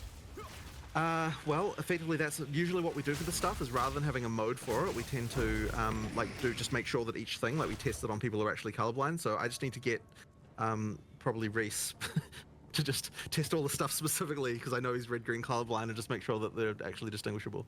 I generally prefer rather than having modes for Well, it to like have just People make sure. people with that color blindness highlighting the area. So ultimatum, as you Yeah, said, yeah, being bad gives us a target, and we'll start someone there. Yeah. Sure. Speaking of visibility, Okay. rare and blue mobs. Yeah, You can't really to, tell they're rare Titan, and blue yeah. mobs, or magic mobs, I should say. There's no They don't highlight on block them like the anything? QE1. You know, Oh. there's like a Oh, for sure, highlight there's area. nothing. Yeah. So you can't So the It's good, intention though. is that you can tell when a monster is based on the effect of the actual thing itself. There might be some cases where we're just not being Yeah, successful armor. in that regard, and so we just need to improve it. We're going to do more there, and we are going to try some Almost things that getting buffed, give them though. magic and rare identifiers. Oh, is it that like 15% better? The glows just really took you out of the, like when you're in a dark dungeon and you're exploring it, like just And what honestly, the heck is this glowing beacon like, of light over here? I just wish Fresnel glow was just banned in games generally. Like, it's just everyone just relies on it. Like, oh, we need to make this more visible. Add a Fresnel glow to it. Like, it's just this freaking it's cancer in games generally. Sorry, this is just a random side rant from me, but I just hate the fact that everyone lazily goes to Fresnel glow and freaking everything. Fair enough. Last question related to visuals. So visual effects in co-op can be very difficult. You know, you got people Yeah, spamming yeah. lots of shit around. Yeah, so yeah. Any opinions on toggling other people's visual effects, etc.? I don't want to add an option like that, but there is probably more we can do automatically for that kind of stuff. There'll be some engine-based things we can Yeah, do there for will sure. be. There's probably more we can do, and just Why like. do they not but in my wanna opinion, it should be add that? automatic, and like you shouldn't even really be thinking about it. It should just happen. That's fair. Yeah, like I'm not a fan of just like, oh, turn off all the effects. Like I'm just, it's kind of lame to me. Fair enough. Disenchanting flasks for quality. They're one of the things you can't salvage in the game currently in order to get like the quality baubles back that you'll be able to do on flasks. Right. Is this intended? Is there really any reason why they shouldn't do that? I know you were like, oh, it's because it doesn't thematically fit with a hammer on a bench. Just smash the glass. I mean, I think that's why it is, but like, I have nothing against adding it. Yeah. We can probably change that, right? Like I think it was more like, let's do Ooh. something interesting for Flask salvaging and crafting later and save that, but we can add it for now. We should just add it. It's fine, I have yeah. no problem yeah. with adding it. Yeah. Yeah. Okay. So we Check. should probably Let's nerf the go. drop rate of flasks slightly. High levels. That's just a random note that I was thinking about yesterday as I was picking up tons of flasks. Random I side haven't note. cared about my flasks at all. We've almost got though. all of them. Like, Checkpoints and maps. Yeah. I probably in order should. to backtrack in maps. How do especially you my feel mana about that? flask. So not for resurrecting Yeah, purposes, just for change, fast just for travel fast travel. purposes. It's not a terrible idea. I'd have to think a little bit about how we would position those. I'm not against it necessarily. I guess the feeling is that there's not so many like objectives in maps in the same way. When you do But they those kind of- linear maps yeah, and you yeah. missed a rare monster, Yeah, you yeah, want yeah. to No, you're right. go play something else for a while. You're right. But so yeah, we should probably do something about this, but I don't have an exact understanding of what we'd need to do perfectly. Sure. Yeah. Yeah, he said Okay, exactly. being able to see gems Did without you hear cutting, that? Currently, like When you miss that one mob in a large map and you want to go play something else for a while. you got to cut the gem to look at the list of skills. Happy Jonathan. I mean, I Selling don't really have hints. anything against it, but where the hell does the Yeah, he option did. go? I'll think about that. I'm not really against that. Yeah. Maybe on the G button, top, click at all skills. opens Yeah, up the menu. maybe. Yeah, Something? maybe. Alright. Maybe. Gambler in the hideout. We have all the other vendors, but we don't have like a gambler in the hideout. For instance, like Alba The normally does reason this. for that, what was the there was something very broken at the end, and we quickly turned it off. But I think we just need to fix one thing and then turn it back on. There was something very bad at exploitation tier, and so we were just like disable. It's like 10 minutes until deployment kind of thing. 4 left, fix and it. we got through all of them. Okay, so Yeah. Venom Quest is currently the only one that you can't reselect the rewards. So, for instance, you can reselect like the Titan Dome with the Life Flask or the Charm Duration. You can't select from like Chaos to Attributes or whatever. Any opinions on keeping that permanent, or can we reselect? I that want to add a way to change that, which I know people might be like, well, hold on, then why don't you want to allow a way to change the sentences? And the answer is I don't know. That's just how I feel. But Well, I should. I might feel differently later. But yes, I do want to add a way to change that for sure. Okay, movement speed on boots. Any feelings about having to be implicit, Dude, or I can basically respect movement that. speed mandatory on boots, or else you're I wanna really change that. slowed down. So, how you guys don't feel know about why. moving movement speed to implicits, or do you have any feelings on movement speed on boots? I mean, I don't think it's necessarily a problem to have a mod that's really, really valuable on an item that you definitely want to go for. Like, boots is certainly the case where that's like the most extreme, but I don't necessarily think it's a problem as such. So, you know, like, I personally don't have a problem with it, but I don't know if you feel differently. I like it. Yeah. I like having it that like, yeah. I think it's good. I mean, physical like on a weapon. if you added move speed implicitly to boots, would you then be like, okay, well, like IPD on weapons, like you start to get into funny territory in some sense, right? We're like, you know, so anyway, that's kind of our feeling on it. Last two, UI customization options. Is that potential? I mean, Oh, this one's nasty. You'd have to be more specific. I think people just want In to be able to- general, no. Like, Yeah. if you're looking at like, you know, Like, we're not going to be World of Warcraft, like, Yeah. like UI mod type. Yeah. Ah. But yeah, like if there's something specific, then you're like, I wish we could do this. Then maybe we'll think about it. It's just a question of Sure. what it More of is. a generic Yeah. question I was getting. Okay, Yeah, last yeah. one, boys. Okay, yeah, State of this one's co-op and nasty. Body blocking. Body Oh, this blocking one's your- death. Your, you know, the co-op here. I think it's. I think my there's something not right They got about more it. There's attack something not speed right than about the- it. I agree, but I do Yeah, think you the do 25% need it, hit to make things be feel more fine. physical. But there is something not right about it. But there shouldn't be, considering that players are actually. No, because you know what it is? It's because we changed really, really close to the end of development the size of the player instead of changing the size of all the monsters. And I think that probably results in like a situation. But yeah, but there's something not right about it. But I don't want to just completely remove it. We might end up with a solution where like the size of a player to other players is different than what the size is to other monsters or something like that in order to kind of like ease it. I suspect we'll do something along those lines. Yeah, that is it. It wasn't really on my radar, I have to admit, but we should do something about this. And you'll forgive me for asking one last question that I'm curious about myself. I am not gonna make it through, no. Microtransactions coming from PoE 1 to PoE 2, do we have any cadence or quantity or any information we can give on when we're going to be seeing more of our previous purchases? Well, the main thing is that by the time we go out of early access, we have to have all of them. As for the like rate at which they come through, I mean, look, we'll try and get as many as we can done in the near future. I honestly, like, this is so the rigging team are like busy doing that, and I haven't paid enough attention to them. I need to go catch up with them and ask them, hey, how's that job going that I see you going on to? You know? It's probably it turned into more work than we initially anticipated for sure. There's like a whole bunch of effects that don't translate one to one, so there's a lot of departments that have to do a lot of work. They are tuning through it. That being said, like, you know, it was certainly more complicated before when we were in that last like several month or 3-4 month like kind of lead up to release, and it was kind of like, okay, we need to have all hands on deck getting certain game content done, and yeah, we generally prioritize gameplay over microtransactions when, especially in those kind of moments. And so now it's going to ease up a bit, and we can allocate some a bit more resources there to get more of them ported across. But yeah, it did end up being a little bit more work than we actually anticipated. It's not just like a copy-paste job and it's done. Some things have to be like kind of re-authored to actually work in one over the other. Mostly due to like lighting, I suppose, really is what is the big difference. Yeah. So I don't All have hands an on immediate deck. cadence for you, but yeah, No, I we need should all start hands on getting them keyboard coming right out, now. like, This map is rolling out yikes. relatively soon.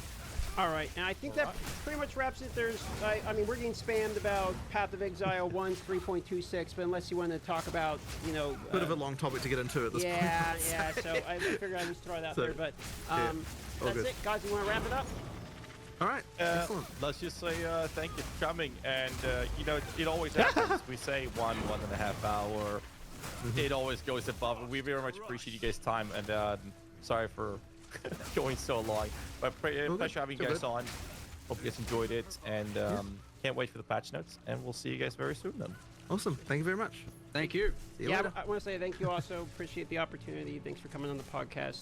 Sorry it was 20 minutes extra, but thank you for your no time. problem. We don't have a clock in here. You understand? You could have said it was the right amount of time, and we wouldn't know. Oh, man, I missed my last we one. don't know how long it's been. All right, thanks so much. All right. Ooh. Thank you. Harold. Okay. I think they do great with these interviews. It's really good.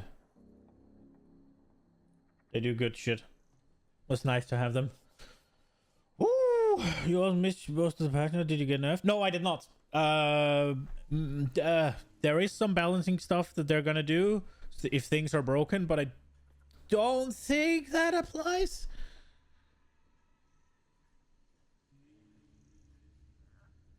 Four precursor tabs and about 12 to 12. Jesus.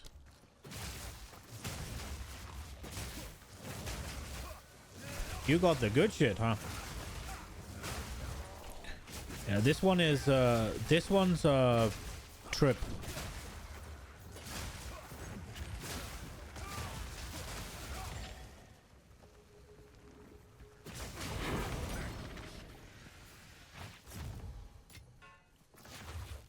I must maintain a fine balance. I don't actually think I can afford to teleport out at this point, but I will try.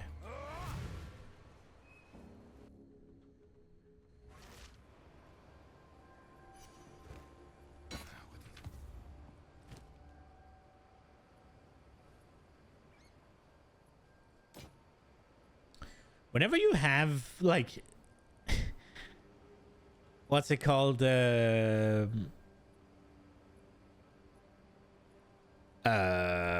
wait, whenever you have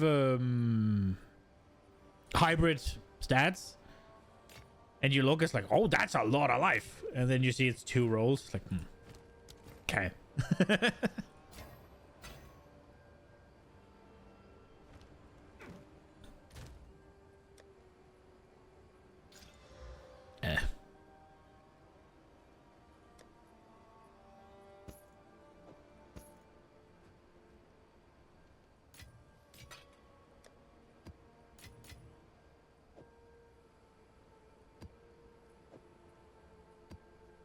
Man, I hope that map tab comes soon.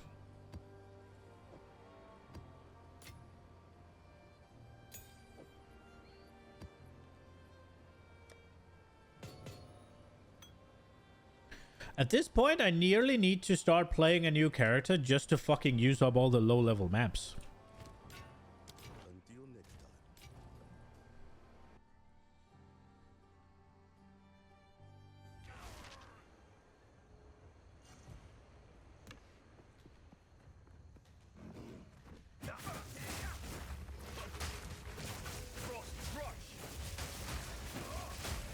Okay, give me my...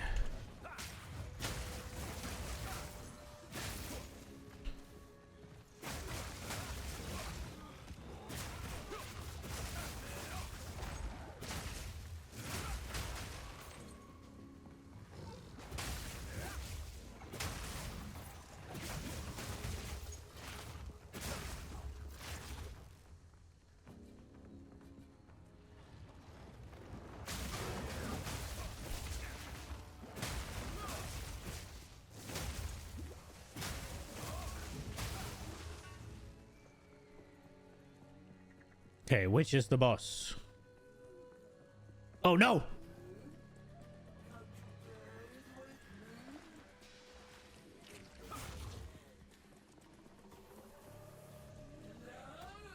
Come on out, bitch!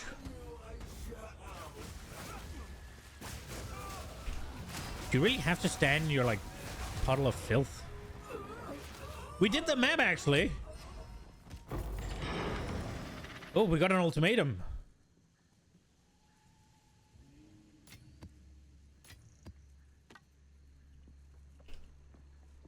Okay, we have a... I think there's a breach in this one. That's why I've saved the shrine. Yeah, there is a breach. The question is if I can get the shrine here or if it's too far. Dude, there's no way, right? Like, the shrine is all the way over here. Yeah, that's not happening. We'll just try not to die in the breach, I guess. Gonna fail at it, but we will give it a go.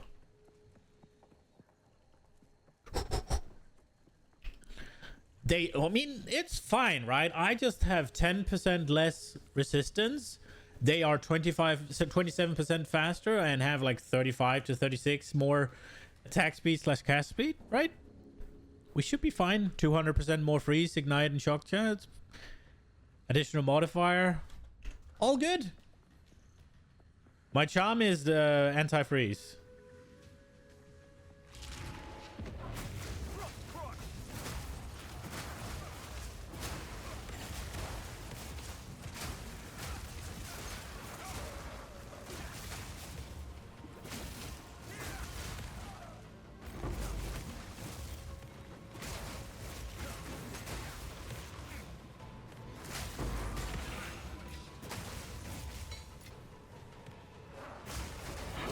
Ooh.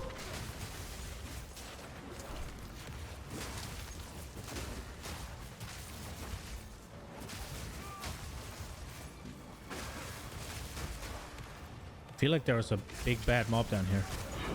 Oh, look at that. Oh, get the hand. Oh, there's a gothic quarterstaff.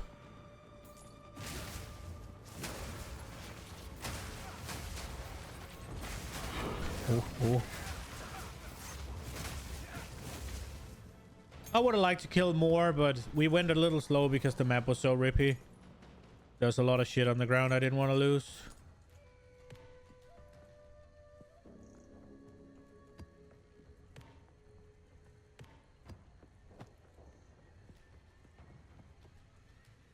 Yeah, the Herald stuff is really good for Breach. What do you mean carried by damage? I was carried by skill.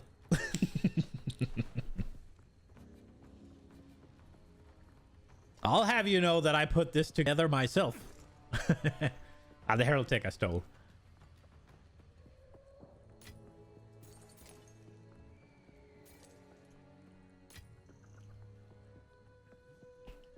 It does feel good to actually, like, all of this shit is my own creation, kinda, except for the Herald Tech, obviously. But like, I've picked the skills, I've picked the support gems, the ascendancy and all that, and I've actually landed on something really good. It's nice.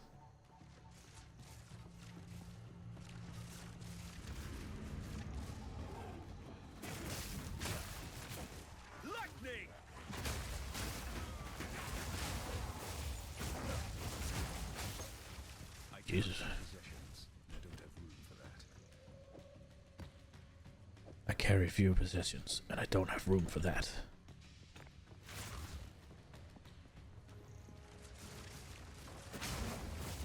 You always hide all the loot?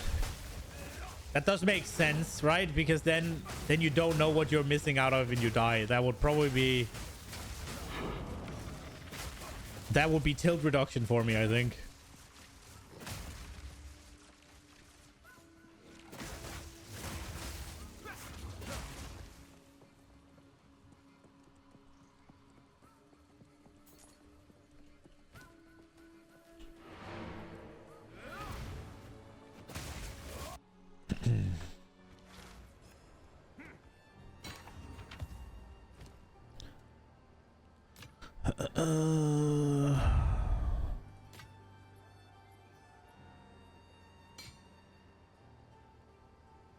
Oh, I should keep that because I want to reforge. Same with that. Until next time.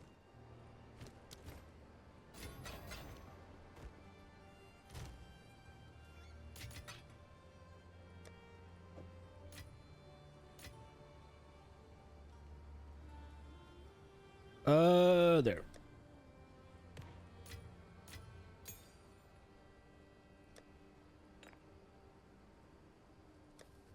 Oh, the maps. Brother, give me map tab.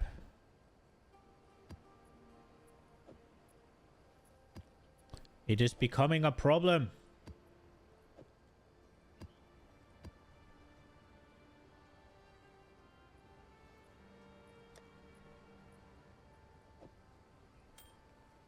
Oh crap, we had 3 already.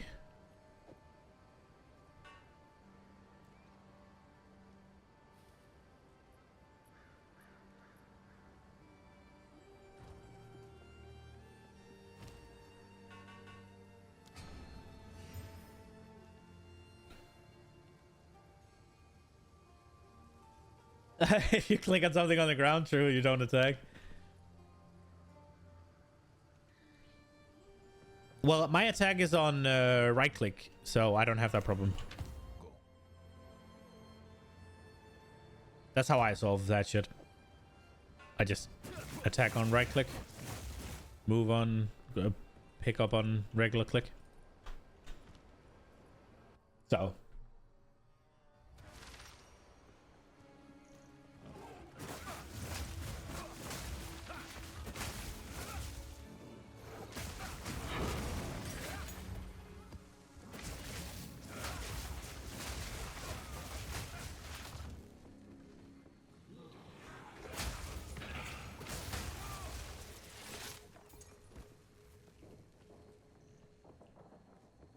Given that I am playing WASD, it doesn't really matter which one you press to attack, right?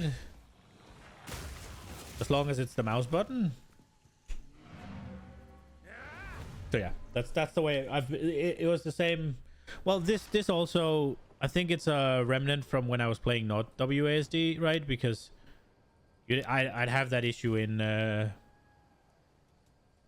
D3 as well, where it's like, oh, I clicked an item or whatever, so I didn't hit the mob or something. Okay, I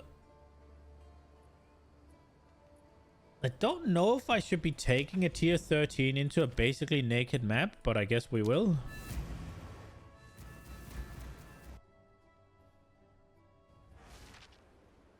Probably not smart, but yeah.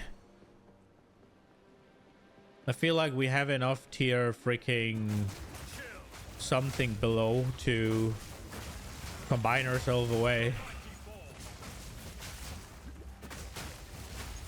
The heralds were not popping. What did I even pick? I have 15% less resistances? Nice.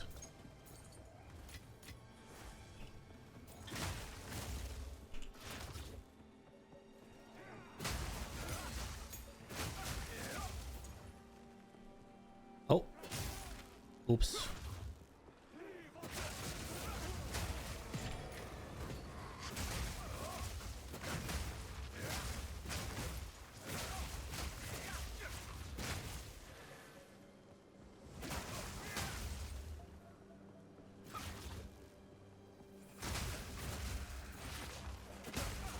You have an issue? What's up, Matt?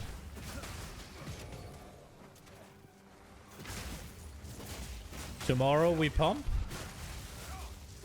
Your DH need keys? Oh, great. I'm so happy that you are inviting me for that.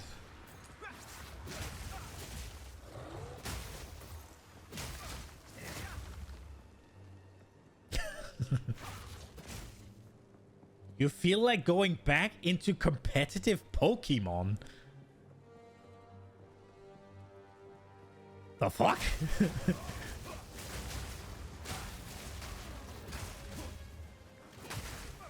What? They released something new, or are you just feeling the urge?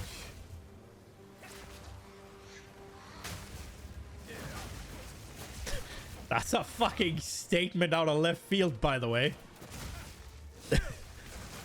I was assuming it was something with PoE, but no. Just feeling the urge? Is it time consuming? I guess it is, right? You have to find... You have to breed the...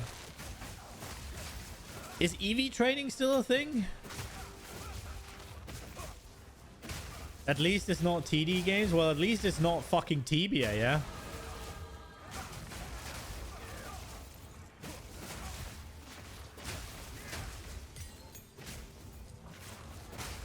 Or is it Pokemon cards?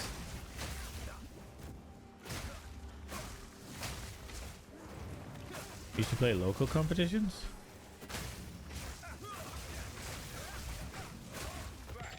That's such a fucking left field thing. The games? EV and IVs are still a thing? Which one is IVs? EV... Isn't EV the one where you're like... Okay, so if I kill Pidgey, it's gonna give me plus to speed. So I just kill fucking 2,000 Pidgeys to level up and it gets all speed in its point, in its like EV points or whatever. What are IVs? Are those like they're born with them kind of stuff? Is that the ones? Or it's like you get one that's inclined towards XYZ. Yes? Yeah. So you need... Are they based on nature or are they random?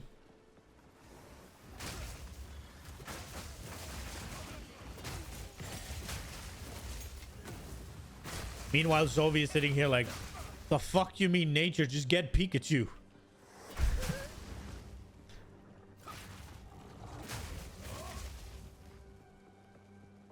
Radical Red? I think I heard about that. Max Pika out. Random, but you can breed them to have perfect IVs.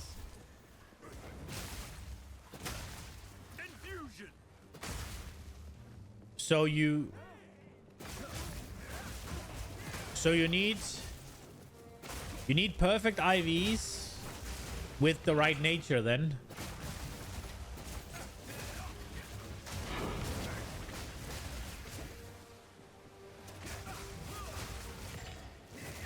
You don't want to buy a Switch when the Switch 2 is coming? Yeah, you definitely shouldn't.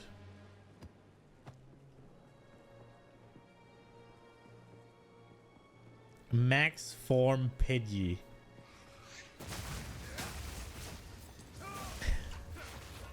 The fact that you can't even remember that it's called Pidgeot is insane to me.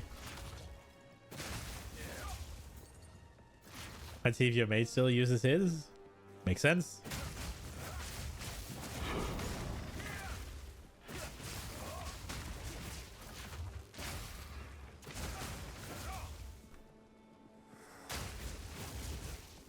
Game is also 100 euros with the DLC. Really? Is it still Violet and the one with the motorcycle Pokemon thing?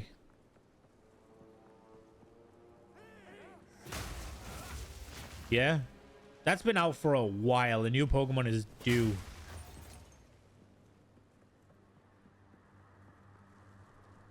No, but you misspelled Pidgey, though. So, I mean, you still fucking failed.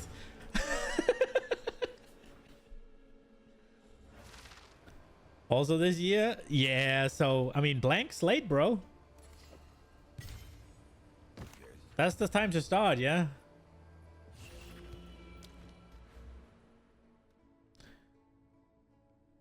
What is here? Magic chests. Effective explicit modifier. Oh. That sounds dangerous to pick. What is this one? See a higher rarity of waystones found in your map. That sounds nice. Let's go there.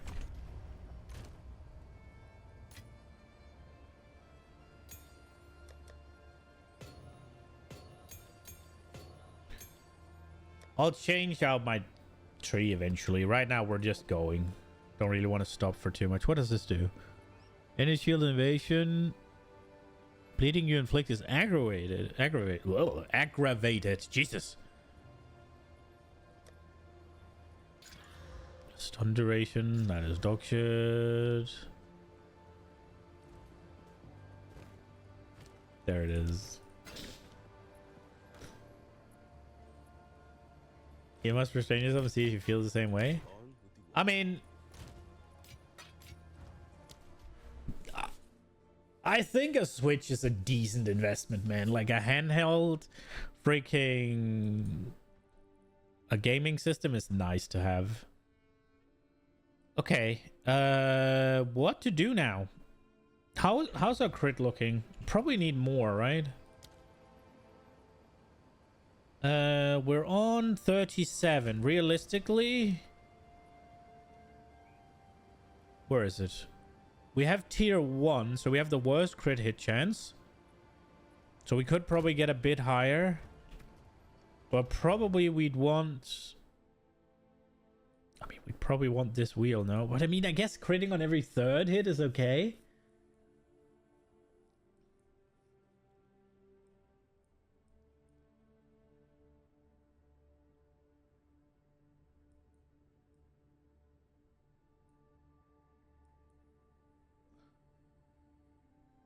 We could go here.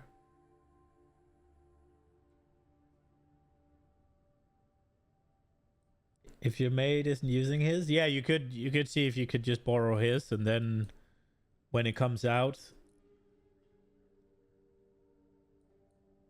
get a crack at it.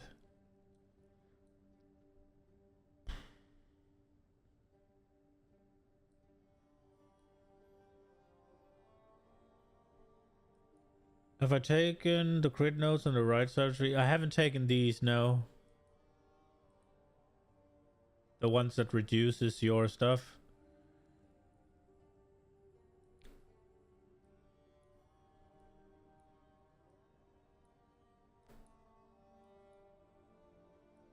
Those combined are really strong. Yeah, I guess you get 30%. I guess you get 40% crit damage. And 30% crit chance, right?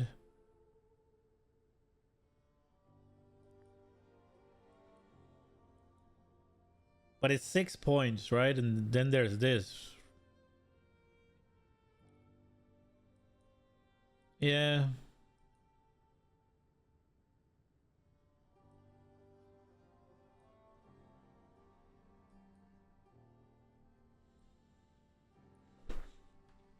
Yeah, let's go.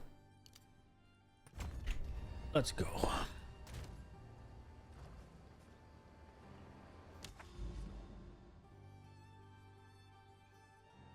All right, time for a tower.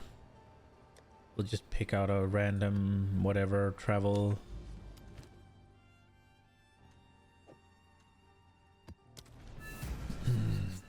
See where we end up. More towers is going to be good. Also, the boss tablet is going to be nice. And more bosses in general. I wonder if they're going to do an update. Like, is our Atlas just going to have more bosses thrown in? Or is it going to be for the ones we discover moving forward? Probably the ones we discover moving forward, right?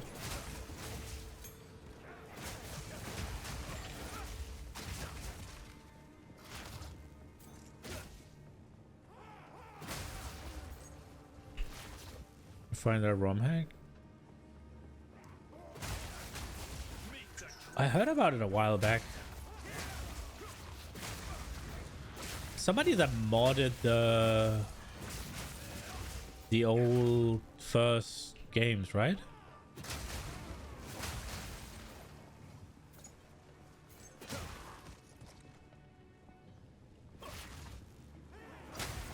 Oh wow, bam. Pop goes the Herald tech.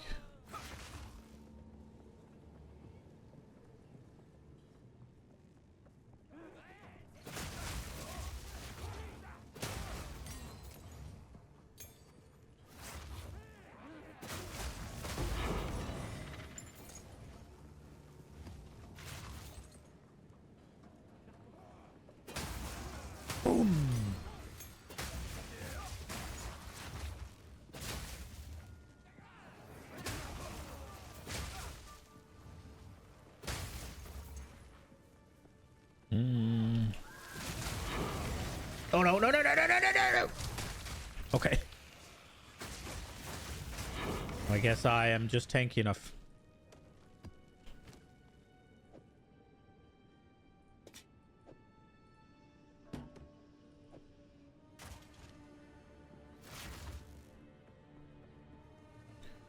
How many more days left of this shit? E3 season soon? Bro, I am not... Dude, your fucking lack of taste is not gonna... It's not gonna fucking pull me out of this. You can come play PoE 2. I'll give you the fucking access code. Yeah. I have a code earmarked for you. You just need to say the word and you could be playing this. Fucking Diablo 3. No fucking shot, bro.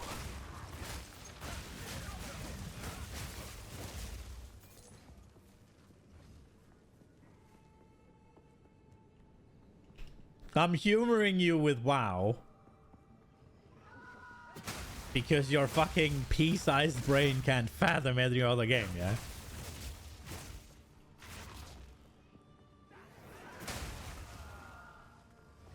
Didn't the D3 end too soon and then start again? But gave people negative Paragon? I did hear there was some sort of drama, but I didn't really pay attention to what it was.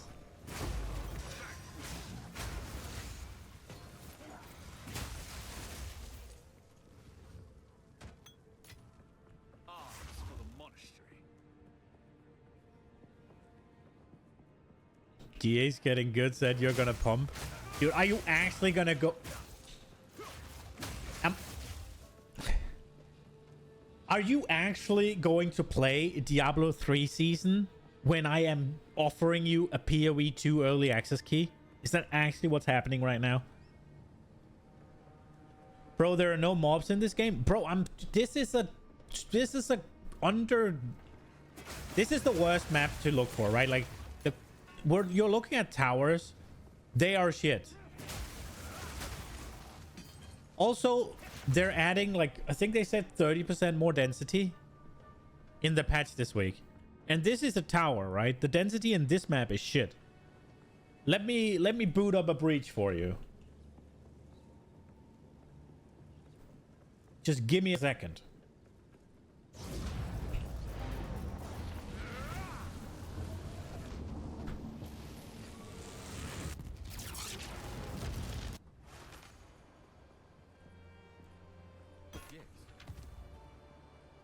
I was doing a low level what's it called? Low level tower map. Obviously the density is gonna suck.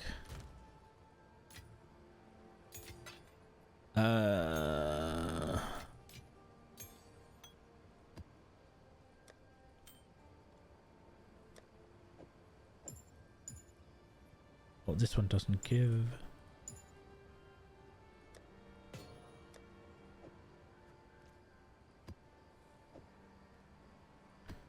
I need that stash tab real quick though. All right, let's see, where are we at? So we got this. Let's add in more breach. I like breach. Breach the best.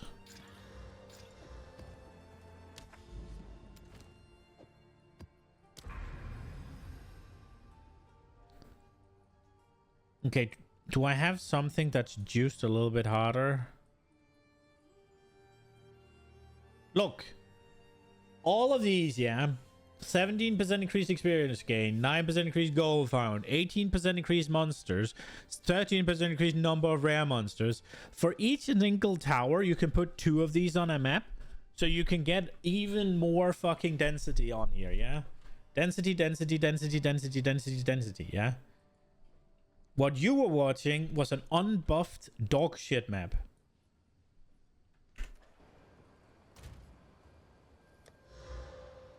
Let's try and make something that'll go pop. 17 Ferritin monsters, chill ground. This is okay. We got more magic monsters. There we go. This one should be okay. You are dense. No, my friend. You are the dense one. I'm sorry. Obviously, it's not a good map we picked. Look. Here's your density. Well, you can't see them because I cleared them, but... And it's bad. It's close to the portal.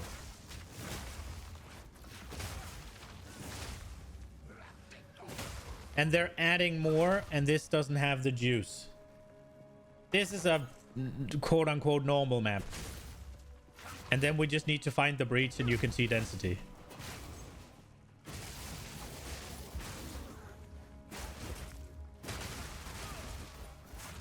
Also, it doesn't help that the Herald tech just completely obliterates all the density when it gets there.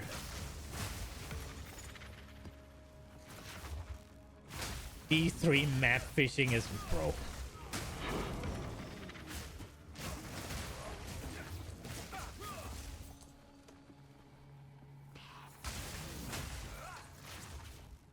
Dude.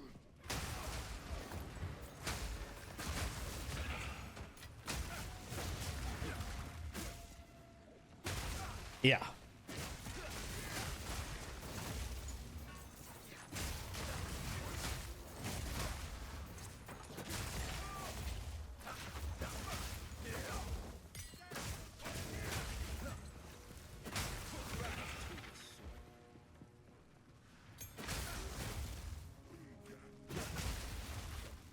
It's actually impressive that this is not, that he's not using like a burner account or something for saying things that are that stupid, yeah?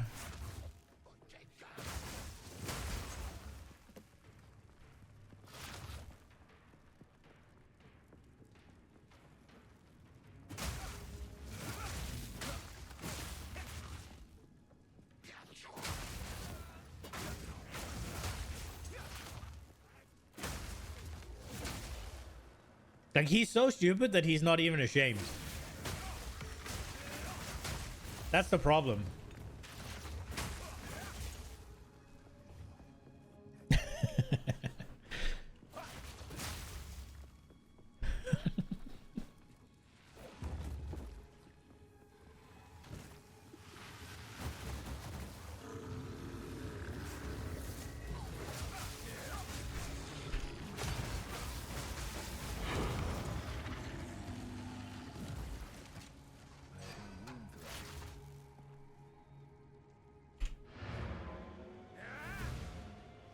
Still no mobs, no speed, no spinning. What you need to spin for? No horse? Oh my god, stop yourself. There's a TP right there.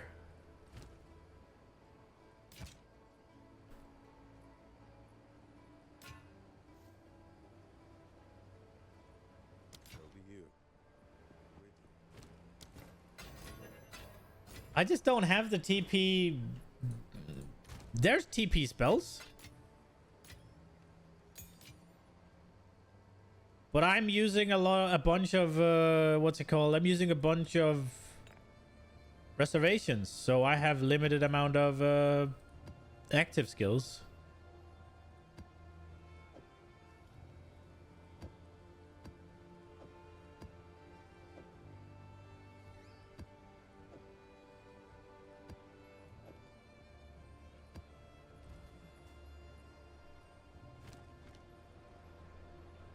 And there is a... Well, I guess the spinning thing is not in yet. Almost, like... You just decide to play a... I think this one's cool.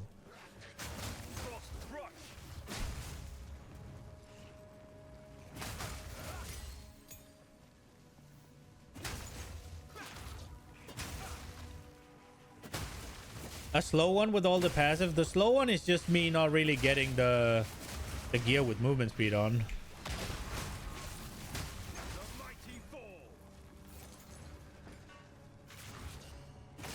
But look, I get to fucking clear things with lightning bolts.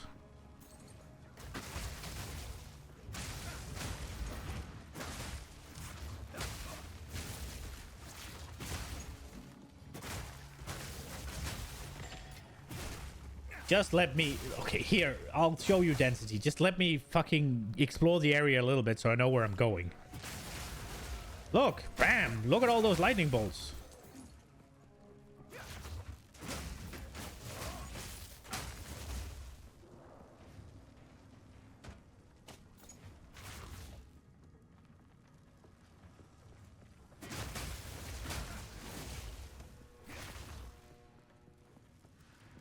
All right, here we go. Here comes the density.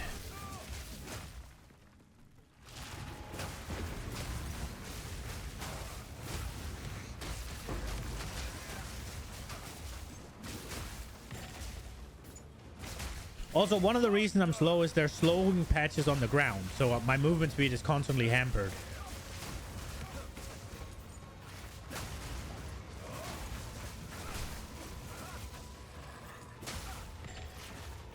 Okay, this one's empty. Here we go. Well, you don't really get to see them because they get fucking obliterated.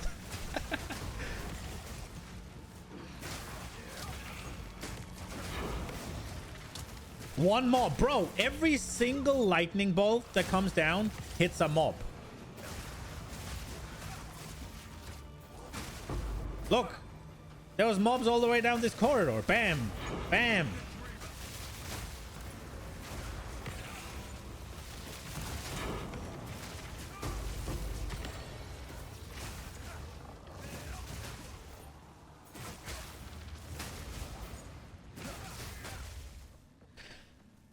I might be a little bit too OP to show you the things you want to see. I should be more tanky and less clear the screen.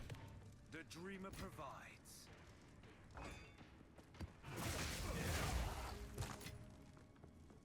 One mob. Bro. You just don't see them because it goes and the screen is gone.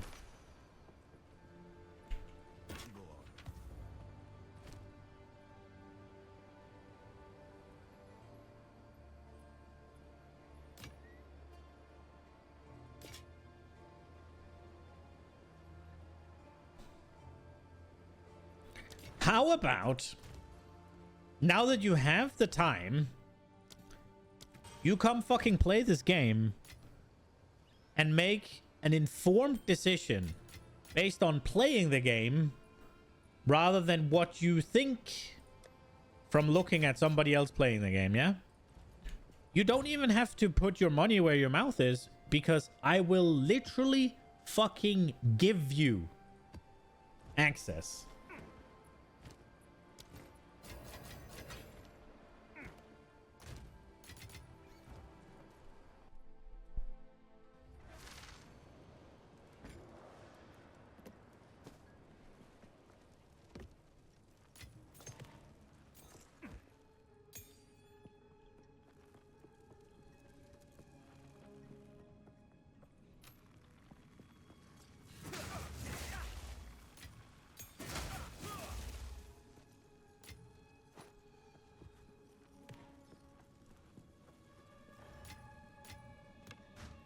I carry few possessions. I don't have room for that.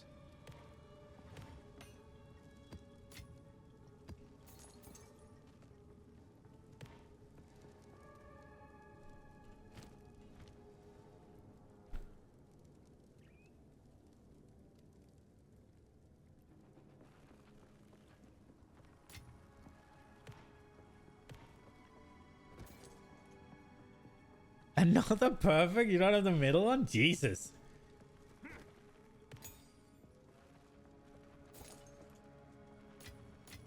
Fate is on my side.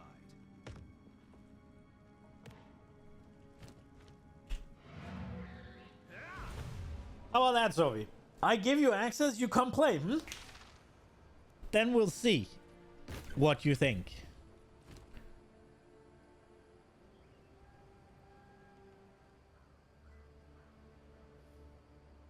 This one's decent. I'll hold on to that. I think I'll hold on to that as well.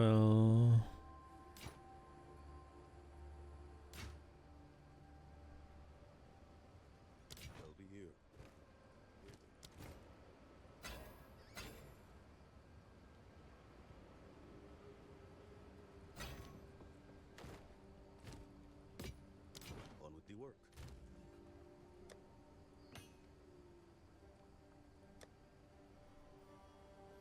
What loads does this require? 67, 42. Yeah, this one's better, right? Much, much better.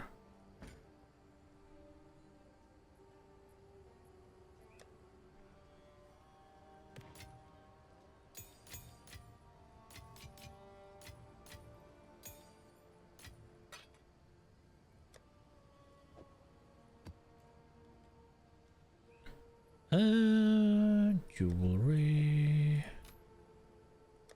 Need to go through that eventually, but I can't be bothered. Time is not on our side. Oh.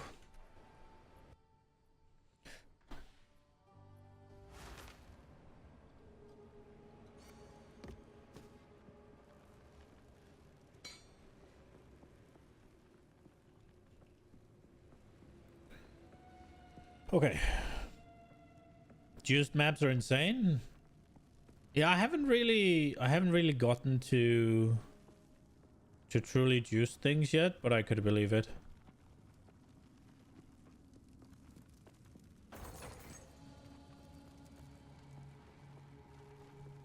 Whenever you get like, I don't know, I had 10 Exile perfect duel and about blasting. I had like freaking 6 towers in range of like a bunch of maps early on. I want to find that again and put it on actual high tier maps. And now knowing a bit more about the whole thing, I'll be better at actually putting it on as well.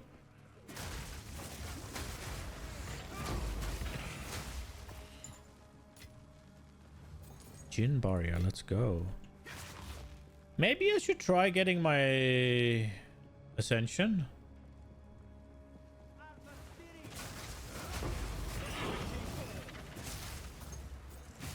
The Ascension is just, it's less about your character and more about your, what's it called? Well, dodging, but also the things, right? Like the, what are they called? Relics, right?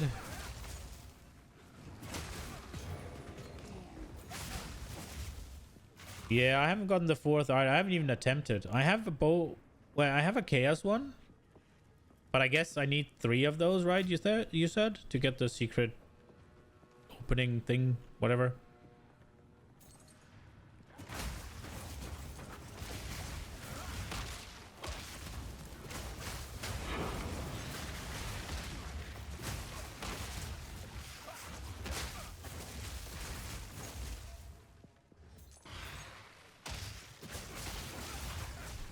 Ow.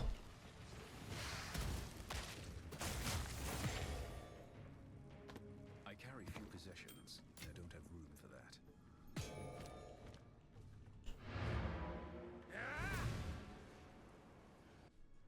You might do it after this map. Fair. I don't know if I feel up for it. Oh, this one's pretty good. This one's pretty fucking good. My brain is a little bit tired.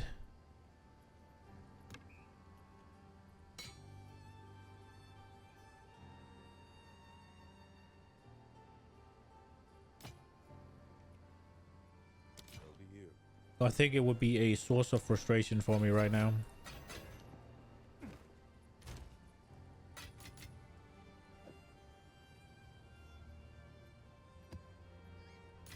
It might be a tonight angle. It might be a tomorrow angle. I think it for sure is a not now angle.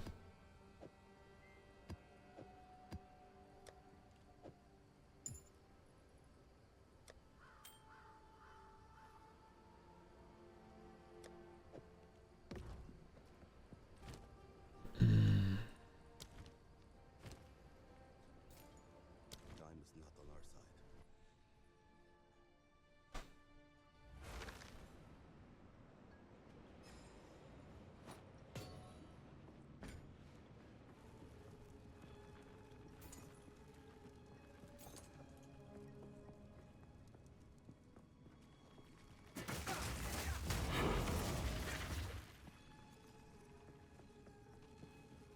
Filter Blade has been updated for PoE 2 now. Let's go.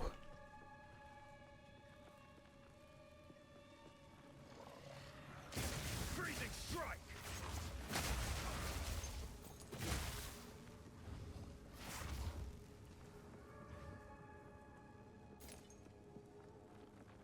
I think I'll wait with fucking with it until the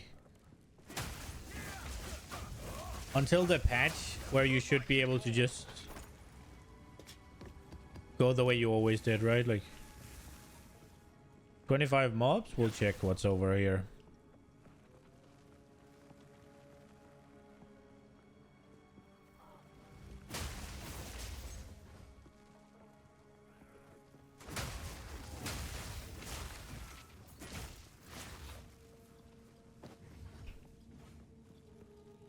So, I mean, to be fair, the density of this area felt a little shit, but there was 25 mobs in this area here.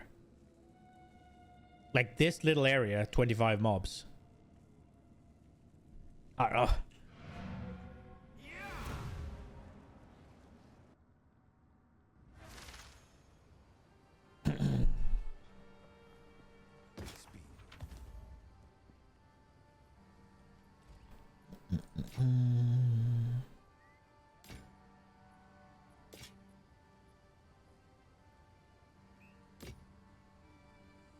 Time is not on our side.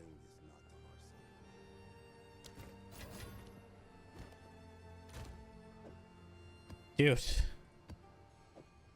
I'm running out of space.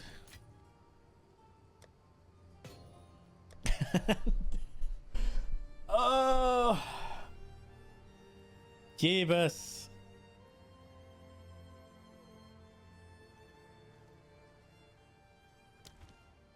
Oh, we're done with tier 13s as well? Fuck. I've been done with them for a while, haven't I? And I've just been keep on doing it? I should have done tier 14s. Oh well, sometimes maybe good. Iron Gods, Magic Monster, Rare Monster, Shock, Ground, Feeble, and Freeze build up stuff. Ew. Okay, what are we doing? We're going towards this tower here, yeah? I was going here because then I could go to both of them. Yeah, so we go here with this breach. Yeah, let's do this. We'll get a breach, so we'll get a tier 14 in there. My first tier 14 map. Let's see where we're at. I feel like now is the time damage should be starting to fade out.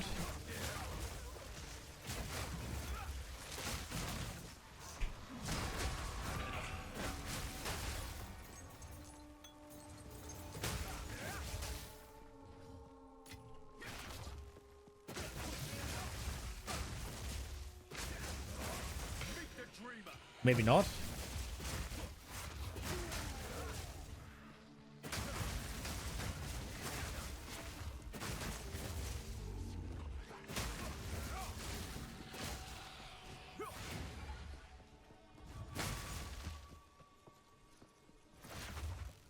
Okay, so far so good.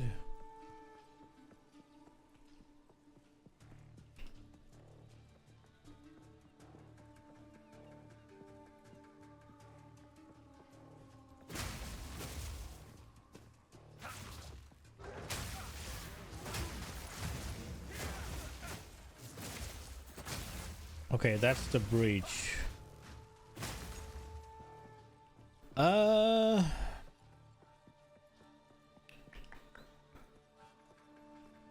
It only had the breach in it, right?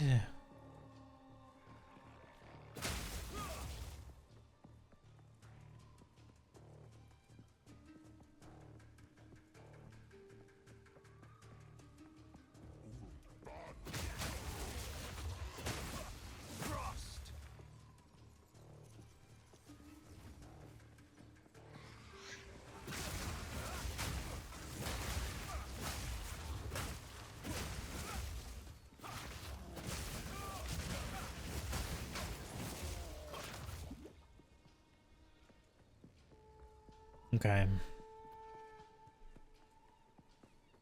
I think we'll activate the breach here.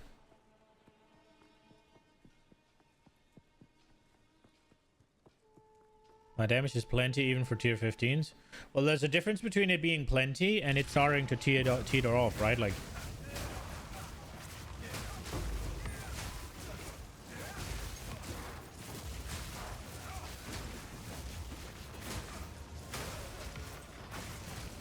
I might not have the luxury of just one clapping things anymore, is what I mean, right? Like,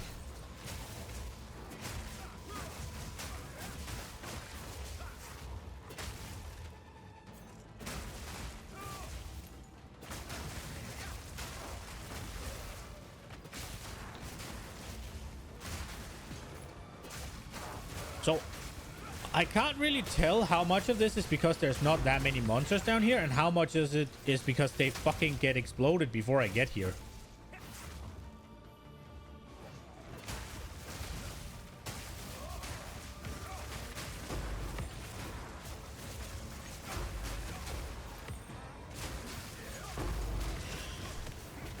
I did it! I got the fucking hand at the last second. Herald tech is crazy for breach. Holy shit.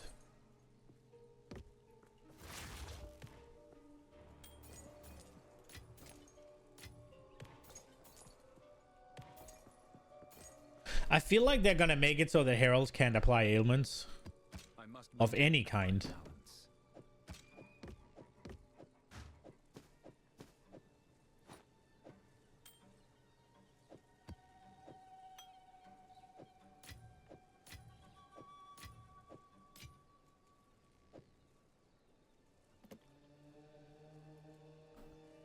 I don't want them to do that, but I feel like it's coming.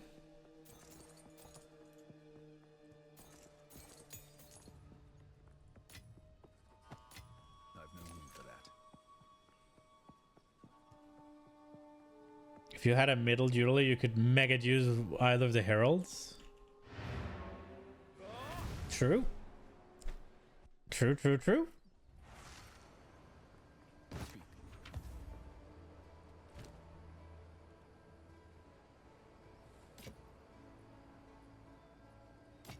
I would very much like to do that myself as well.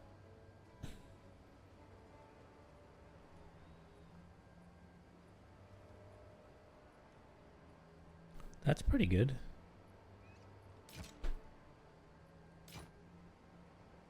Time is not on our side.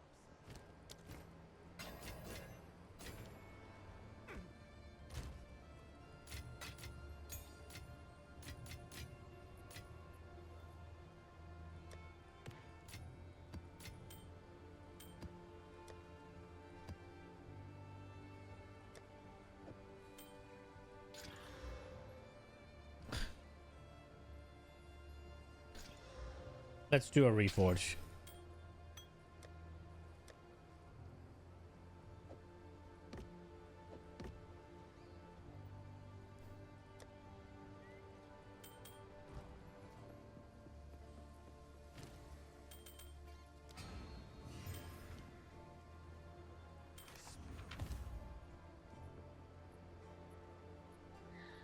Okay.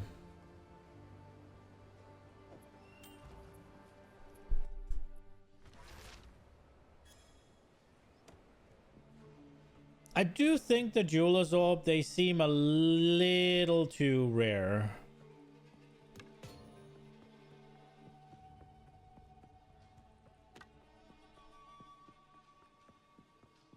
The perfect ones might be okay in rarity, but the middle ones seem too rare. I feel like most of my skills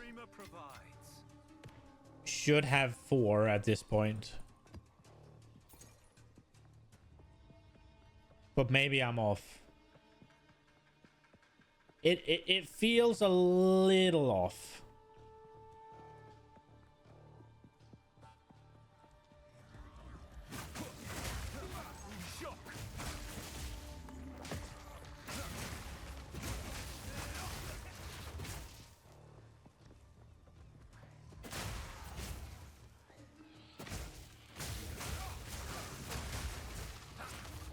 Look at this freaking change in scenery. That's so cool.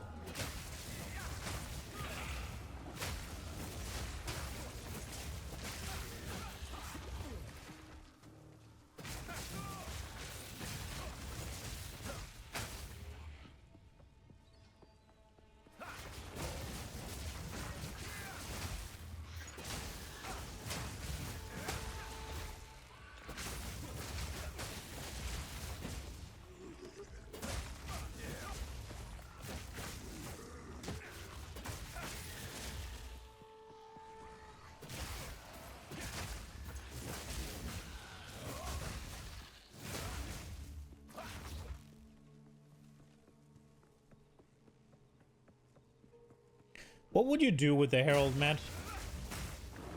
I think for my ice, I'd put the chance to shock, chance to AoE shock. And then I can't really see much other than just putting levels on them. I'm stunned, or?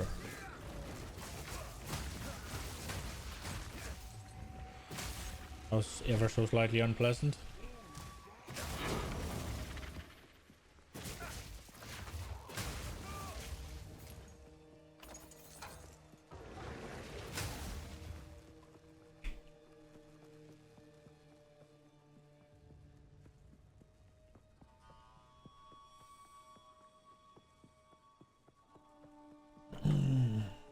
I guess you could do AoE.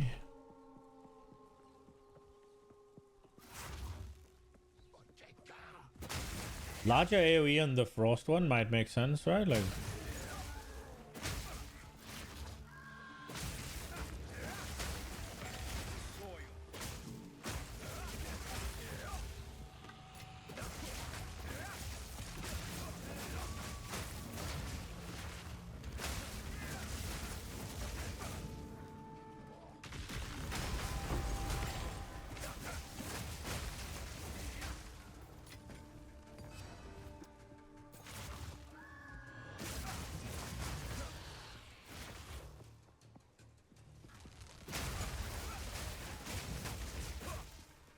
and I should put the one that increases the shock magnitude and the one that adds lightning damage after it kills something. That one I have. Wait, what do you have on now then?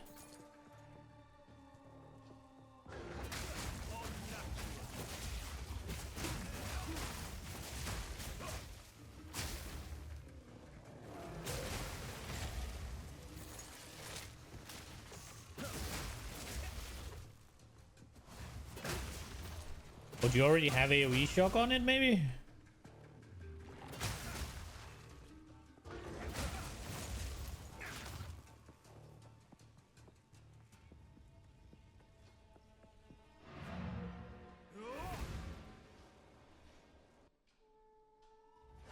I should have magnified effect, lightning infusion, and conduction.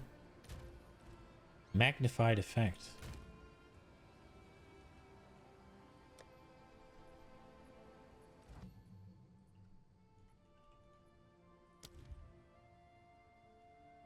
Oh, yeah, that makes sense.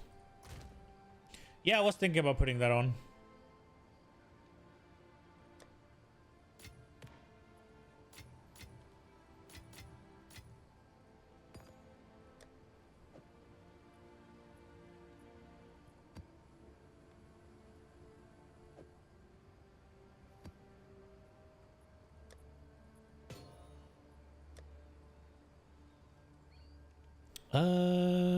CR essences. Caster. Lightning. Attack. Should we try a life modifier? Bam! No. That was bad. There we go. Can go firmly in there.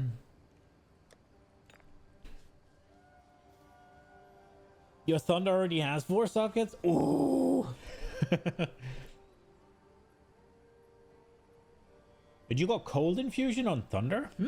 Okay.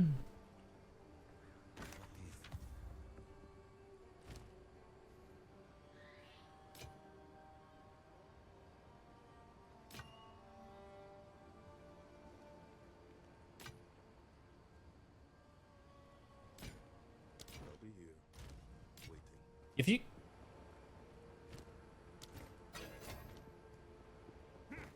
I thought of a wrong thing. My bad.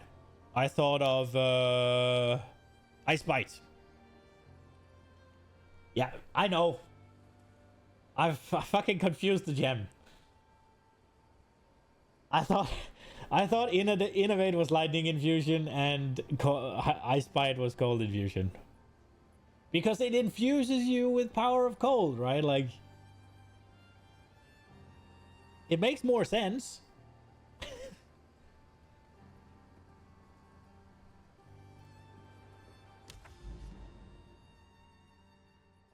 Let's go there.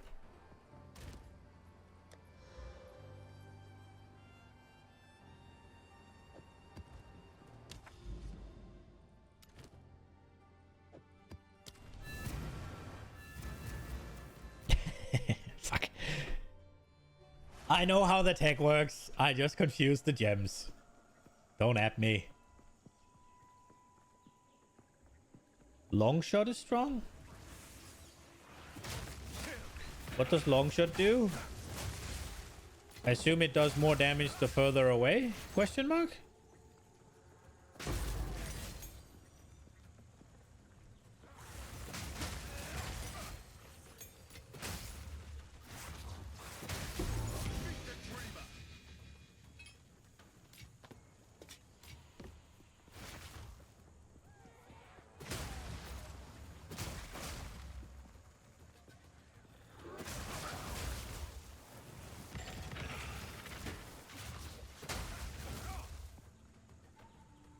Oh, I'm definitely putting that on. That sounds really good.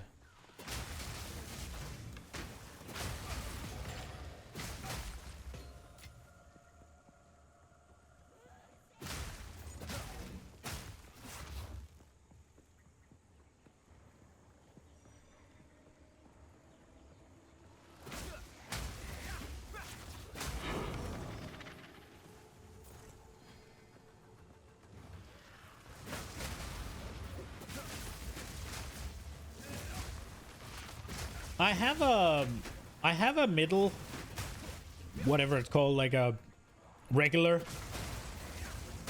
to make it a 5-link, right? I carry few possessions. I don't have room. I do have one of those in my stash.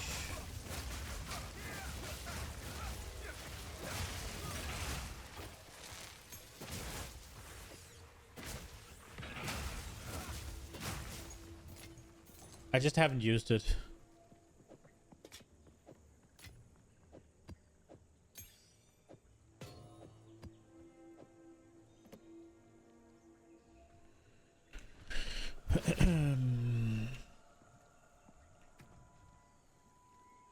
Dude, Herald? Okay. What did you say? Long shot? Herald of Thunder has an opening.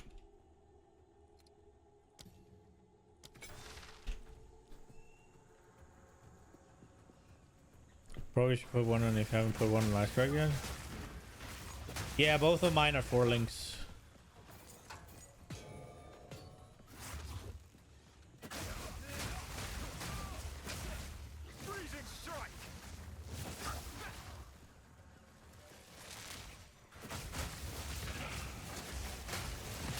No!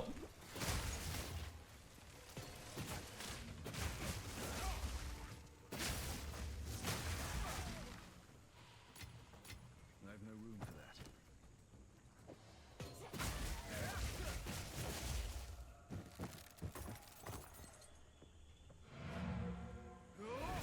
Now I was thinking about putting it on. Herald of Ice, to give it the AOE shock, or the magnified effect. What does this do? Allies in your present deal attack cold damage. Oh, that is really ass.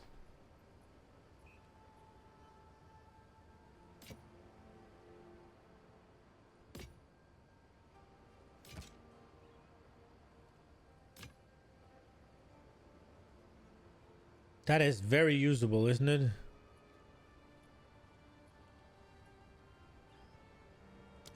with the work.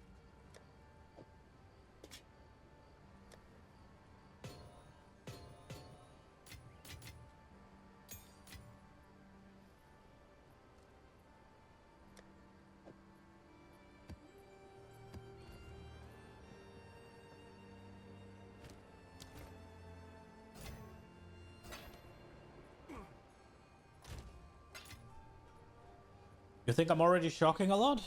Okay.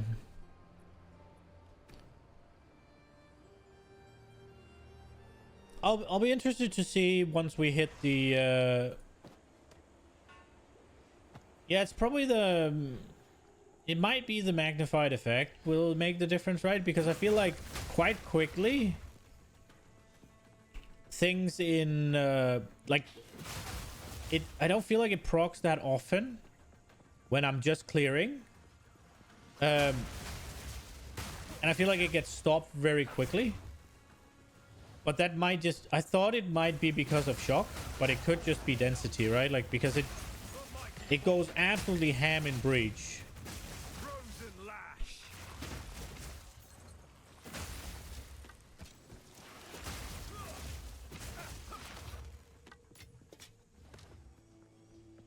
Yeah.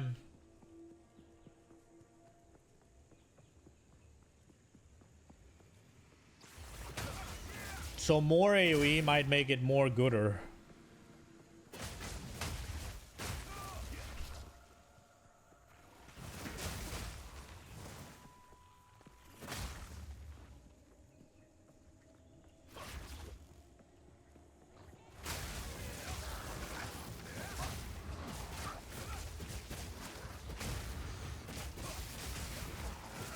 Should I already have magnified effect on ice? I don't think I do.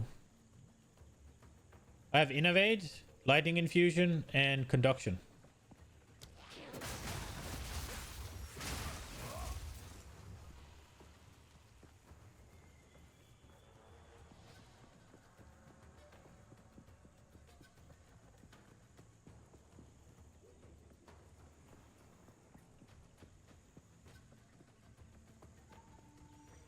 And it's already working pretty well.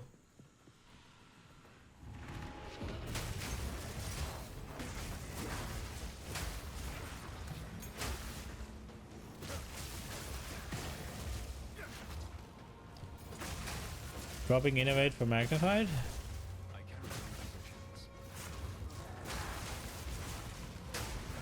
I mean, in that case, I just add the other. No, what? No, that was a shit breach. Damn, I should have gone this way. I'm stupid. I have no room for that. Fuck.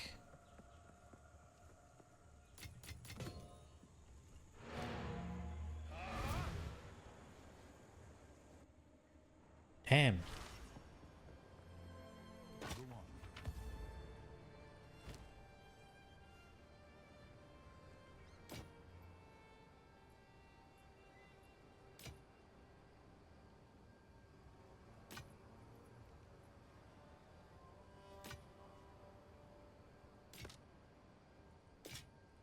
On with the work.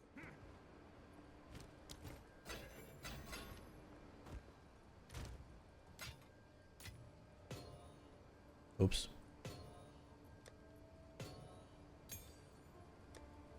But I could just use this, the Greater Jeweler's Orb, right? I could just use that on Herald of Ice and put magnified effect on it.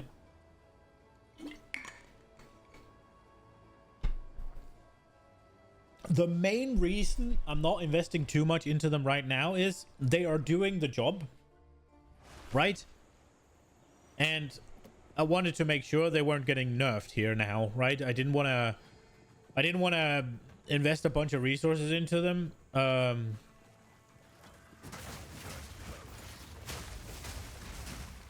Overcharge, is that the one with magnified effect, or like whatever, bigger magnitude of shocks?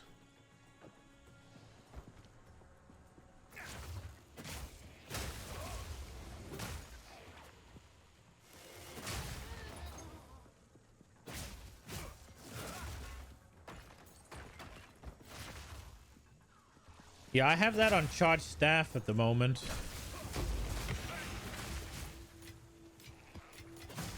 So that it actually works on single target.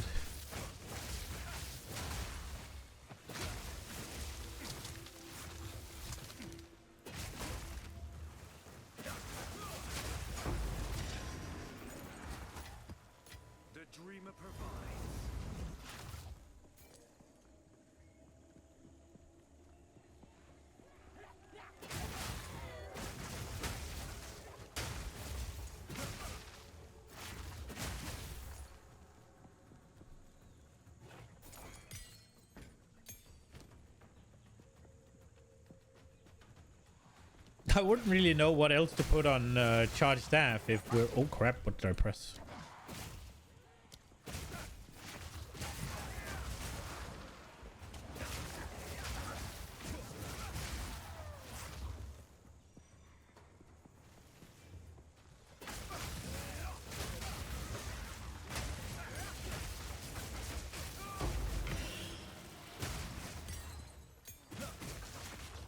Could put the shock spread on the staff. Maybe it's already... That is already on the...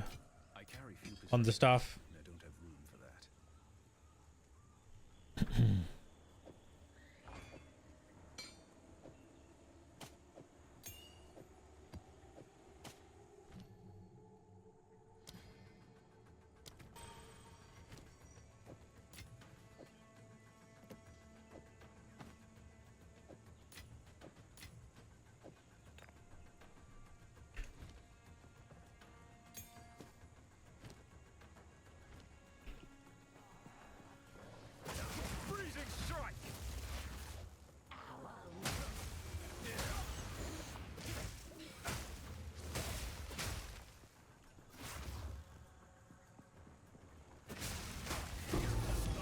What am I using on the staff? I think primal weapon as well as those two. Because staff used to be my shock thing, and then I just haven't really changed it after I did the herald tech. I just took out the 100% shock chance. I just took that out of the staff and put it on the herald, and then I put primal weapon in there.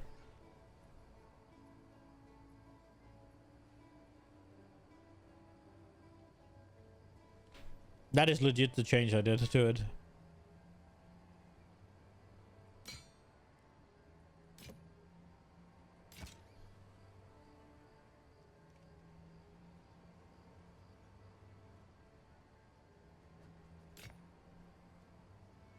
On with the work.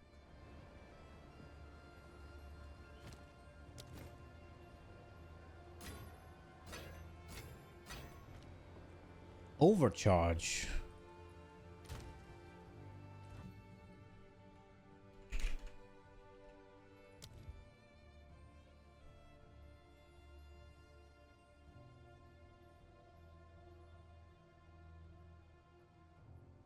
Wait. Overcharge is the thing I'm thinking of.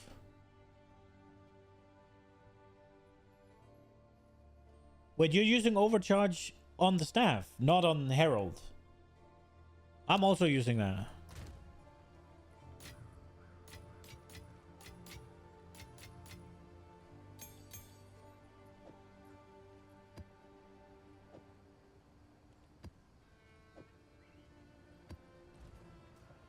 Did I finish the map?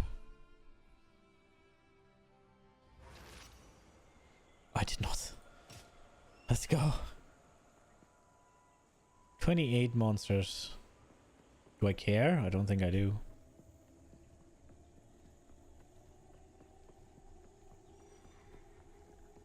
I think we're gonna use...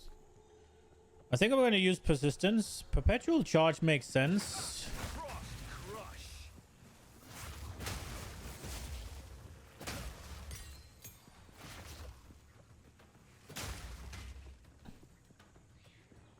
I am thinking because with the with one of the nodes I've picked, I feel like I could spec out of the one where you're whenever you use a power charge it counts as spending one extra.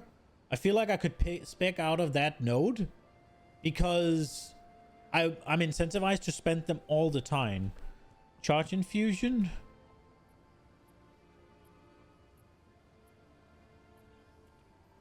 What is that?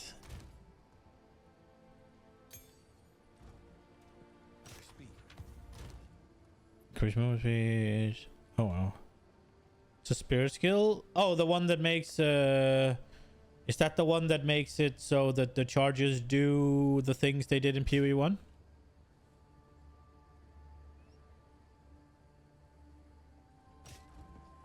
What is it? Time is not on our side. You could drop perpetual charge. I don't think I'm I would like to use it, but there's a little bit away until I can. It's the one where endurance charges gives you defense, and power charges give you crit, and frenzy charges give you attack speed, right?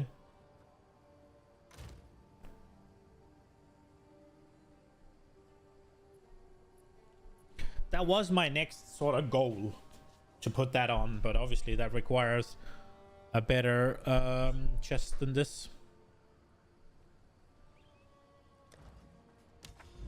And then I would want to find a way to use I would want to find a way to use or to gain frenzy charges. Magic size, monster size, number of monsters, movement speed. Ugh. This one's yikes. How much spirit? I have 7 left. You're running it with 200 spirit?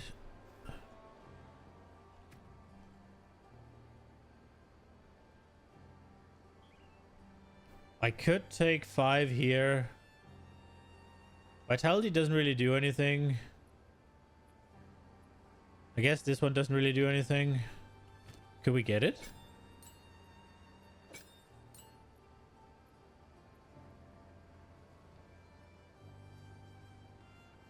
Oh, these are not 5. These are 20 and 15. Well, we could actually. What are we dropping then? Is it time to drop Staggering Palm? Fun, eh? It's been fun. The only spirit support you're using is Clarity. Yeah, I think that might be better than what I'm using here.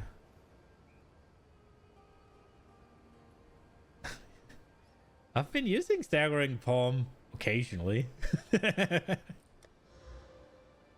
It gives a little bit more oomph to your bell.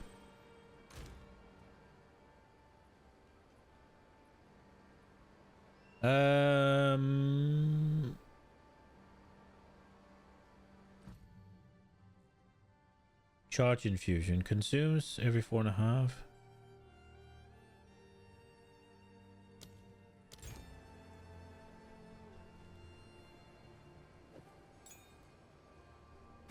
Bro, I am an aura bot at this point.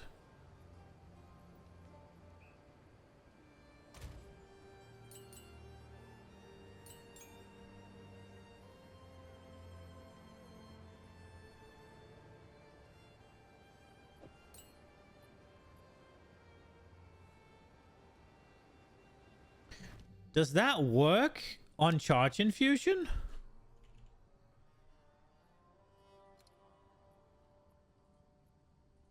I guess it doesn't.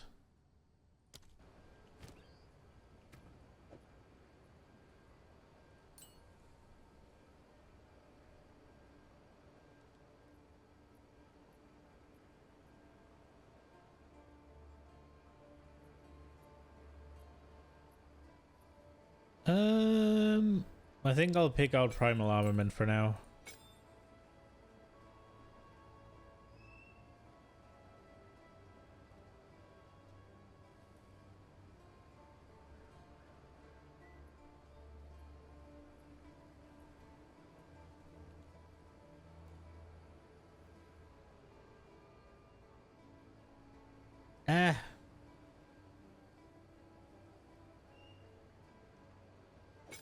Maybe this.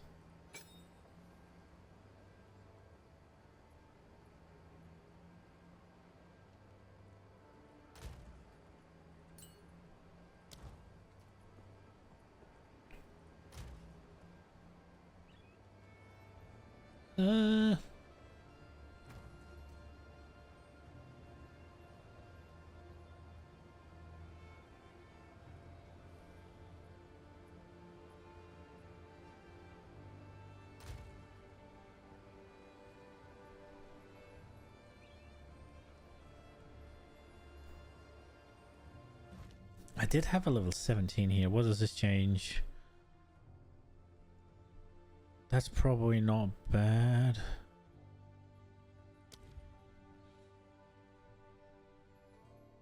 Wait, so why are the heralds already level 17? I don't have the dex for Herald of Thunder.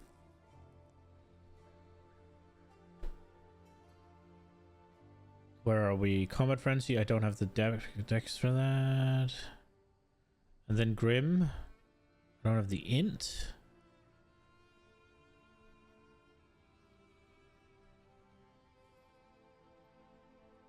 Guess we'll use it on this. We'll find one eventually. Let's see how this works.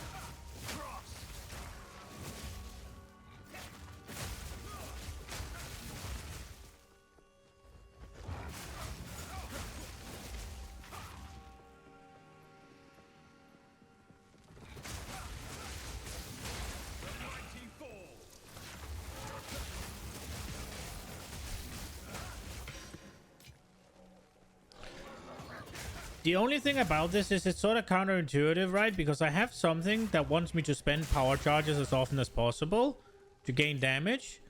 Whereas now I kind of want to hold on to them.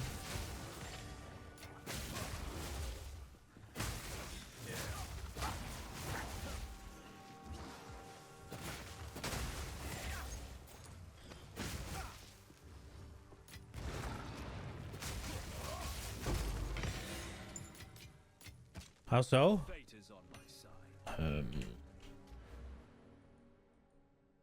Here, right? 20% increased critical damage if you consumed.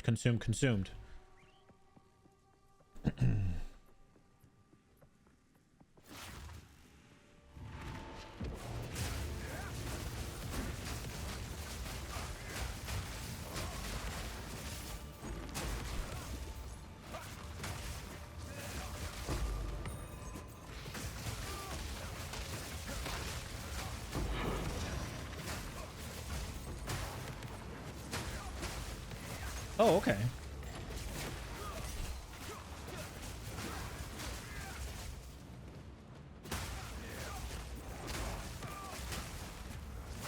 Well, that makes it even better then. Then that is passively up.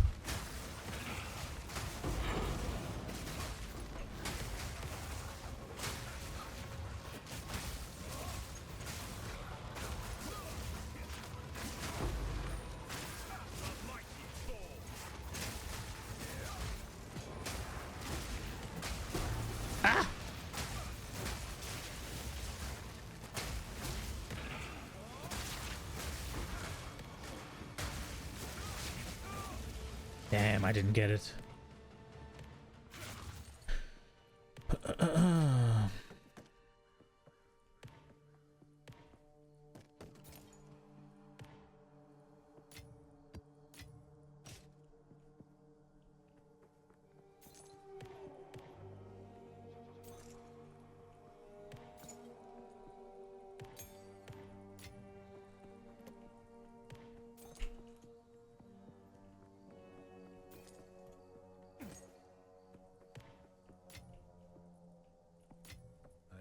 Every 2 is it? Wasn't it 4.6? Yeah, 4.6. So it's near perfect uptime.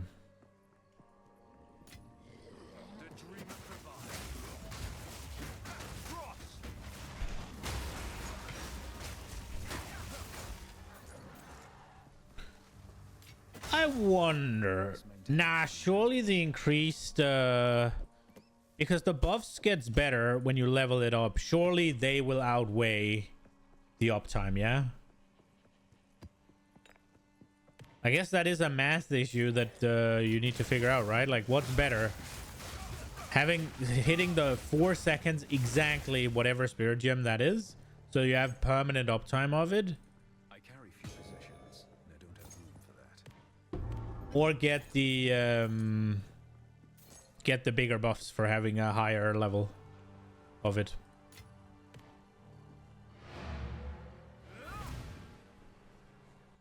things to math, I guess. Speed.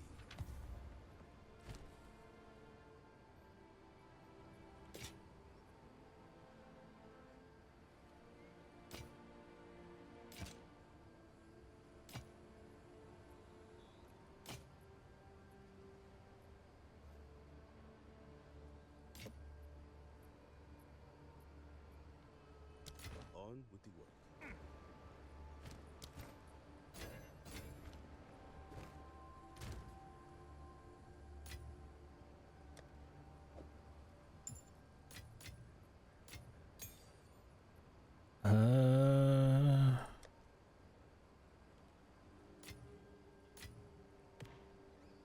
We're almost at 200, boys. The breach mobs or the breach bosses better start getting scared. I'm coming. Attack speed with the bows, projectile damage. Ooh, that knows what it wants. Got a breach ring, essence, life. Bam. Fuck are you? Oh, maybe. Maybe not a fuck are you.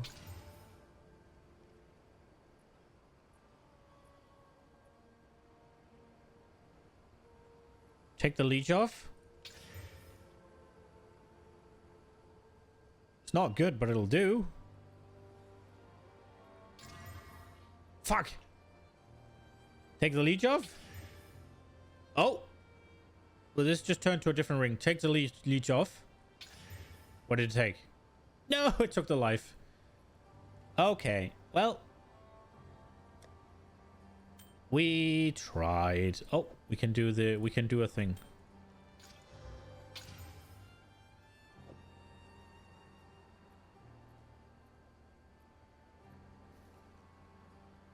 Legion ring is biz, isn't it? Did I misread? Yeah, physical attack damage. I don't do any physical attack damage, so it's useless for me. Right? Or I basically don't do any. No? Okay. Well, then I guess I bricked it.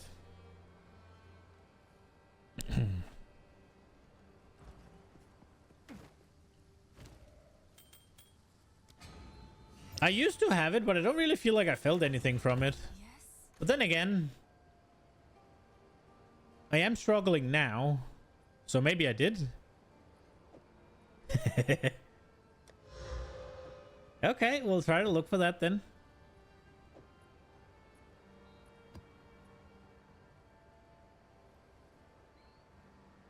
I feel like I used to have it. I mean, we can math it. We can science it, I guess. I could put one on. It's nuts for you? Hmm.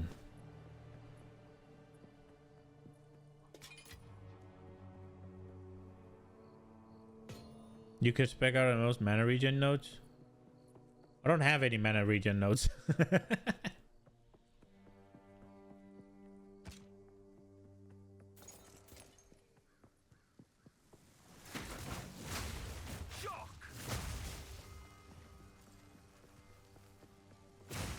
What was it? It was like 6% of physical damage.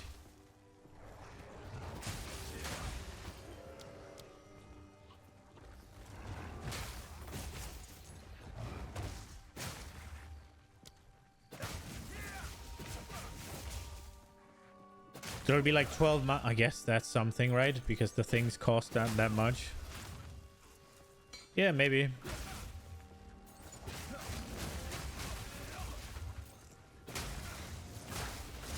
It might have been...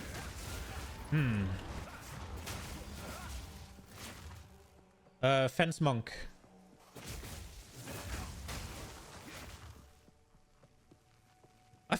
Now that I think about it, I felt like it didn't do anything. But now that I think back on it, when I swapped out my ring that had it on... Hate your life 69. Fire damage, maximum mana. Ooh. I felt like it didn't do anything, but now that I think about it, when I swapped out of it, it was the time when the mana started to... It's not an issue. I just have to spam my pods. And I guess that's when...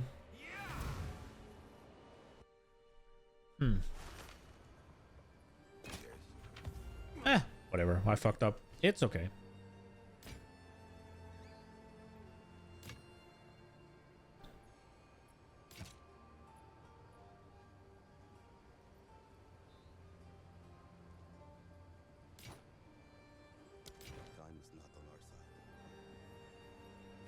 You learned today? Yeah, surely it would have rolled bad when I slammed it, so we didn't lose anything, right?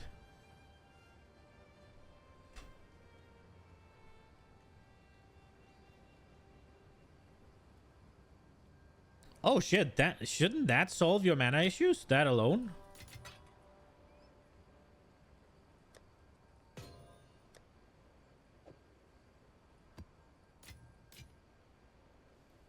Spirit, mana, regen, party member, present cast spell, you sacrifice. Oh wow.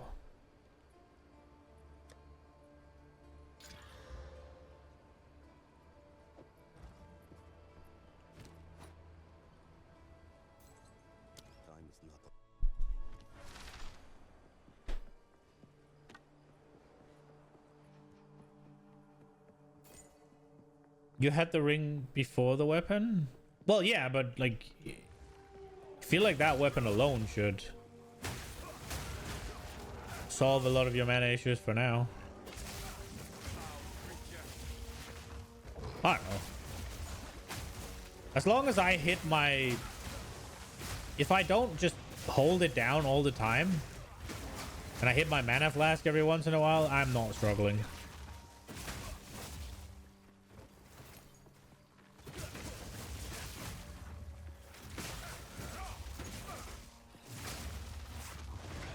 Just run out of mana. Well, true. But bosses don't last long enough for me to even get mana issues. Surely they don't for you either, yeah? With that weapon, you just bonk them.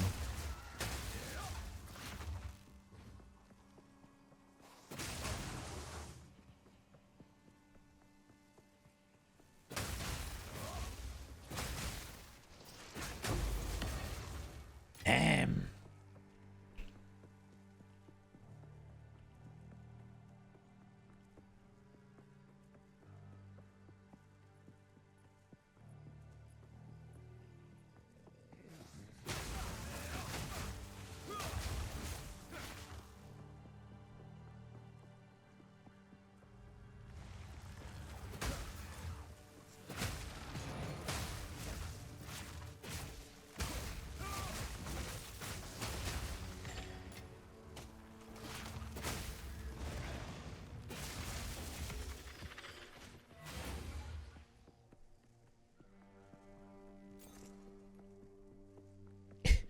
It ate. I finally built an endurance charge and it ate it in the little moment I built it. Wah.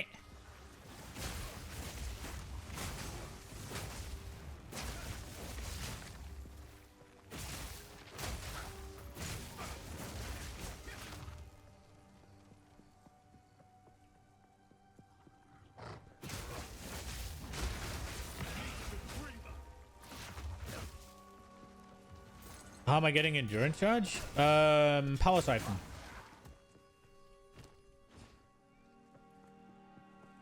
Wand with power siphon.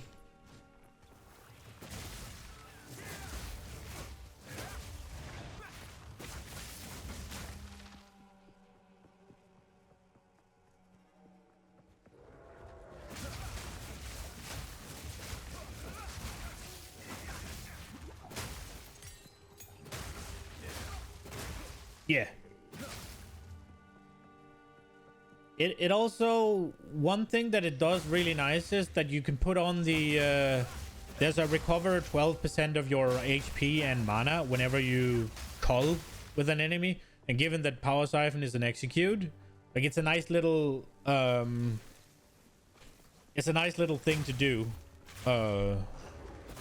But just a little bit of regen every once in a while. And instead of it being, you know, the execute palm, whatever, this one's ranged, so you can just bam. Yes. It's super neat. I use it every once in a while. Never ever take ruin mob? Yeah, fuck that. I'm never dealing with something that can just end my trial like that. Fuck that.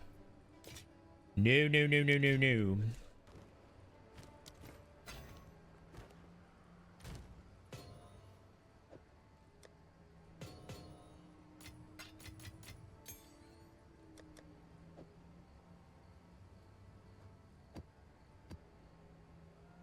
Was fine on the Deadeye. I've never picked it in PoE 1 and I've never picked it in PoE 2, so I don't even know how it'll look like, what it looks like. Oh wait, no, that's the shade one. The ruin is when mobs hit you, right? Then they inflict you with ruin, yeah? Yeah, no, not touching that. No, no, no, no, no, no. Not touching that with a 10-foot pole. Fuck of that. Let's just do a random tier 8, I guess.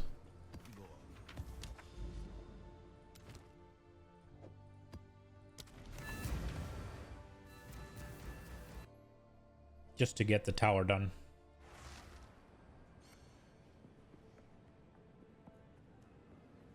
Oh, so it is the shade thing. I've never seen it. Like, I've never picked it. In PoE 1, there was one where it was the mobs that gained the... like, they gained an ability to apply ruin, right? Never took that either.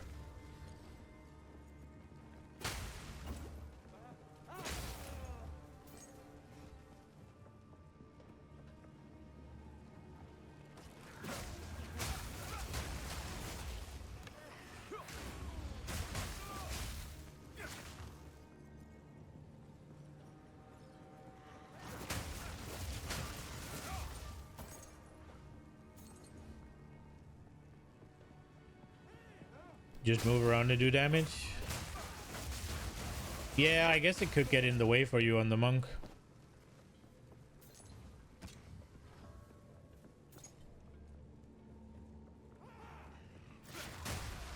I didn't do anything. I have my fucking mouse off the key, or my hand off the keyboard. That was Wind Dancer executing them.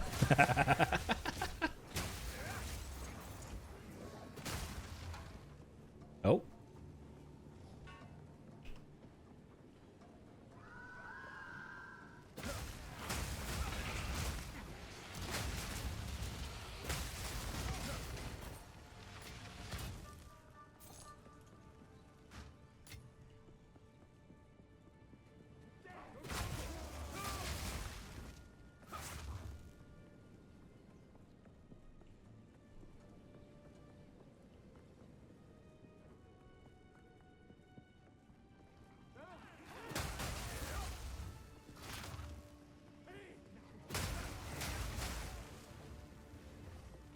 I think, didn't they? I was just thinking about what Wind Dancer and then what they were talking about with the scavenged armor, that they're gonna make them, if they're supposed to be the same, then they should have parity, right? They were saying something about armor right now is being a little bit bad and it doesn't have any good options either. So like, armor itself is bad, and then it's Wind Dancer equivalent, scavenged armor is bad, and then evasion and energy shield is a bit strong.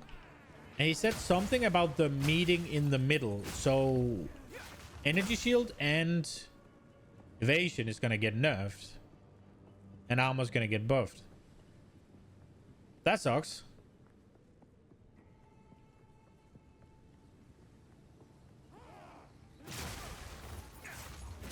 Is that warranted though?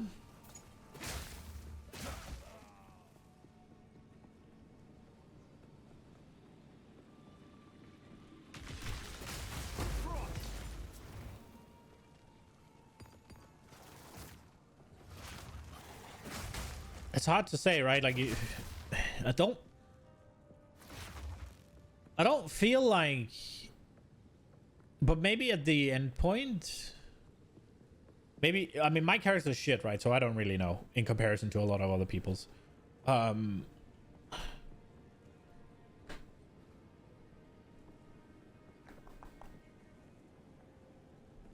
Maybe, I don't know.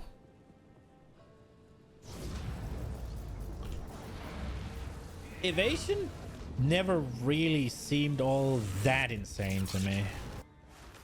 Like, it does what it does, right? Like,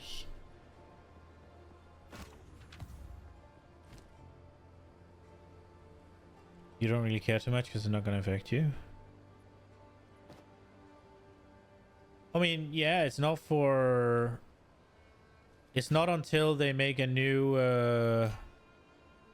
patch or whatever, right? Like, it's not until they make a new league or whatever they want to...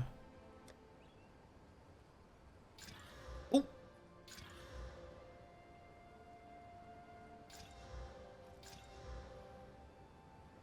Well, those two went to shit. Also, it's not 30.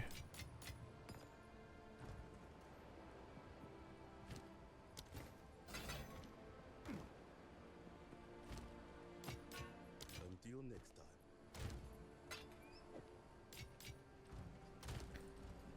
Yeah, true. They won't change it until the economy reset. Okay, let's see. Probably shouldn't do breach here. There's a lot of things with breach, so we'll do irradiated.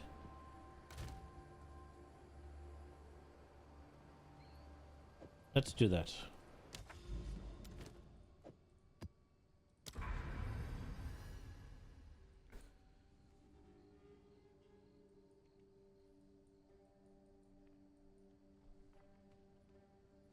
And then we'll go here.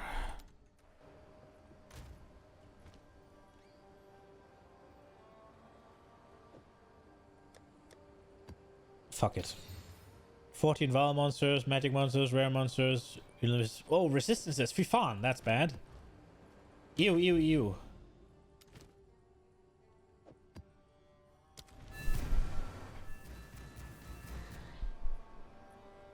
You love in the Trial of Chaos, you can hear Aztec death whistles in the background? Huh. I don't think I've noticed that.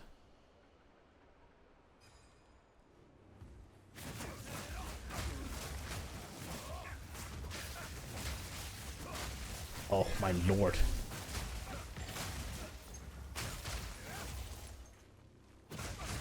Did it hit the resistances? It did. 67% additional resistances. Ooh. It's loud. Maybe I don't know what I'm listening for then.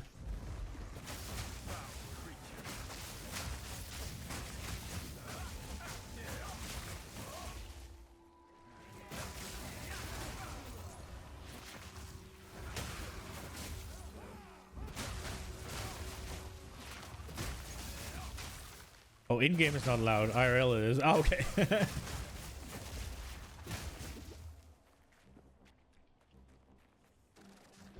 Could wake up your whole building with it. You'd probably not be a popular man if you did.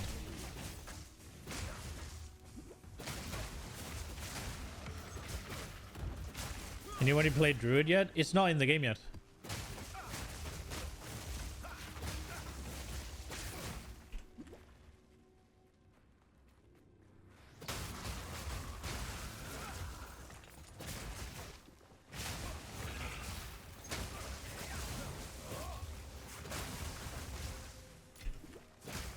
Oh, I do hope that like whenever they do the economy reset, because they were talking about the acts, right? Like whether or not they should finish them. I hope the economy reset comes with new classes, right? Because right now, if you reset the economy tomorrow, I would want to I would want to play monk still, or again. But if they add new shit in there, I'd be excited to try that stuff.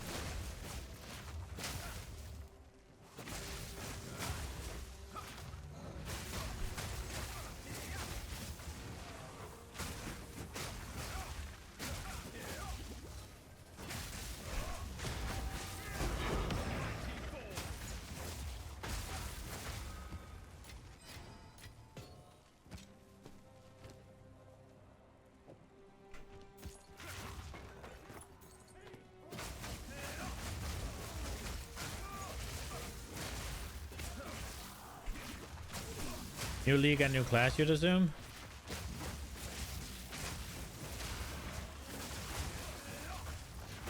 Yeah. I guess we'll see.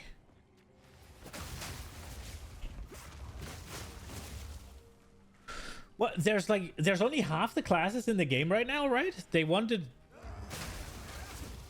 And also ascendancies. There's going to be one more for each class, right? There's going to be 3 ascendancies per class, yeah? Oh my lord, am I going to die here?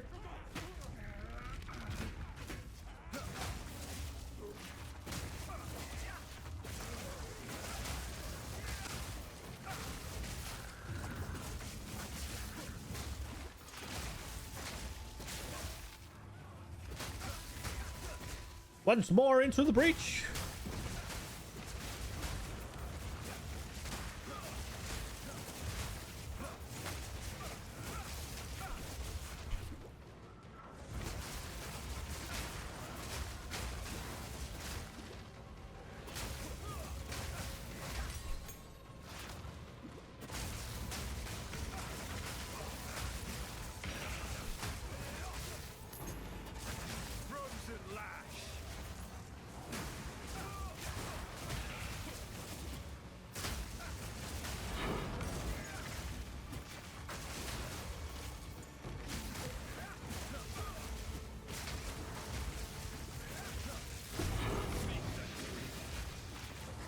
Wind Dance strong. I killed things in the area I can't even unlock yet.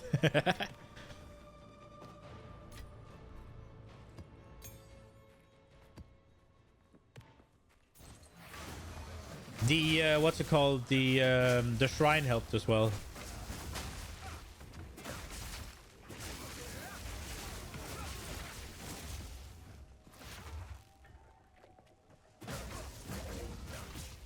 But holy shit, do they have a lot of HP. Well, they don't. They have a resistances. They have 67% extra resistances right now. You found Avenger's Gamble? Is that good now? It was shit after they changed the rarity stuff, right? Like, oh, sorry, current quantity. Or removed? What did they do to it again?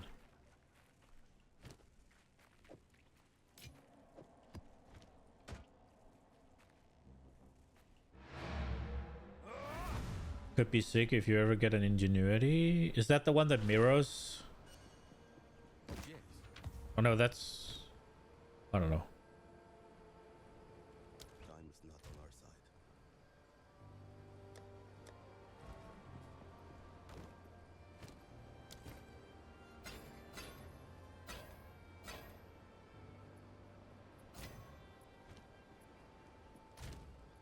Makes ring 80% better. Oh, is that the...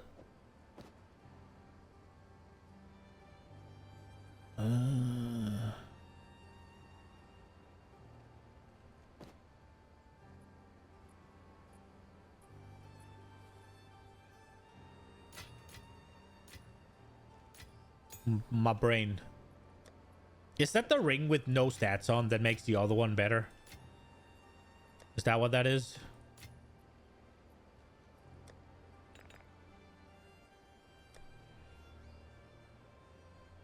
Oh, it's a belt. Right, okay. 100 man. Oh, that sounds pretty good, though.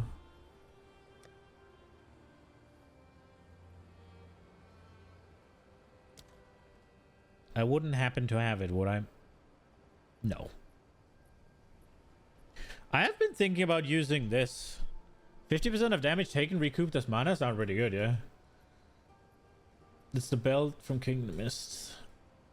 Man, I would like to fucking get to see some of all that shit. I guess we need to speed up.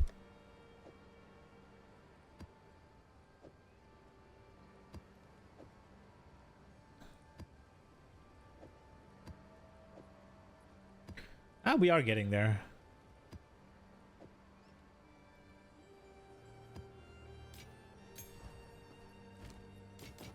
we're gonna be in tier 15 soon.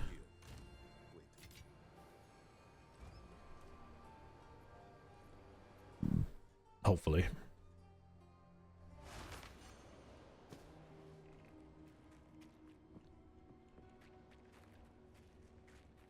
Just 3 freaking rares in there? Yikes.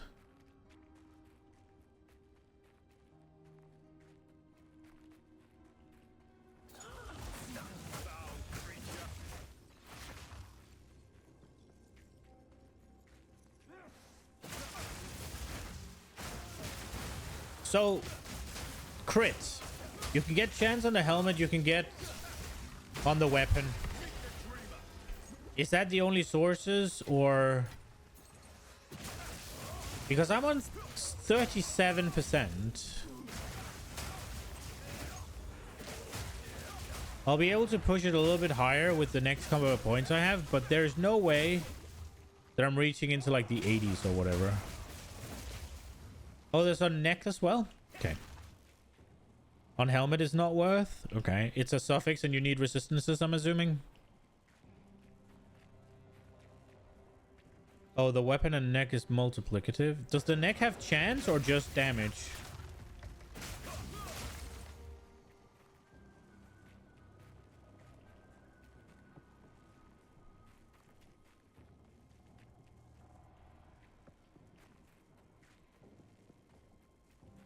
Both? Okay.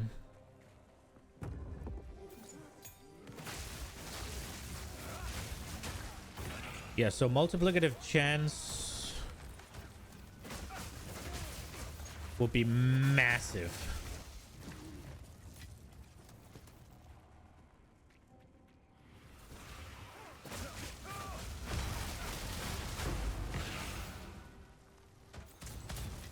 Elgo Brut.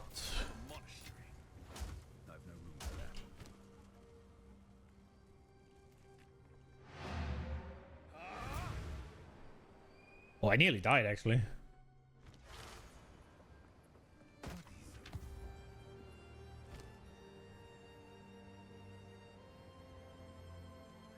You don't feel like bonus is that good on gear? Hmm.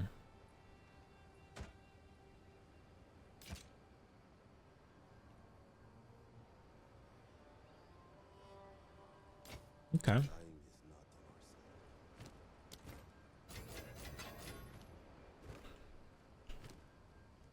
Yeah, I think I was told that it's multiplicative on weapon, which just... I think that just makes it insane, but I don't know. I don't know. The main reason to get crit for me is to not worry about pen. So yeah, it's not... I do wonder how that works with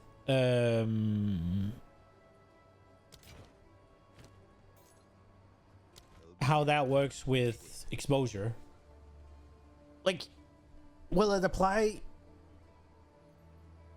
It's just when exposure applies.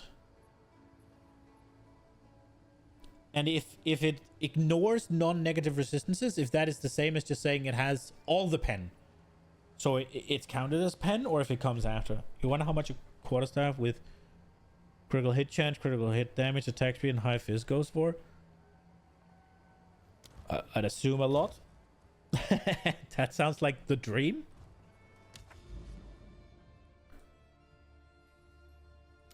Okay, time to go to tower. So we'll just take a random whatever here, tier 8.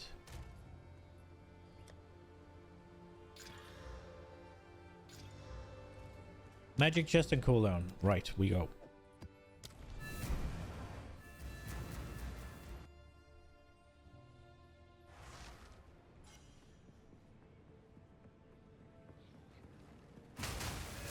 Oh, I have 0 regen now. That's why I had vitality on.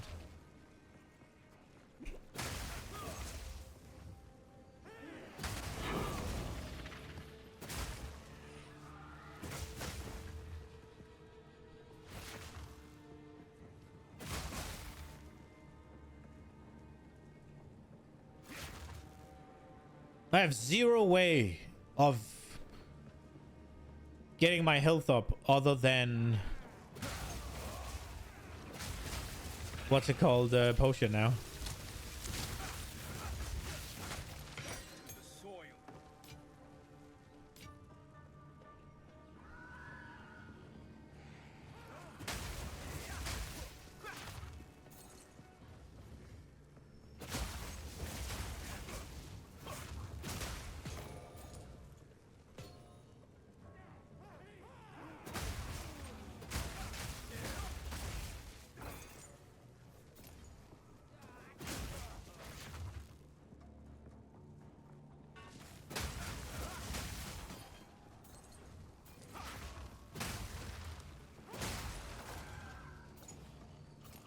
Okay. Well, I think you want to add to that, Matt. It has to be a gothic quarterstaff, right? Like, not just a quarterstaff, gothic quarterstaff.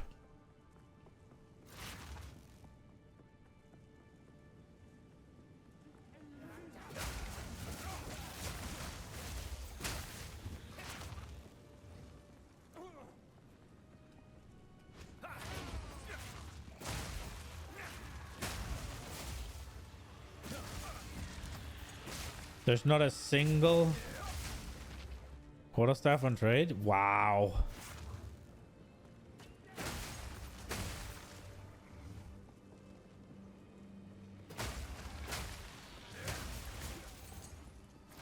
I mean, that's much more necessary to get, what's it called, some sort of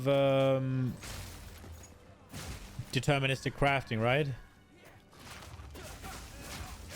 Because if the entirety of the trading community can't even cobble one up with perfect suffixes, then how the hell is anybody ever gonna get it, yeah?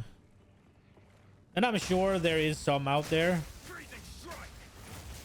that is being used, right? But the fact that there's not some up for sale at all times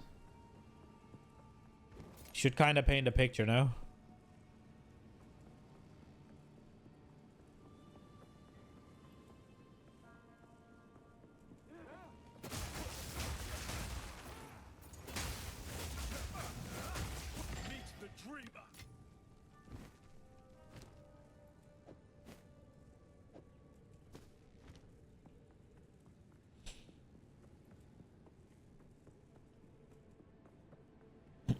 I think it's necessary.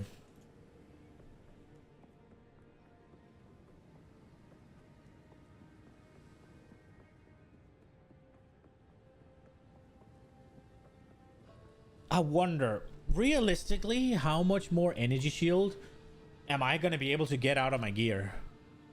Because I have 371 here. And this is... They are expert, but they're not the best base. They don't have flat, but they have a good roll on it. These ones are not the best base. And they have no added to it. These one could roll better. Like, but... You're using wrong side. It's percent crit chance, not percent increased. That makes sense.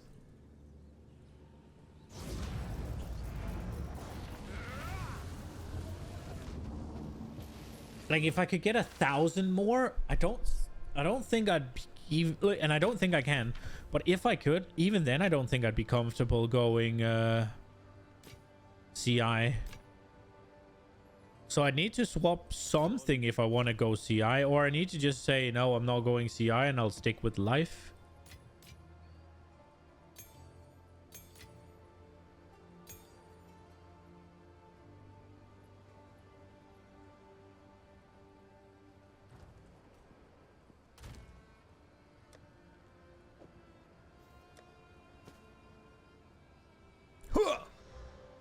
Tier 6? Yeah, no. That's dead.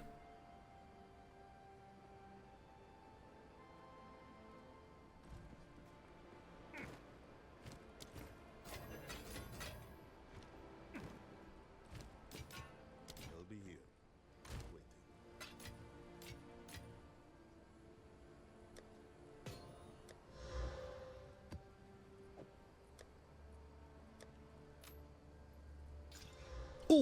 Okay.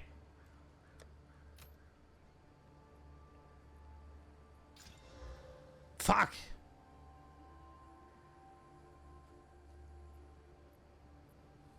$160 divine. Jeez. Ah, this one's dead. Damn. On with the yoke. Okay, let's see where we're at. So we are here. There's a decent amount of breach, so we'll do irradiated again.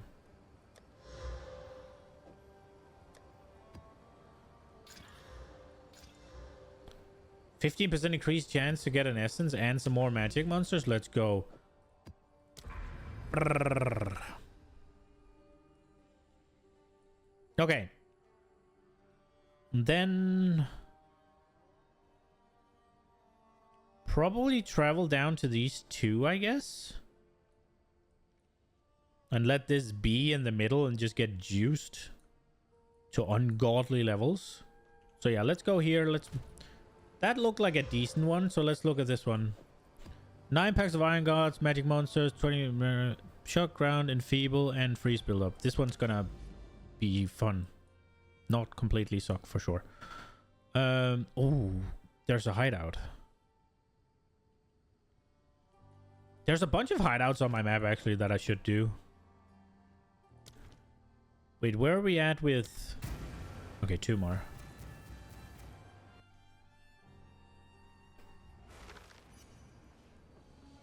I think this is gonna be... Oh, what happened, by the way?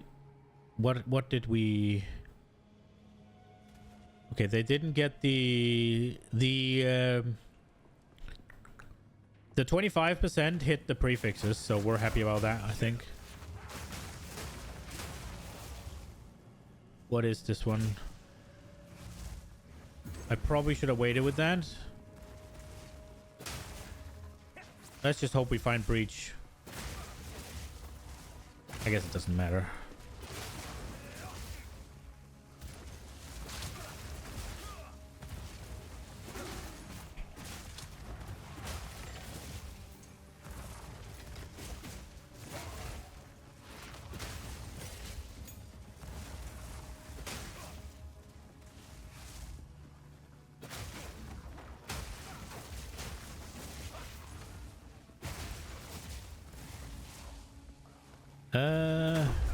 Ooh.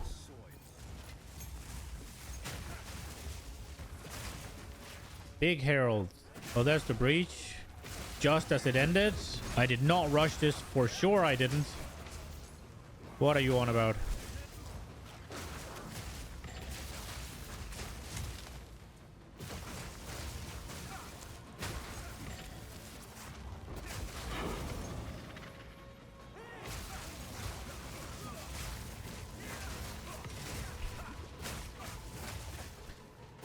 Where are all the mobs? There they are. Oh, there they were.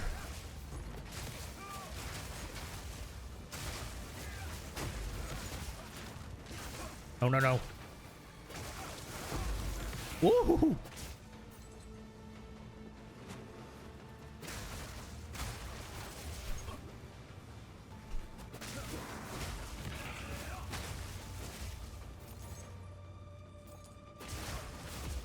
No! Damn.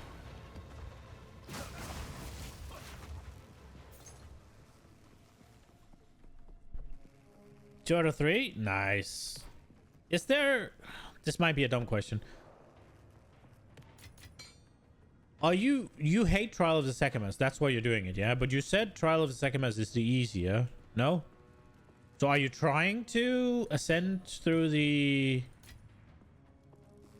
Chaos Trial because you don't want to do Trial of the Sechamas? Or is there a reason to actually do the hidden whatever one?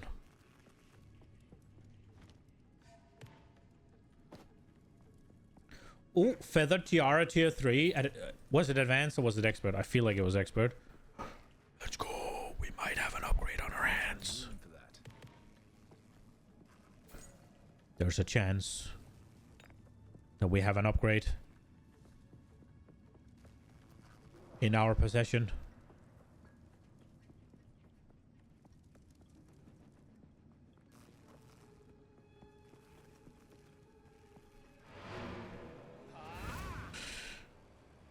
You'd rather not ascend than do trial. Okay, fair.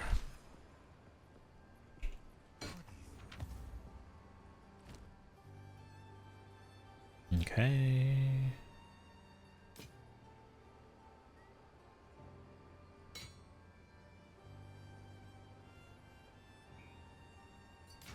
Please be good. Ooh. Wait, it has...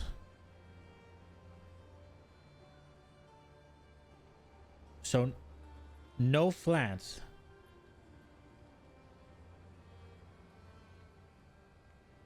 No flat and no life. Dying is not on our side. It looked so good, and then it is...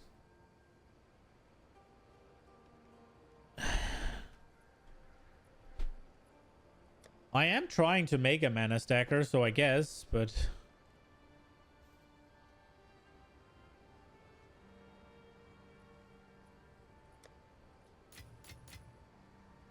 Ooh, 18. Spirit Gem.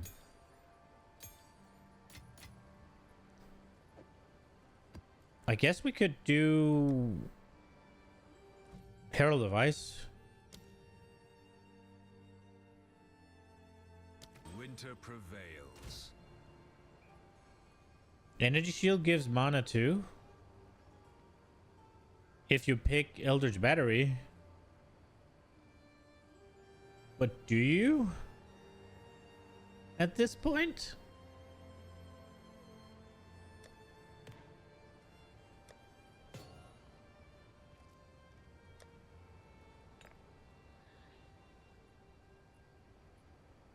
You haven't seen a mana stacker that doesn't?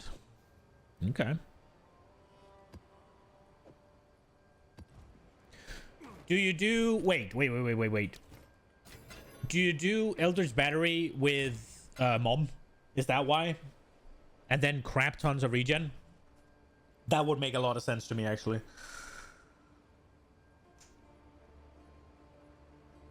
Dude, mana stacking with CI and Mom, just fucking roll that dice.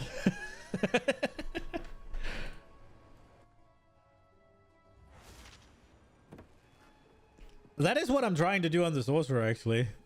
I wasn't really necessarily... I was thinking about what's it called, going Mom, but I hadn't thought about Eldritch Battery, if I'm being honest. Seen a few EB, Mom, and CI. I was thinking about going, what's it called, Mom CI, but Eldritch Battery, I didn't quite have the balls to put in.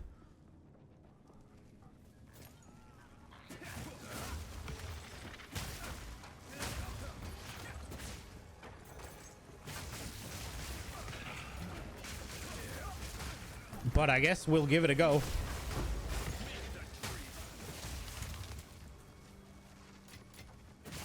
Having like 9k mana.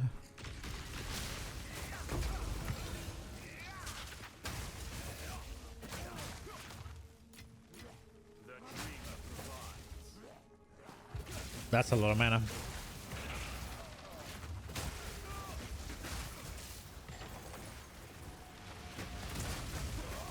Oh no.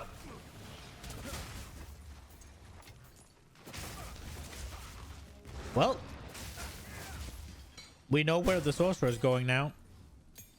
I was gonna go CI Mom, but I guess we put a little EB in there as well, and we go Super Spice. I just need to solve the mana regen stuff. Like, there has to be... I think there's a belt that recovers mana on block. No, sorry, a shield that recovers mana on block. EB, CI, Mom Spark is the meta build. Oh, really? I'm gonna do Ball Lightning. Spark is not that cool to me.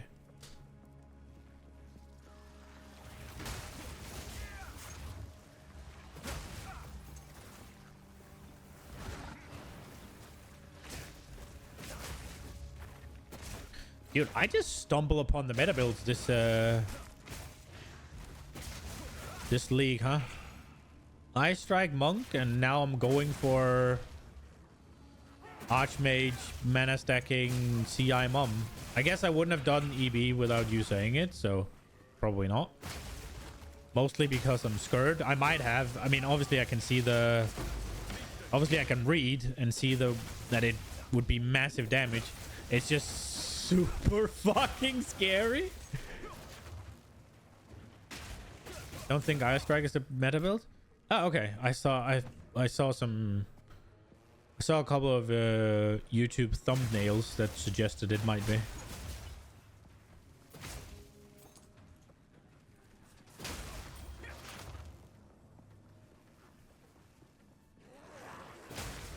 Been recommended. Didn't watch them, so it was just based on, you know, the obvious clickbait. Oh, amazing, insane, clean, best in the whatever. Spark is 100% the best build in the game at the moment. Really? Okay.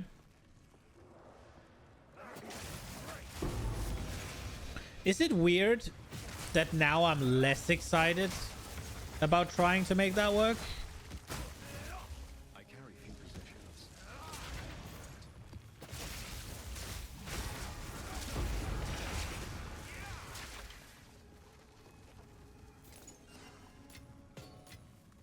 The dreamer provides.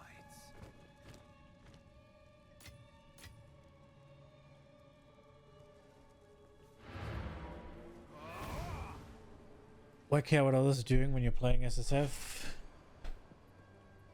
Yeah, but it's more so that I want to figure it out, right? And now it's just, I just know that it's solved, I guess, and it's the best. This could have been good. If it had rolled a little bit better in the tiers, it could have been really good. Obviously, coulda, woulda, shoulda. On with the work. My brain works weird, I guess.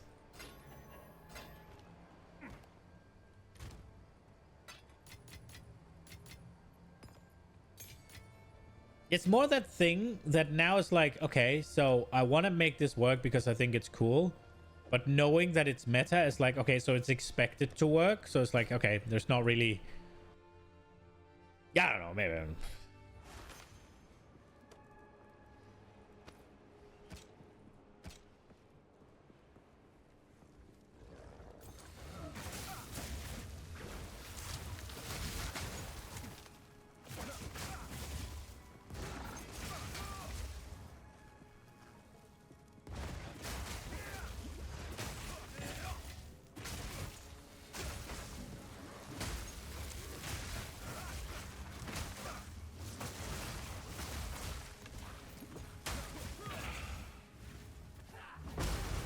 Oh, the bell just... Okay.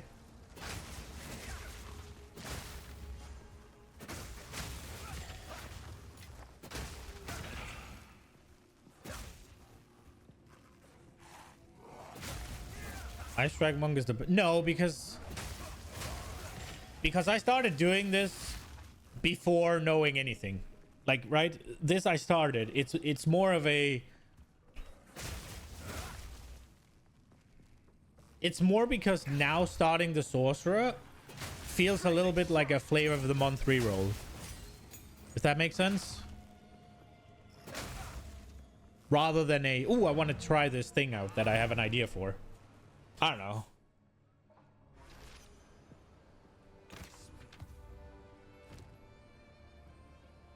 Hog Hunt. Big Fizz. Big crit chance, reduce attack speed, maim on critical hit. Dude, 128 increased Fizz and it's still only 30 to 41. Fuck.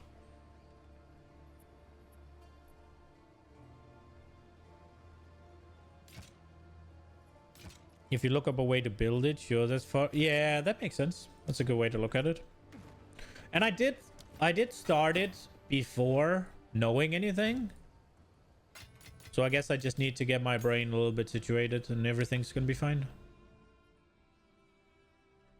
Yeah. Yeah. Okay. well, this is gonna be it for now. Didn't really do anything, did we? We just progressed to, well, we're in tier 14s, we're soon in tier 15s, so we didn't get any upgrades or anything. Oh, I guess we did do the charge shit. Not that I can feel any difference, if I'm being honest. We got the 6 link. That is true. We did get 6 link. A lot of map progress is true, yeah. And, I mean, we have...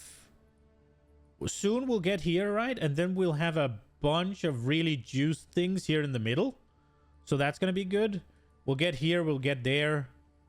Maybe there, I'm not sure. The limestone hideout is available for us as well. Yeah. Probably did pretty good. Yeah, I mean, yeah, I just want some upgrades, man. Right. We did get an upgrade on our ring, but we threw it away because we're bad. We could... Should we try and gamble real quick for a ring?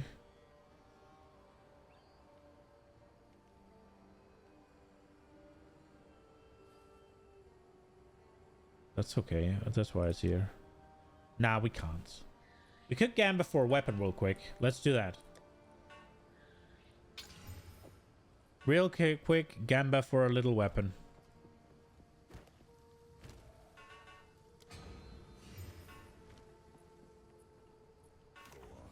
You were a sucker and dropped $100 for the sand hideout? Yeah, that one is cool as fuck though, I will admit, but honestly, I know, yeah, it'd be nice now, right? But the turtle is coming. Gamba at Alva for ring? We could. Well, I want the breach wing though, so I'd rather gamba for a neck. I'd rather gamba for a neck. We could spend like we could gamba for 10 necks or something.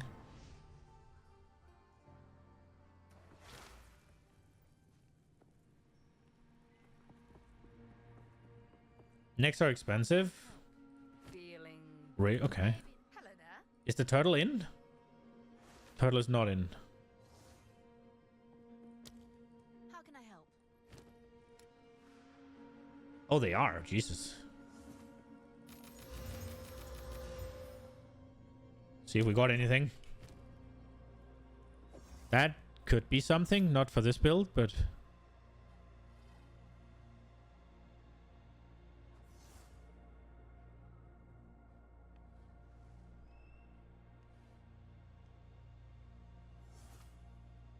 But this is okay. If I could take the accuracy out of that, that would be really good.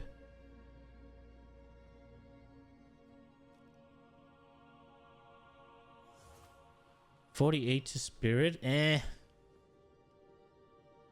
Increased spell damage with fire resistance and int on it? Damage taken recouped as life. Wait, that's on necklaces? Okay. Oh, that's critical damage bonus. Yeah, no spirit from gear. Yeah, exactly. 10% increased evasion, 69 max energy shield.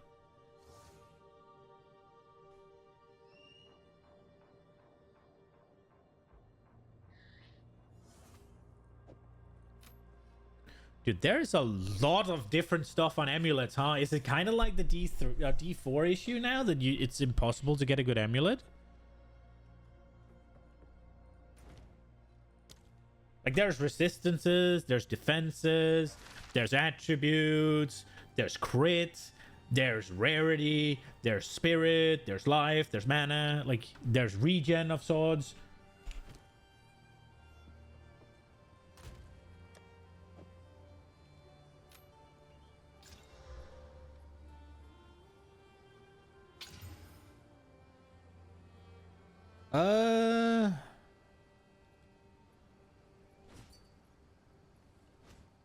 Your current neck? I'm still going strong. Yeah, I'm ending now though, so we're just gambang a bit at the end rarity, max energy, max life, max mana, dex, fire, and cold. That's nice. Mine is kind of dog, I think. Yeah, mine is just basically lightning resist and life at this point. Well, and attributes that I need, I guess, but... Life regen gone would be nice. Come on, Chaos. And it took the one thing I didn't want it to take.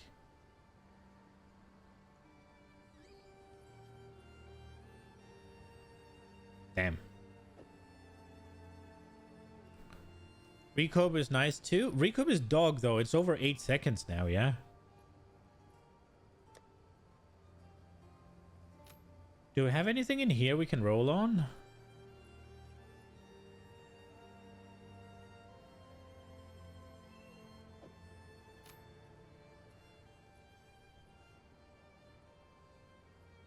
Guess we could try this one.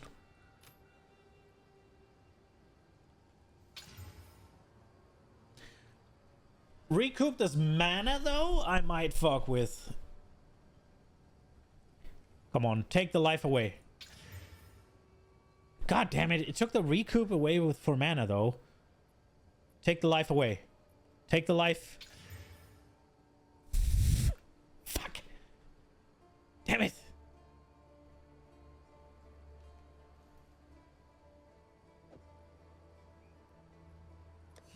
We tried. This one's okay. This one we... Well, it's not for this build, so... I don't know. Let's put it in here for now. Chaos off so good. Yeah, about that. About all that.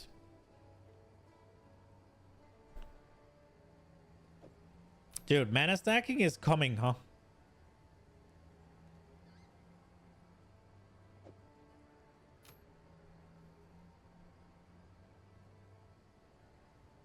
Which, this one?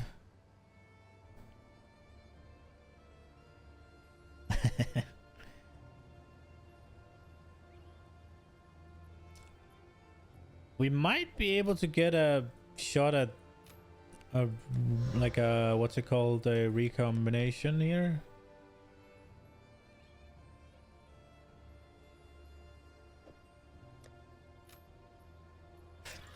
Level all spell skills.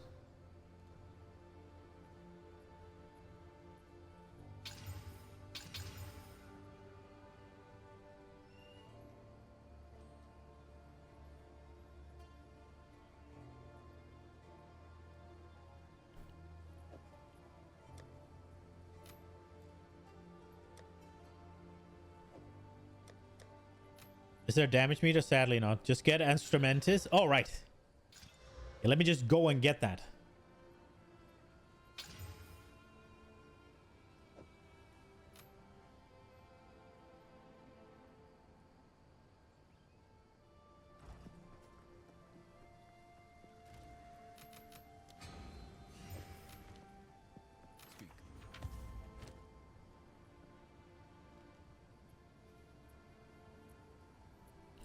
I think the game is telling me to play this fucking build here, huh?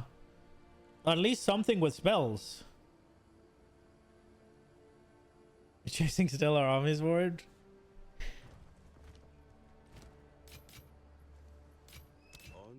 Do we have any sort of necklace that we'd want to try on?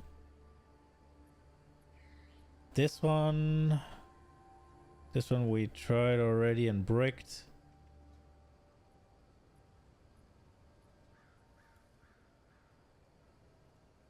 Increased fire damage. What's the Reforge tab? It's here. Nah, I don't think we got anything that really... You have more fun playing D3, permaporting. Do you know what the keyword there is, Zovi? Had. Had. Past tense. +1 level of all melee skills. And that one's not so good. Ooh, this one could get good. This one still is okay. This one's somewhat dog. Fucking life regen on everything. Okay, what would this need in order for us to use it?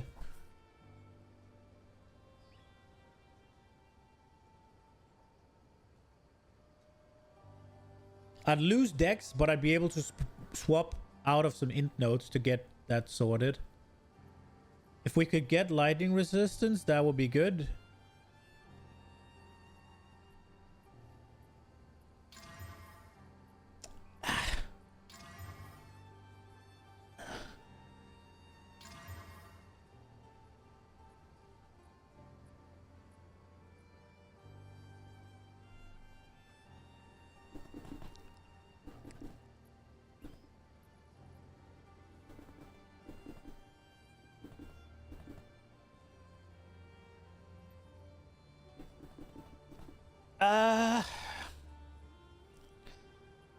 It's probably better.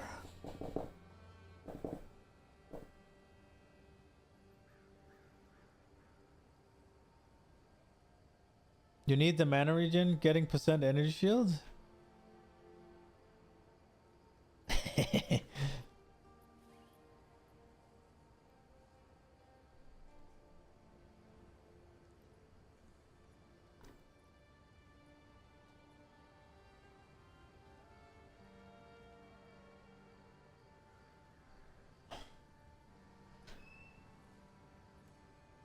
TM when you're doing keys, bro, just come play this game. Well, I'm ending stream now, so I have to go cook, but right, this is definitely better. The question is, do we risk it for the biscuit?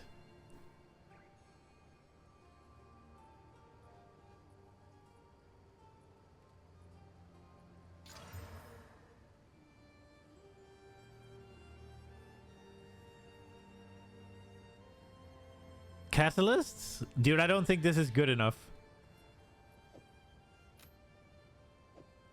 Donkey.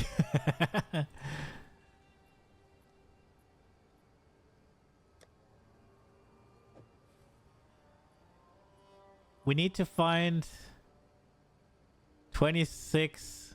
Oh shit, wait. Can we even equip this?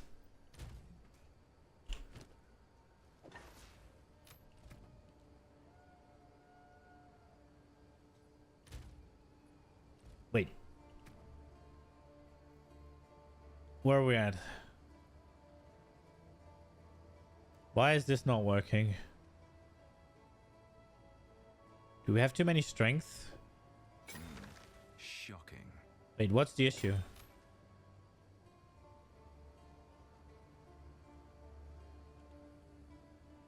Oh, the issue is dex. Okay, yeah. So we need 151 dex. It's just the dex. Where are we at with the int? 172 on the int. So we need 20. What is it? Tom.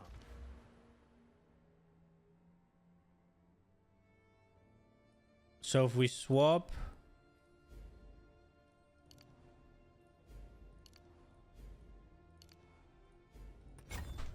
Are we Gucci then?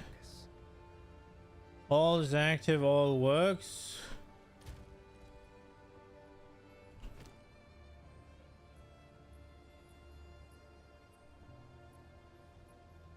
We lost a bit of life, but we gained some energy shield.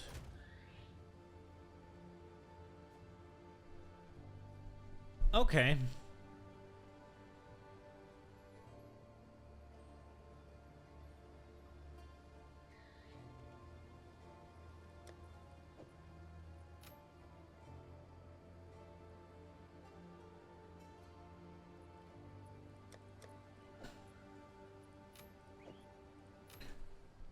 I wonder which necklace I want to use.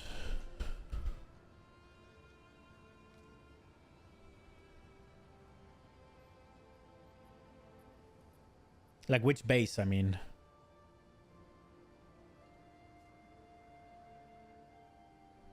We lost some... We lost a lot of lightning resist with that one. That's probably not great.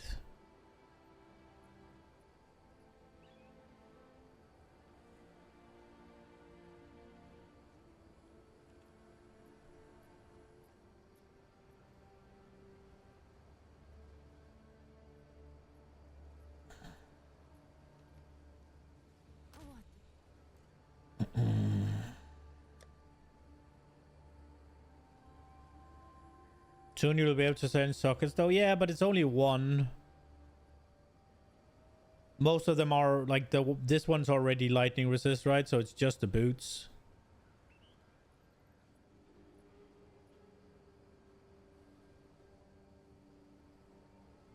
So we do need to find more. Just resistance.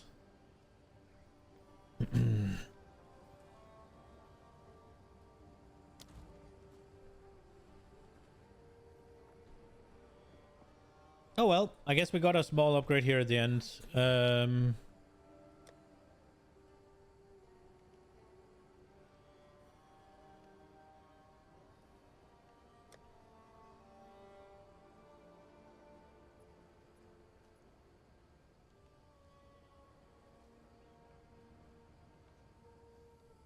guessing the crit shit is a suffix as well. If we get this one, this necklace specifically, I would want probably energy shield and flat energy shield. If I am gonna go CI, then I wouldn't want the life right. I'd want something else. And then I'd want crit chance and 2 resistances, I'm guessing. But I saw you could get melee skill damage. Or melee skill ranks. So that's probably a good one.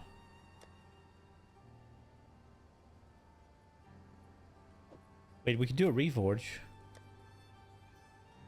Yeah, here, level of melee skills. Don't think I want that.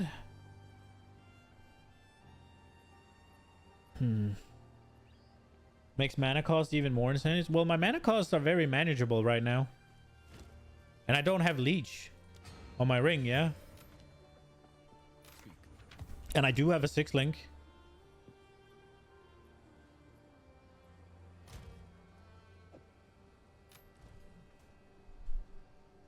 So I don't think I'll be that much in trouble right now. But yeah, I'm gonna hop off.